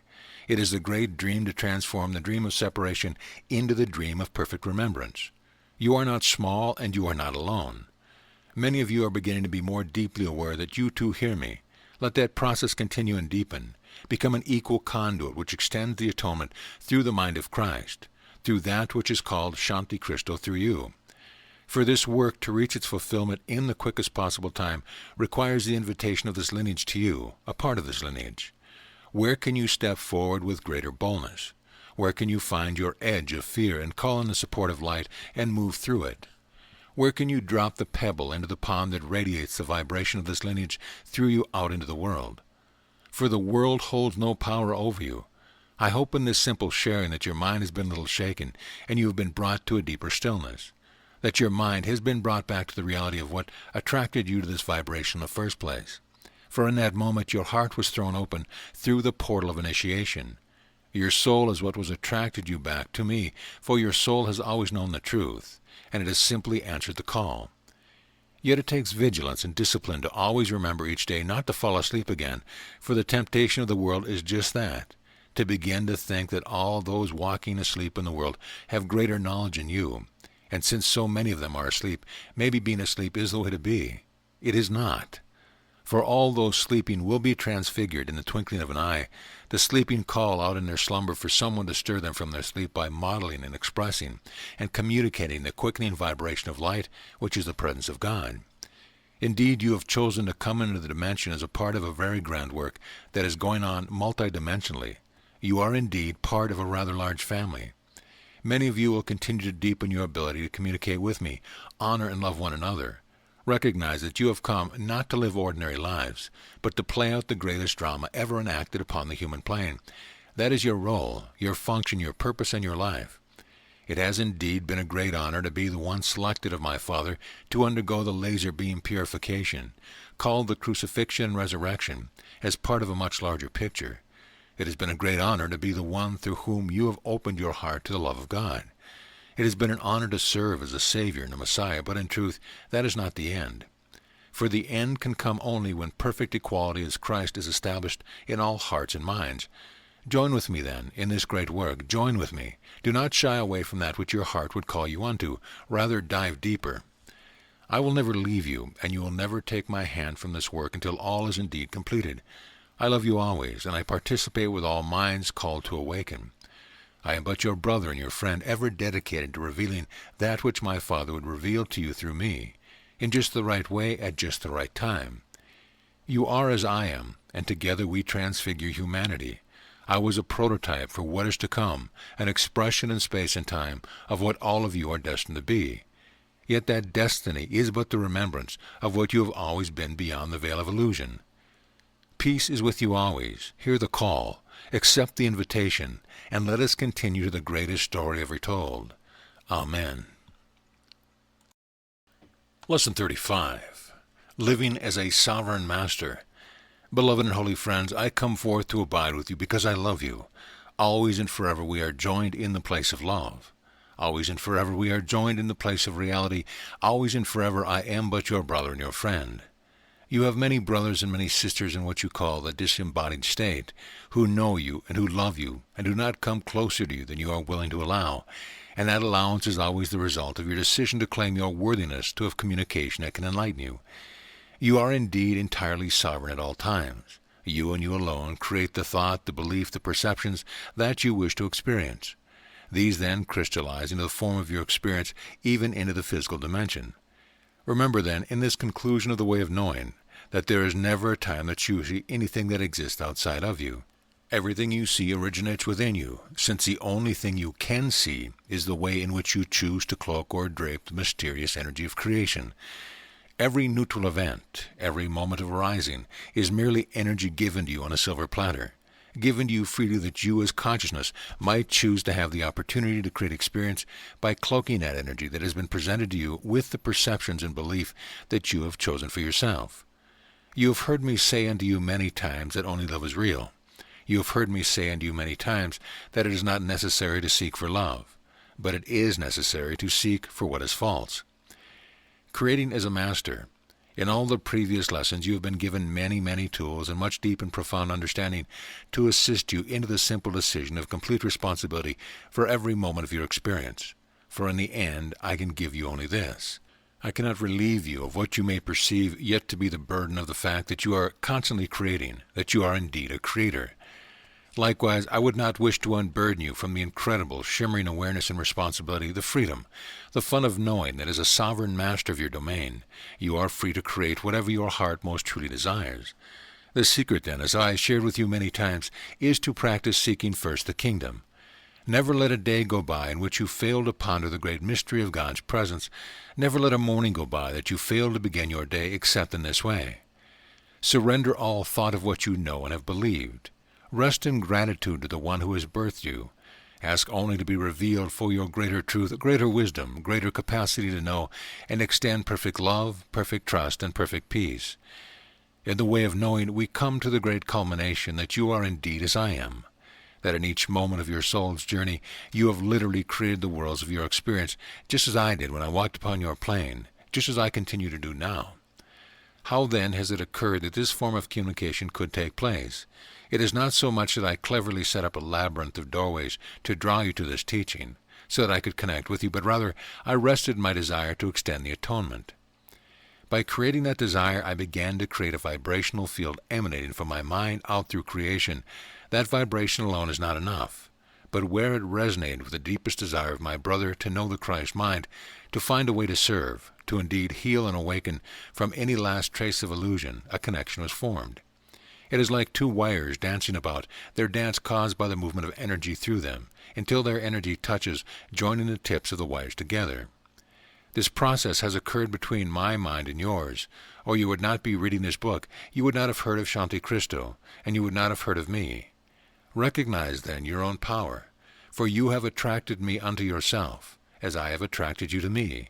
In each moment of all of your relationships, whether they be with people, places, or things, learn to pause long enough, which only takes a few seconds, and say within yourself, I am in the moment of this relationship, because I have called this to myself. There is, then, something within me that vibrates or resonates perfectly with the other. Again, this is true whether that be a person, place, or thing. True change, then, can occur not when you recognize that you do not like the relationship you are in, of person, place, or thing, and therefore take steps to get yourself out of it, but rather when you recognize that the relationship and what is occurring within it must be the result of something within your own consciousness. Therefore, what is unlikable in that moment of relationship is merely the flowering of a seed potential or vibration that you have been holding in the depth of your own being. It is then a simple thing to seek first the kingdom, to rest in that simple knowingness, and to gently inquire of the Holy Spirit to teach you, to reveal to you what you have held as a true belief that is indeed false. As you then see why you have been holding that belief, and how it has manifested the world of your experience, you then are quite free to choose anew. It is just at this point where so often the mind becomes fearful and says, but at least I know this. I do not know what is unknown. But I say unto you, there is nothing unknown, there is nothing unknown to you. For there is nothing until you decide to choose for it. This is why desire is the first key to the kingdom. Freedom can only come to the mind that truly assumes complete responsibility for the creation of its experience, so that at any moment it recognizes that the thoughts, the perception, and the feelings coursing through the emotional body are arising within the sovereign domain of that soul's being. They are uncaused, save again, for the seed thoughts or perceptions that the mind or the soul has chosen to value for itself. Life, then, offers you your way out. When things don't seem to be working and your peace is missing, this is actually a sign to you that there must be some belief or perception that you are clinging to which does not work. You are free, then, to seek it out, to inquire, and then to change it. I have often recommended to you that you cannot transcend what you first failed to embrace. Therefore, look well upon your creation and bless them. If it is in fact that your car has just broken down along the freeway, and the wheels have fallen off, and the motor stopped, and the doors have crumbled to dust, bless it, for that context of experience will take you into your tomorrows. There is no moment, then, there is no moment in which you have failed. As a sovereign master, and indeed the literal embodiment of the mind of God, you have used your freedom to create experience. Embrace it. Rest in gratitude for it. Own it as completely yours. Then simply ask, do I wish to continue it, or would I like to start a new adventure? You will be creating new adventures eternally, for there is no moment that creation ends. Mind or soul is the vortex, the vehicle through which creation extends itself from the field of infinite possibility into the realization of manifold particularities. Beloved friends, you are indeed as I am. I am rather enjoying my domain. I am unlimited by space and time, and have no longer any need whatsoever for the unique forms of experience that can come through the crystallization of what you call the body, what some of you still mistakenly call yourself. You then are very much at play in the kingdom, like a child in a sandbox, and each event that arises for you need not be judged. I have shared with you many times that it is the egoic mind that compares and contrasts. Therefore, never compare or contrast your experience with another person's. Yours is unique. And though the world would say perhaps that your experience is not as valuable because you are only worth $20,000 and somebody else is worth $400 million, therefore they have manifested more powerfully, that is simply not true. For manifestation is simply the expression that reveals where the mind has been focusing. The real power is the very mystery that anything can be manifested at all, and you are free to constantly choose anew. Cultivate, then, a very childlike attitude toward all of your experience. Learn to ponder it. Learn to wonder about it, to look upon it like a father does to a child, like your father does to you. Behold, I have created all things, and it is good. In your Bible, in the creation story that is told there, it is said that God said something like that, for God looked upon all she had created and said, Behold, it is very good. You are the father of your creations. You are the father of your thoughts, your attitudes, and your choices. Look upon all these things and say, Behold, it is very good. For goodness begets goodness. Judgment begets judgment. For nothing can produce except that which is like itself. An acorn cannot produce a fish. A man and woman cannot produce an acorn. The thoughts you hold about yourself will reproduce themselves. When you look upon all things as good, goodness will be begotten from that decision. Each time, then, that you have chosen to hold a negative thought about yourself or about anyone, you have only ensured the kind of inconsistency in your mind that interrupts the power of your ability to create more and more as a living embodied master. This can only be because you have held deep within the mind some belief that says, no matter what I do, it won't work out. There is some conflicted belief. A belief in goodness and a belief in evil create a conflict that must entrap a soul. Perceiving is a master. Therefore, indeed, beloved friends, if you are to complete this study of the way of knowing, then know this. As you think, so shall you be. How you think, how you choose to perceive and believe, will determine what you see in the world. And what you believe you see will determine how you act. It will determine the friends you keep, the kind of career you create, where you live, and how you feel. In other words, if you hold the thought that you cannot trust the universe to support you, you will look out and see the world that seems self-evidently to reveal to you that such a thought is true. You will then create behaviors to insulate yourself and never let the world know what you want. And then, of course, you will wonder why life seems to go on as it always has. Learn always to inquire, not out into the world, but into yourself. If I am having this experience, what must I have believed to be true about myself and about the world? The truth will come through prayer and through honesty. When you discover it, you will know it. Then use the sovereign power of free choice given unto you, which is the truth of the kingdom, to choose otherwise. A master cannot blame, and a master can never perceive himself or herself as having been victimized. Yet this mastery does not come through special spiritual power. It comes only through a simple and free choice. Remember I said earlier that you are constantly creating your experience. You are free in this moment and in every moment to simply say, I think I will adopt the perspective of a master. No sense in blame, no sense in feeling like a victim. What I am experiencing is wholly mine. I must therefore have wanted it. Always be very careful that you do not judge what is occurring, for that is the fault that people fall into, saying, Why did I call this to myself? This is a horrible experience. Why, oh, why did I want this? All that is judgment and not gratitude. I learned at the crucifixion that I could feel and experience gratitude for my persecutors. I could feel gratitude for the whole context of experience that I had chosen to call to myself, in order to discover that there are no circumstances powerful enough to prevent me from choosing for love. In the end, can there be a more powerful experience to call to yourself than that? Not the crucifixion with nails in your wrist, but rather the power to see that in every moment of birth and death, of coming and going, that nothing prevents you from the deep peace and joy of choosing to love. For love is not conditioned by the conditions of the world. How can it be, when the world does not exist? Only you exist, as a field of awareness that chooses to create perception and belief. Beloved friends, the world is unreal.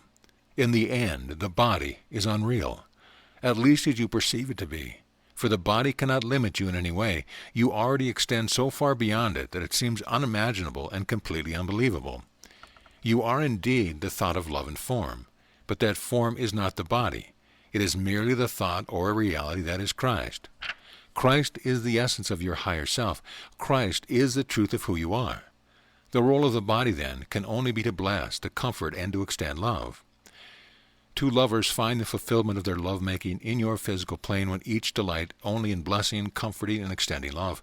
Each learns to receive that desire from the other as an act of love towards that one. One says, "Oh, let me massage your shoulders," and the other responds, "Okay."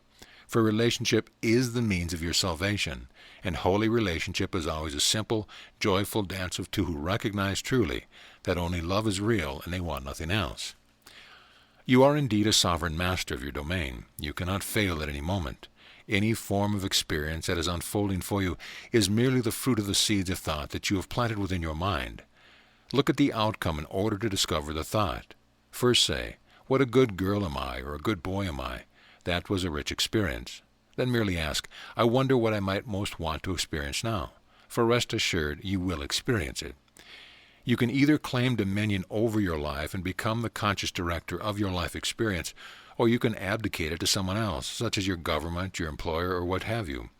You are totally free to do that if you remember to claim it as a sovereign act, such as, "I am commuting 2 hours of this freeway to the job I don't like and commuting home for 2 hours every day. Because of the sovereignty of my total mastery, I choose to do that. For that is the only reason you can find yourself in any place at any time. As a sovereign master, you are free to follow me.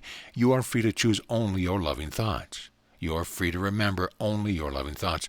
You are free to embrace whatever comes up that may be unlike love and simply accept that it must be an old seed getting cooked, and you are free to embrace it with love. This is why there can be no feeling that must be judged or avoided. Feelings of despair or feelings of sadness are merely something left over from a past thought. In the act of embracing them, you have already decided with love, and love alone heals all things. Just think of this. As a sovereign master, you choose, without lifting a finger, to call into the domain of your experience a form of communication with an ancient friend, Jeshua ben Joseph. Out of the field of your sovereign domain as a living master, you have chosen to bring the way of mastery in your domain. You have chosen to bring that called Shanti Christo in your domain. There must be a reason for it. There must be a desire for it. Is that not the desire to discover ever more deeply if there is anything possibly obstructing you from experiencing greater joy, greater peace, greater wisdom, and greater Christed consciousness? Indeed, beloved friends, a master never ceases in growing himself or herself. A master is never finished. Do not think that you can come to the end of some form of experience, perhaps even the death of a body-mind, and suddenly be at the finish line. For there is no such thing as a finish line. There is only realms that you can grow into, which creation is indeed far more blissful than it is in the physical domain. But creation continues. Your responsibility and your sovereignty and your dominion continue. For the further you go into God, the greater the responsibility, for you are dealing with greater power. Thus the need for vigilance and discipline does not go away. It increases, but a master welcomes it. For through it, even greater creations can flow through their holy mind. Do you know that it is possible to birth an entire solar system with a single thought? Now, if you ever baked a very good chocolate cake, you know something of what it means to create. If you have ever written a poem, if you have ever birthed a child, if you have ever planted a seed and watched it grow, then you know and understand the great satisfaction of creating. Imagine merely holding a thought in the mind and then experiencing the actual birthing of an entire solar system. It is indeed a great delight. Imagine birthing that which is called A Course in Miracles merely by holding a thought of it in its completed form, and then letting that wave emanate and join with another mind, who happens to be in the physical domain and does all the work. That is the power that is available to you. Blessing all of your creations, as you choose to embrace yourself as a master, as you choose to look upon each and every moment of your experience as a holy self-created that is waiting for your blessing, you come to see that there is power and freedom in choosing to bless with gratitude all of your creation. And then to say, "This has been so fantastic. It might be fun to have something even greater happen now. It was great being with that lover, but what the heck? They have just recently died, so I think I'll open up something even greater." It is that kind of attitude that expands the kingdom, the domain of your consciousness, until the day arises when the physical universe can no longer contain you, and you will simply outshine the body itself.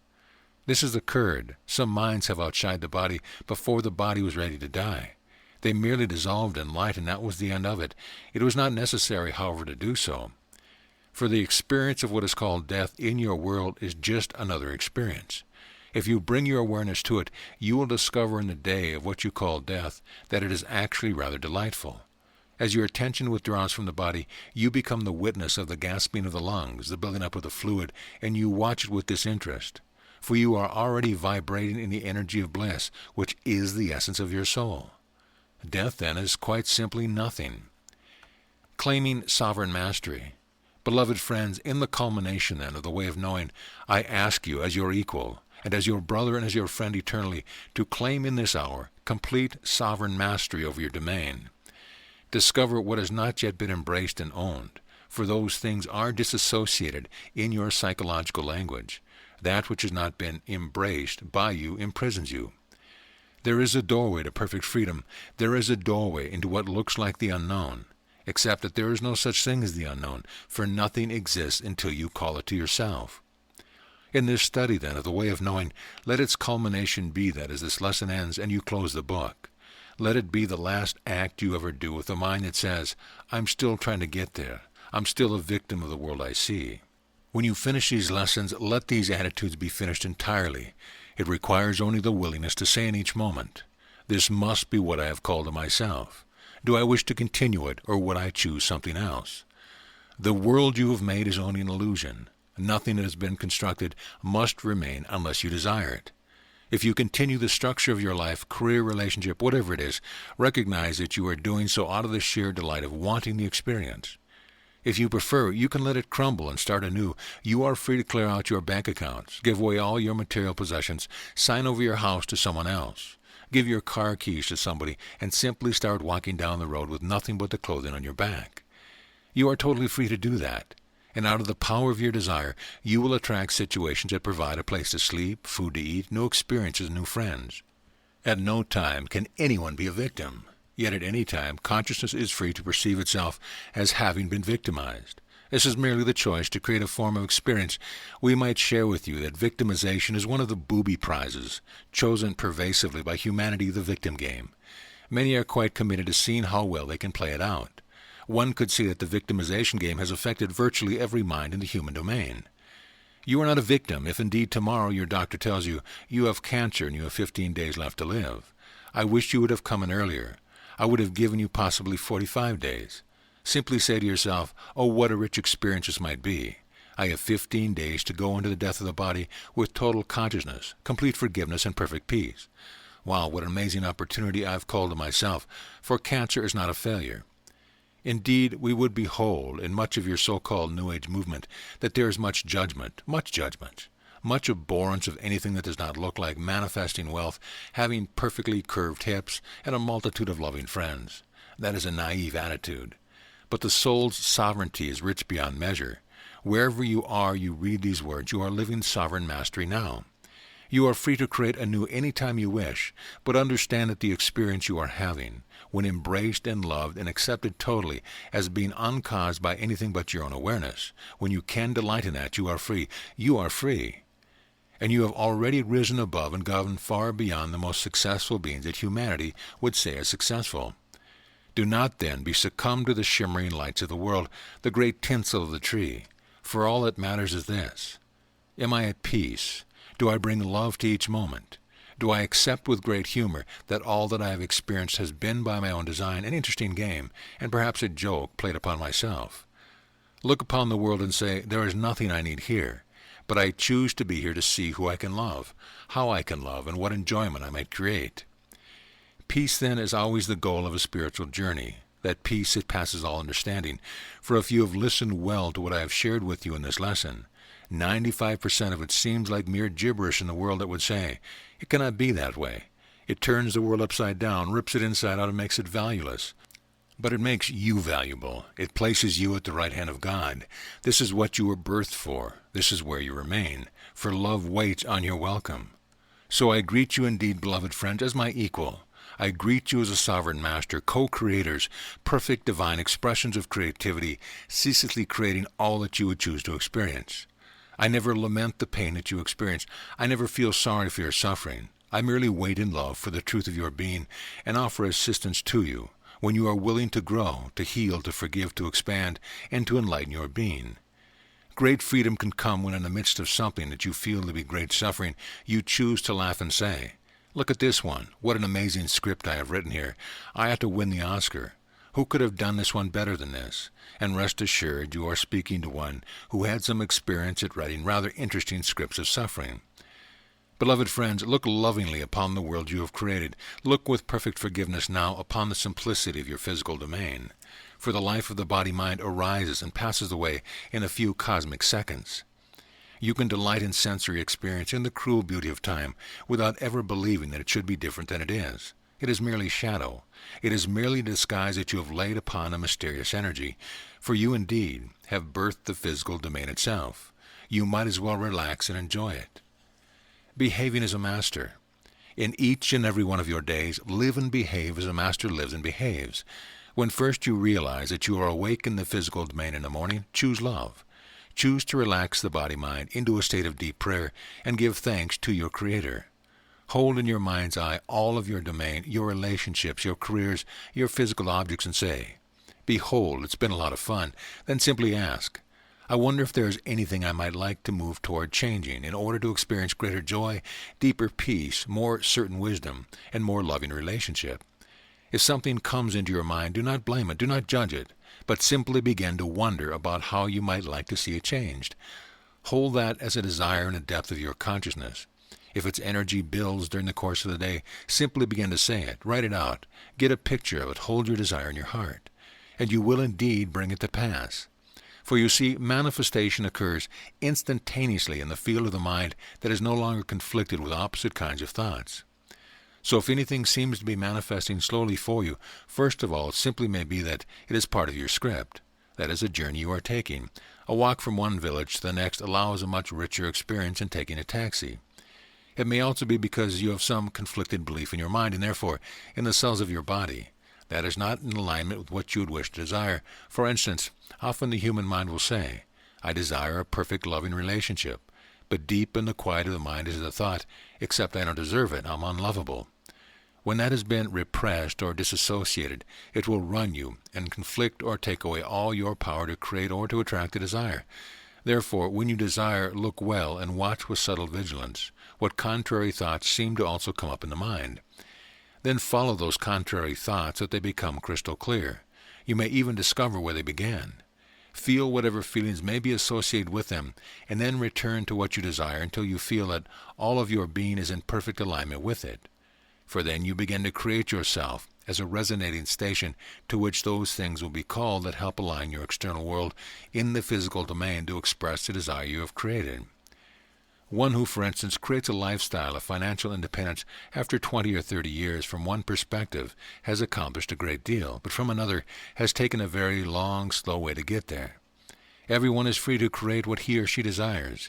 Everyone is free to do so because they are doing it now.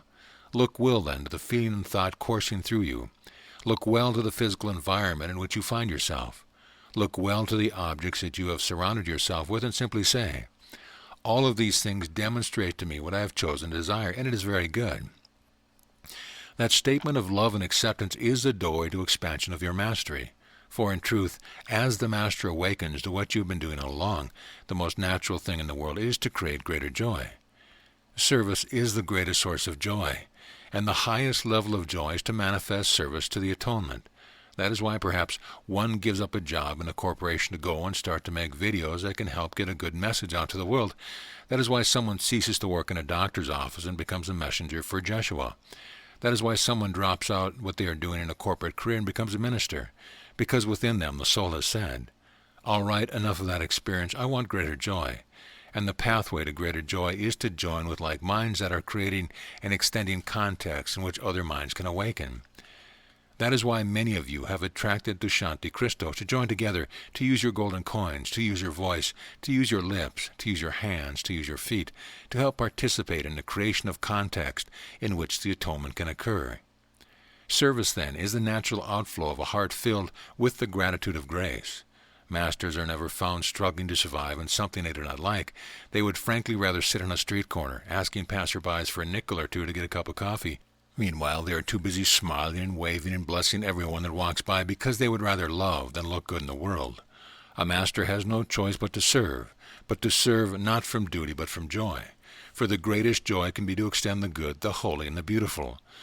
Therefore, when you choose active participation in serving the atonement, you will discover that you will indeed be well supported, and all of the events that occur are merely opportunities to deepen your capacity for wisdom, for peace, and for love, to create within yourself a conduit for the extension of greater love into the world, not because you must, but because you have chosen to serve, and you have chosen to serve because it is the greatest source of joy. If then you resist service, it must mean that there is some seed thought within you that is in conflict with the desire to serve. For once you have achieved mastery, there is nothing else to do but serve. So indeed, beloved friends, we come then very gently and by way of summation to give the culmination of the way of knowing. The truth is, you have been a master all along. You cannot help but be one, for you are constantly creating your experience. You are free now to create differently. How to do that? Do not get up out of your chair and rush about, but why not decide right now to experience happiness, to experience peace, and to experience the knowledge that you are a master? How do you do that? By choosing to. Simply decide right now for the next 30 seconds to be happy, and then choose another 30 seconds to be at peace, and then another 30 seconds to simply and quietly look around you and say, "Behold, I am indeed the master of my domain, and all that has been very, very good." Thank the chair that you are sitting in for coming into your domain. Thank the vase of the flowers on your table. Thank the electricity bill that comes in the mail. Thank all things as blessings that come to you. For to fail to do this contracts your power to continue to expand and to create what you enjoy. To believe that you are in lack at any time is to create lack in your tomorrow. Therefore, choose now to feel perfect abundance and joy, and then behave as one who knows they live in abundance. I love you. You love me. This communication will never cease. Why? Because I have no intention of withdrawing myself from extending the Christ mind to anyone who will receive it. We are indeed joined in the place of perfect love. Creation is merely a harmless game, done for the simple enjoyment of creating. Become then as a little child, for every master is a little child, delighting in the great mystery and the seeming surprise of discovering the power that can move through them. Always move toward what you enjoy. Always follow your heart. Do not follow the reactive ego that says, "Oh no, I don't want to go there because that feels uncomfortable." Nothing is uncomfortable. It is just another opportunity to have an experience to broaden your capacity to love. How can I say that? Try the crucifixion. It was not uncomfortable once I embraced it. This is why, by the way, and some of you have done this, why human beings can walk on fire and not burn their feet. Why? Because they choose to do so and have a good experience, and everything in them is unconflicted for at least the minute or so it takes to do the firewalk. That gives them a taste of what is possible always. Use then your time to cultivate the garden of a healed mind. Never believe that you do not hold the power to change the energy you feel in your emotional body, to change the thoughts held within the mind. You are free to birth whatever you so desire, and nothing can serve as a limit to you.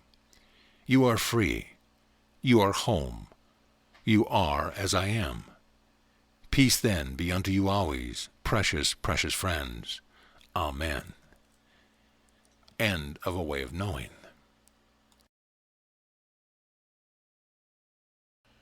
5 minutes a day, the foundation of mastery. If you are ready to completely assume responsibility for having been created in the image of God, and that therefore you are an eternal creator, begin now to utilize some time each day without letting a day go by, in which you sit with yourself. Not with your mate, not with your parents, not with your television, not with your favorite sport team, not with your favorite actor or actress, not with your favorite religion, and not with your favorite God or master or savior, not even me. Sit with you. Start by acknowledging that you are one with God. Understand that the very body that seems to have a heart within it beating, life for you is the effect of decision and choices that you have made. That the very chair that you are sitting on is the result of your attracting a web of relationships that is quite unique into your field of awareness called the physical universe. In this moment you are having an experience you have never had before. You are sitting in a chair now. The event is completely neutral, and nothing that you are experiencing in your consciousness exists or is sourced by anything outside of yourself. Give yourself 5 minutes to practice choosing how you will experience sitting in a chair. Will you do so with a mind full of worry or a mind full of peace? A mind thinking of all the things it could be doing, or a mind marveling at how the weight of the body feels pressed against the seat of the chair? A mind that creates tension in a way that breath flows through the body, or a mind that creates ease and comfort? 5 minutes of practice sitting in a chair as an infinite creator of exactly what you are experiencing in your emotional field, just that. You might even want to play with what it would feel like to sit in a chair as a Christ. What would that feel like? I will let you choose whether or not you would like to experience it. 5 minutes each day. Do it without fail. Be with yourself and decide how you will experience yourself now. For you see, the you that sits down in a chair with whatever is going on in your consciousness, whatever feelings you have going throughout the body, whatever is going on in your primary relationship, how the food is being digested in the body, all of it, the whole realm of your experience, is the effect of how you have been a million times when you have sat down to be with yourself in 1,000 different chairs. Utilize the very process of sitting down in a chair as a symbol of preparing the mind for the dropping of a pebble into it, out of which will reverberate the vibrations or ripples that will come back to you. It is much easier to send out ripples and experience them when they come back in a blissful way, a way that brings you peace, joy, fun, laughter, play, and unlimitedness, instead of having to constantly butt your head against something that you would rather transmute or run away from. But it begins with 5 minutes, in which you acknowledge that you can create whatever experience you want, as a feeling that floods through your awareness, as a quality of thought that you allow to keep repeated in the mind. You can sit in a chair as an awakened Christ now. I and my Father are one. It's a beautiful day. I have manifested a physical form sitting in a chair in a corner of one little tiny dimension of creation. How amazing this moment is. I think I'll just sit here and feel the heart beating in the body and the breath flowing through it. There's the sound of a bird. I'm glad I call that to myself. What beautiful thoughts can I think right now? Who can I send love to without lifting a finger? I am unlimited forever. I am free. I am free. I am free. Do you think you would like to have that experience for 5 minutes? Why not begin today? So many of you upon your physical plane keep searching for some form of magic that will bring the kingdom of heaven to you. You cannot bring it to you. You can only become aware of how you are using it to create the ripples that you send out from yourself. Do you know the saying in your world, wherever you go, there you are? You are God's creation. You are in heaven now. Heaven is not a place. It is a state of unlimited and infinite creative power, because it is the reflection of God's holy mind. Why not be one who practices being the presence of heaven? If that seems too awesome or too far beyond you, then just play with it for 5 minutes a day. Trust me, I will love you no less if for no other than 23 hours and 55 minutes you decide to play it pretending and feeling that you are little, unworthy, unloved, unloving, unlovable, that you are the scourge of the earth and that life is constantly victimizing you. Go right ahead. I would never interfere with your free choice. I may not come and knock at your door except for those 5 minutes, but you remain free to utilize time any way you wish. For just 5 minutes, experience yourself as Christ, crystallizing a body as a temporary teaching and learning communication device, sitting in a chair in a totally neutral corner of creation, because you want to have the experience of sitting blissfully at peace in your perfect knowledge of your union with God in this moment. You might even find yourself daring to have a thought such as this: well, since I am an infinite creator, what would I like to create for my tomorrows? If during that 5 minutes there is a knock upon a door and it is a bill collector, who cares? That is that soul's experience of thinking they're a bill collector and you are some bad person they must corral. Let them have their experience. Sit calmly. Hear the knocking on the door and allow yourself to be entertained by the beautiful worlds you are creating for your tomorrow. Here is the straight and narrow path that leads into life. Here is the eye of the needle through which you must pass.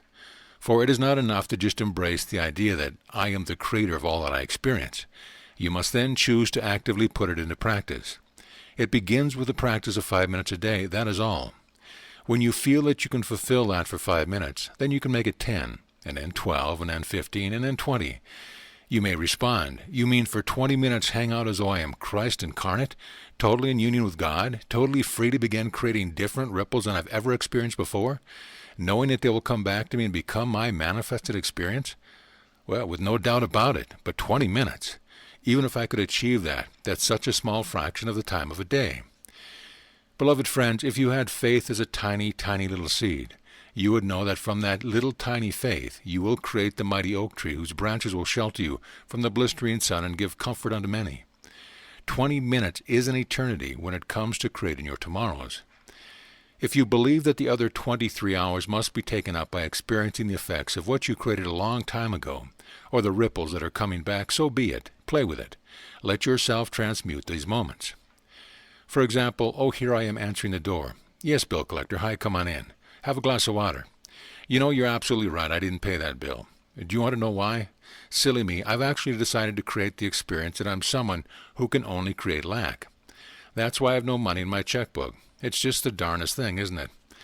Oh, very good. You're going to turn my name over to the authorities, and I'll have no credit with anyone on the planet. Well, go ahead if it makes your day. I have other things to do. I'm busy creating a new tomorrow. And I know that everything all around me is going to be taken from me anyway, since everything birthed in time ends in time. My house will be gone, my car will be gone, my clothes will be gone, and my friends will be gone.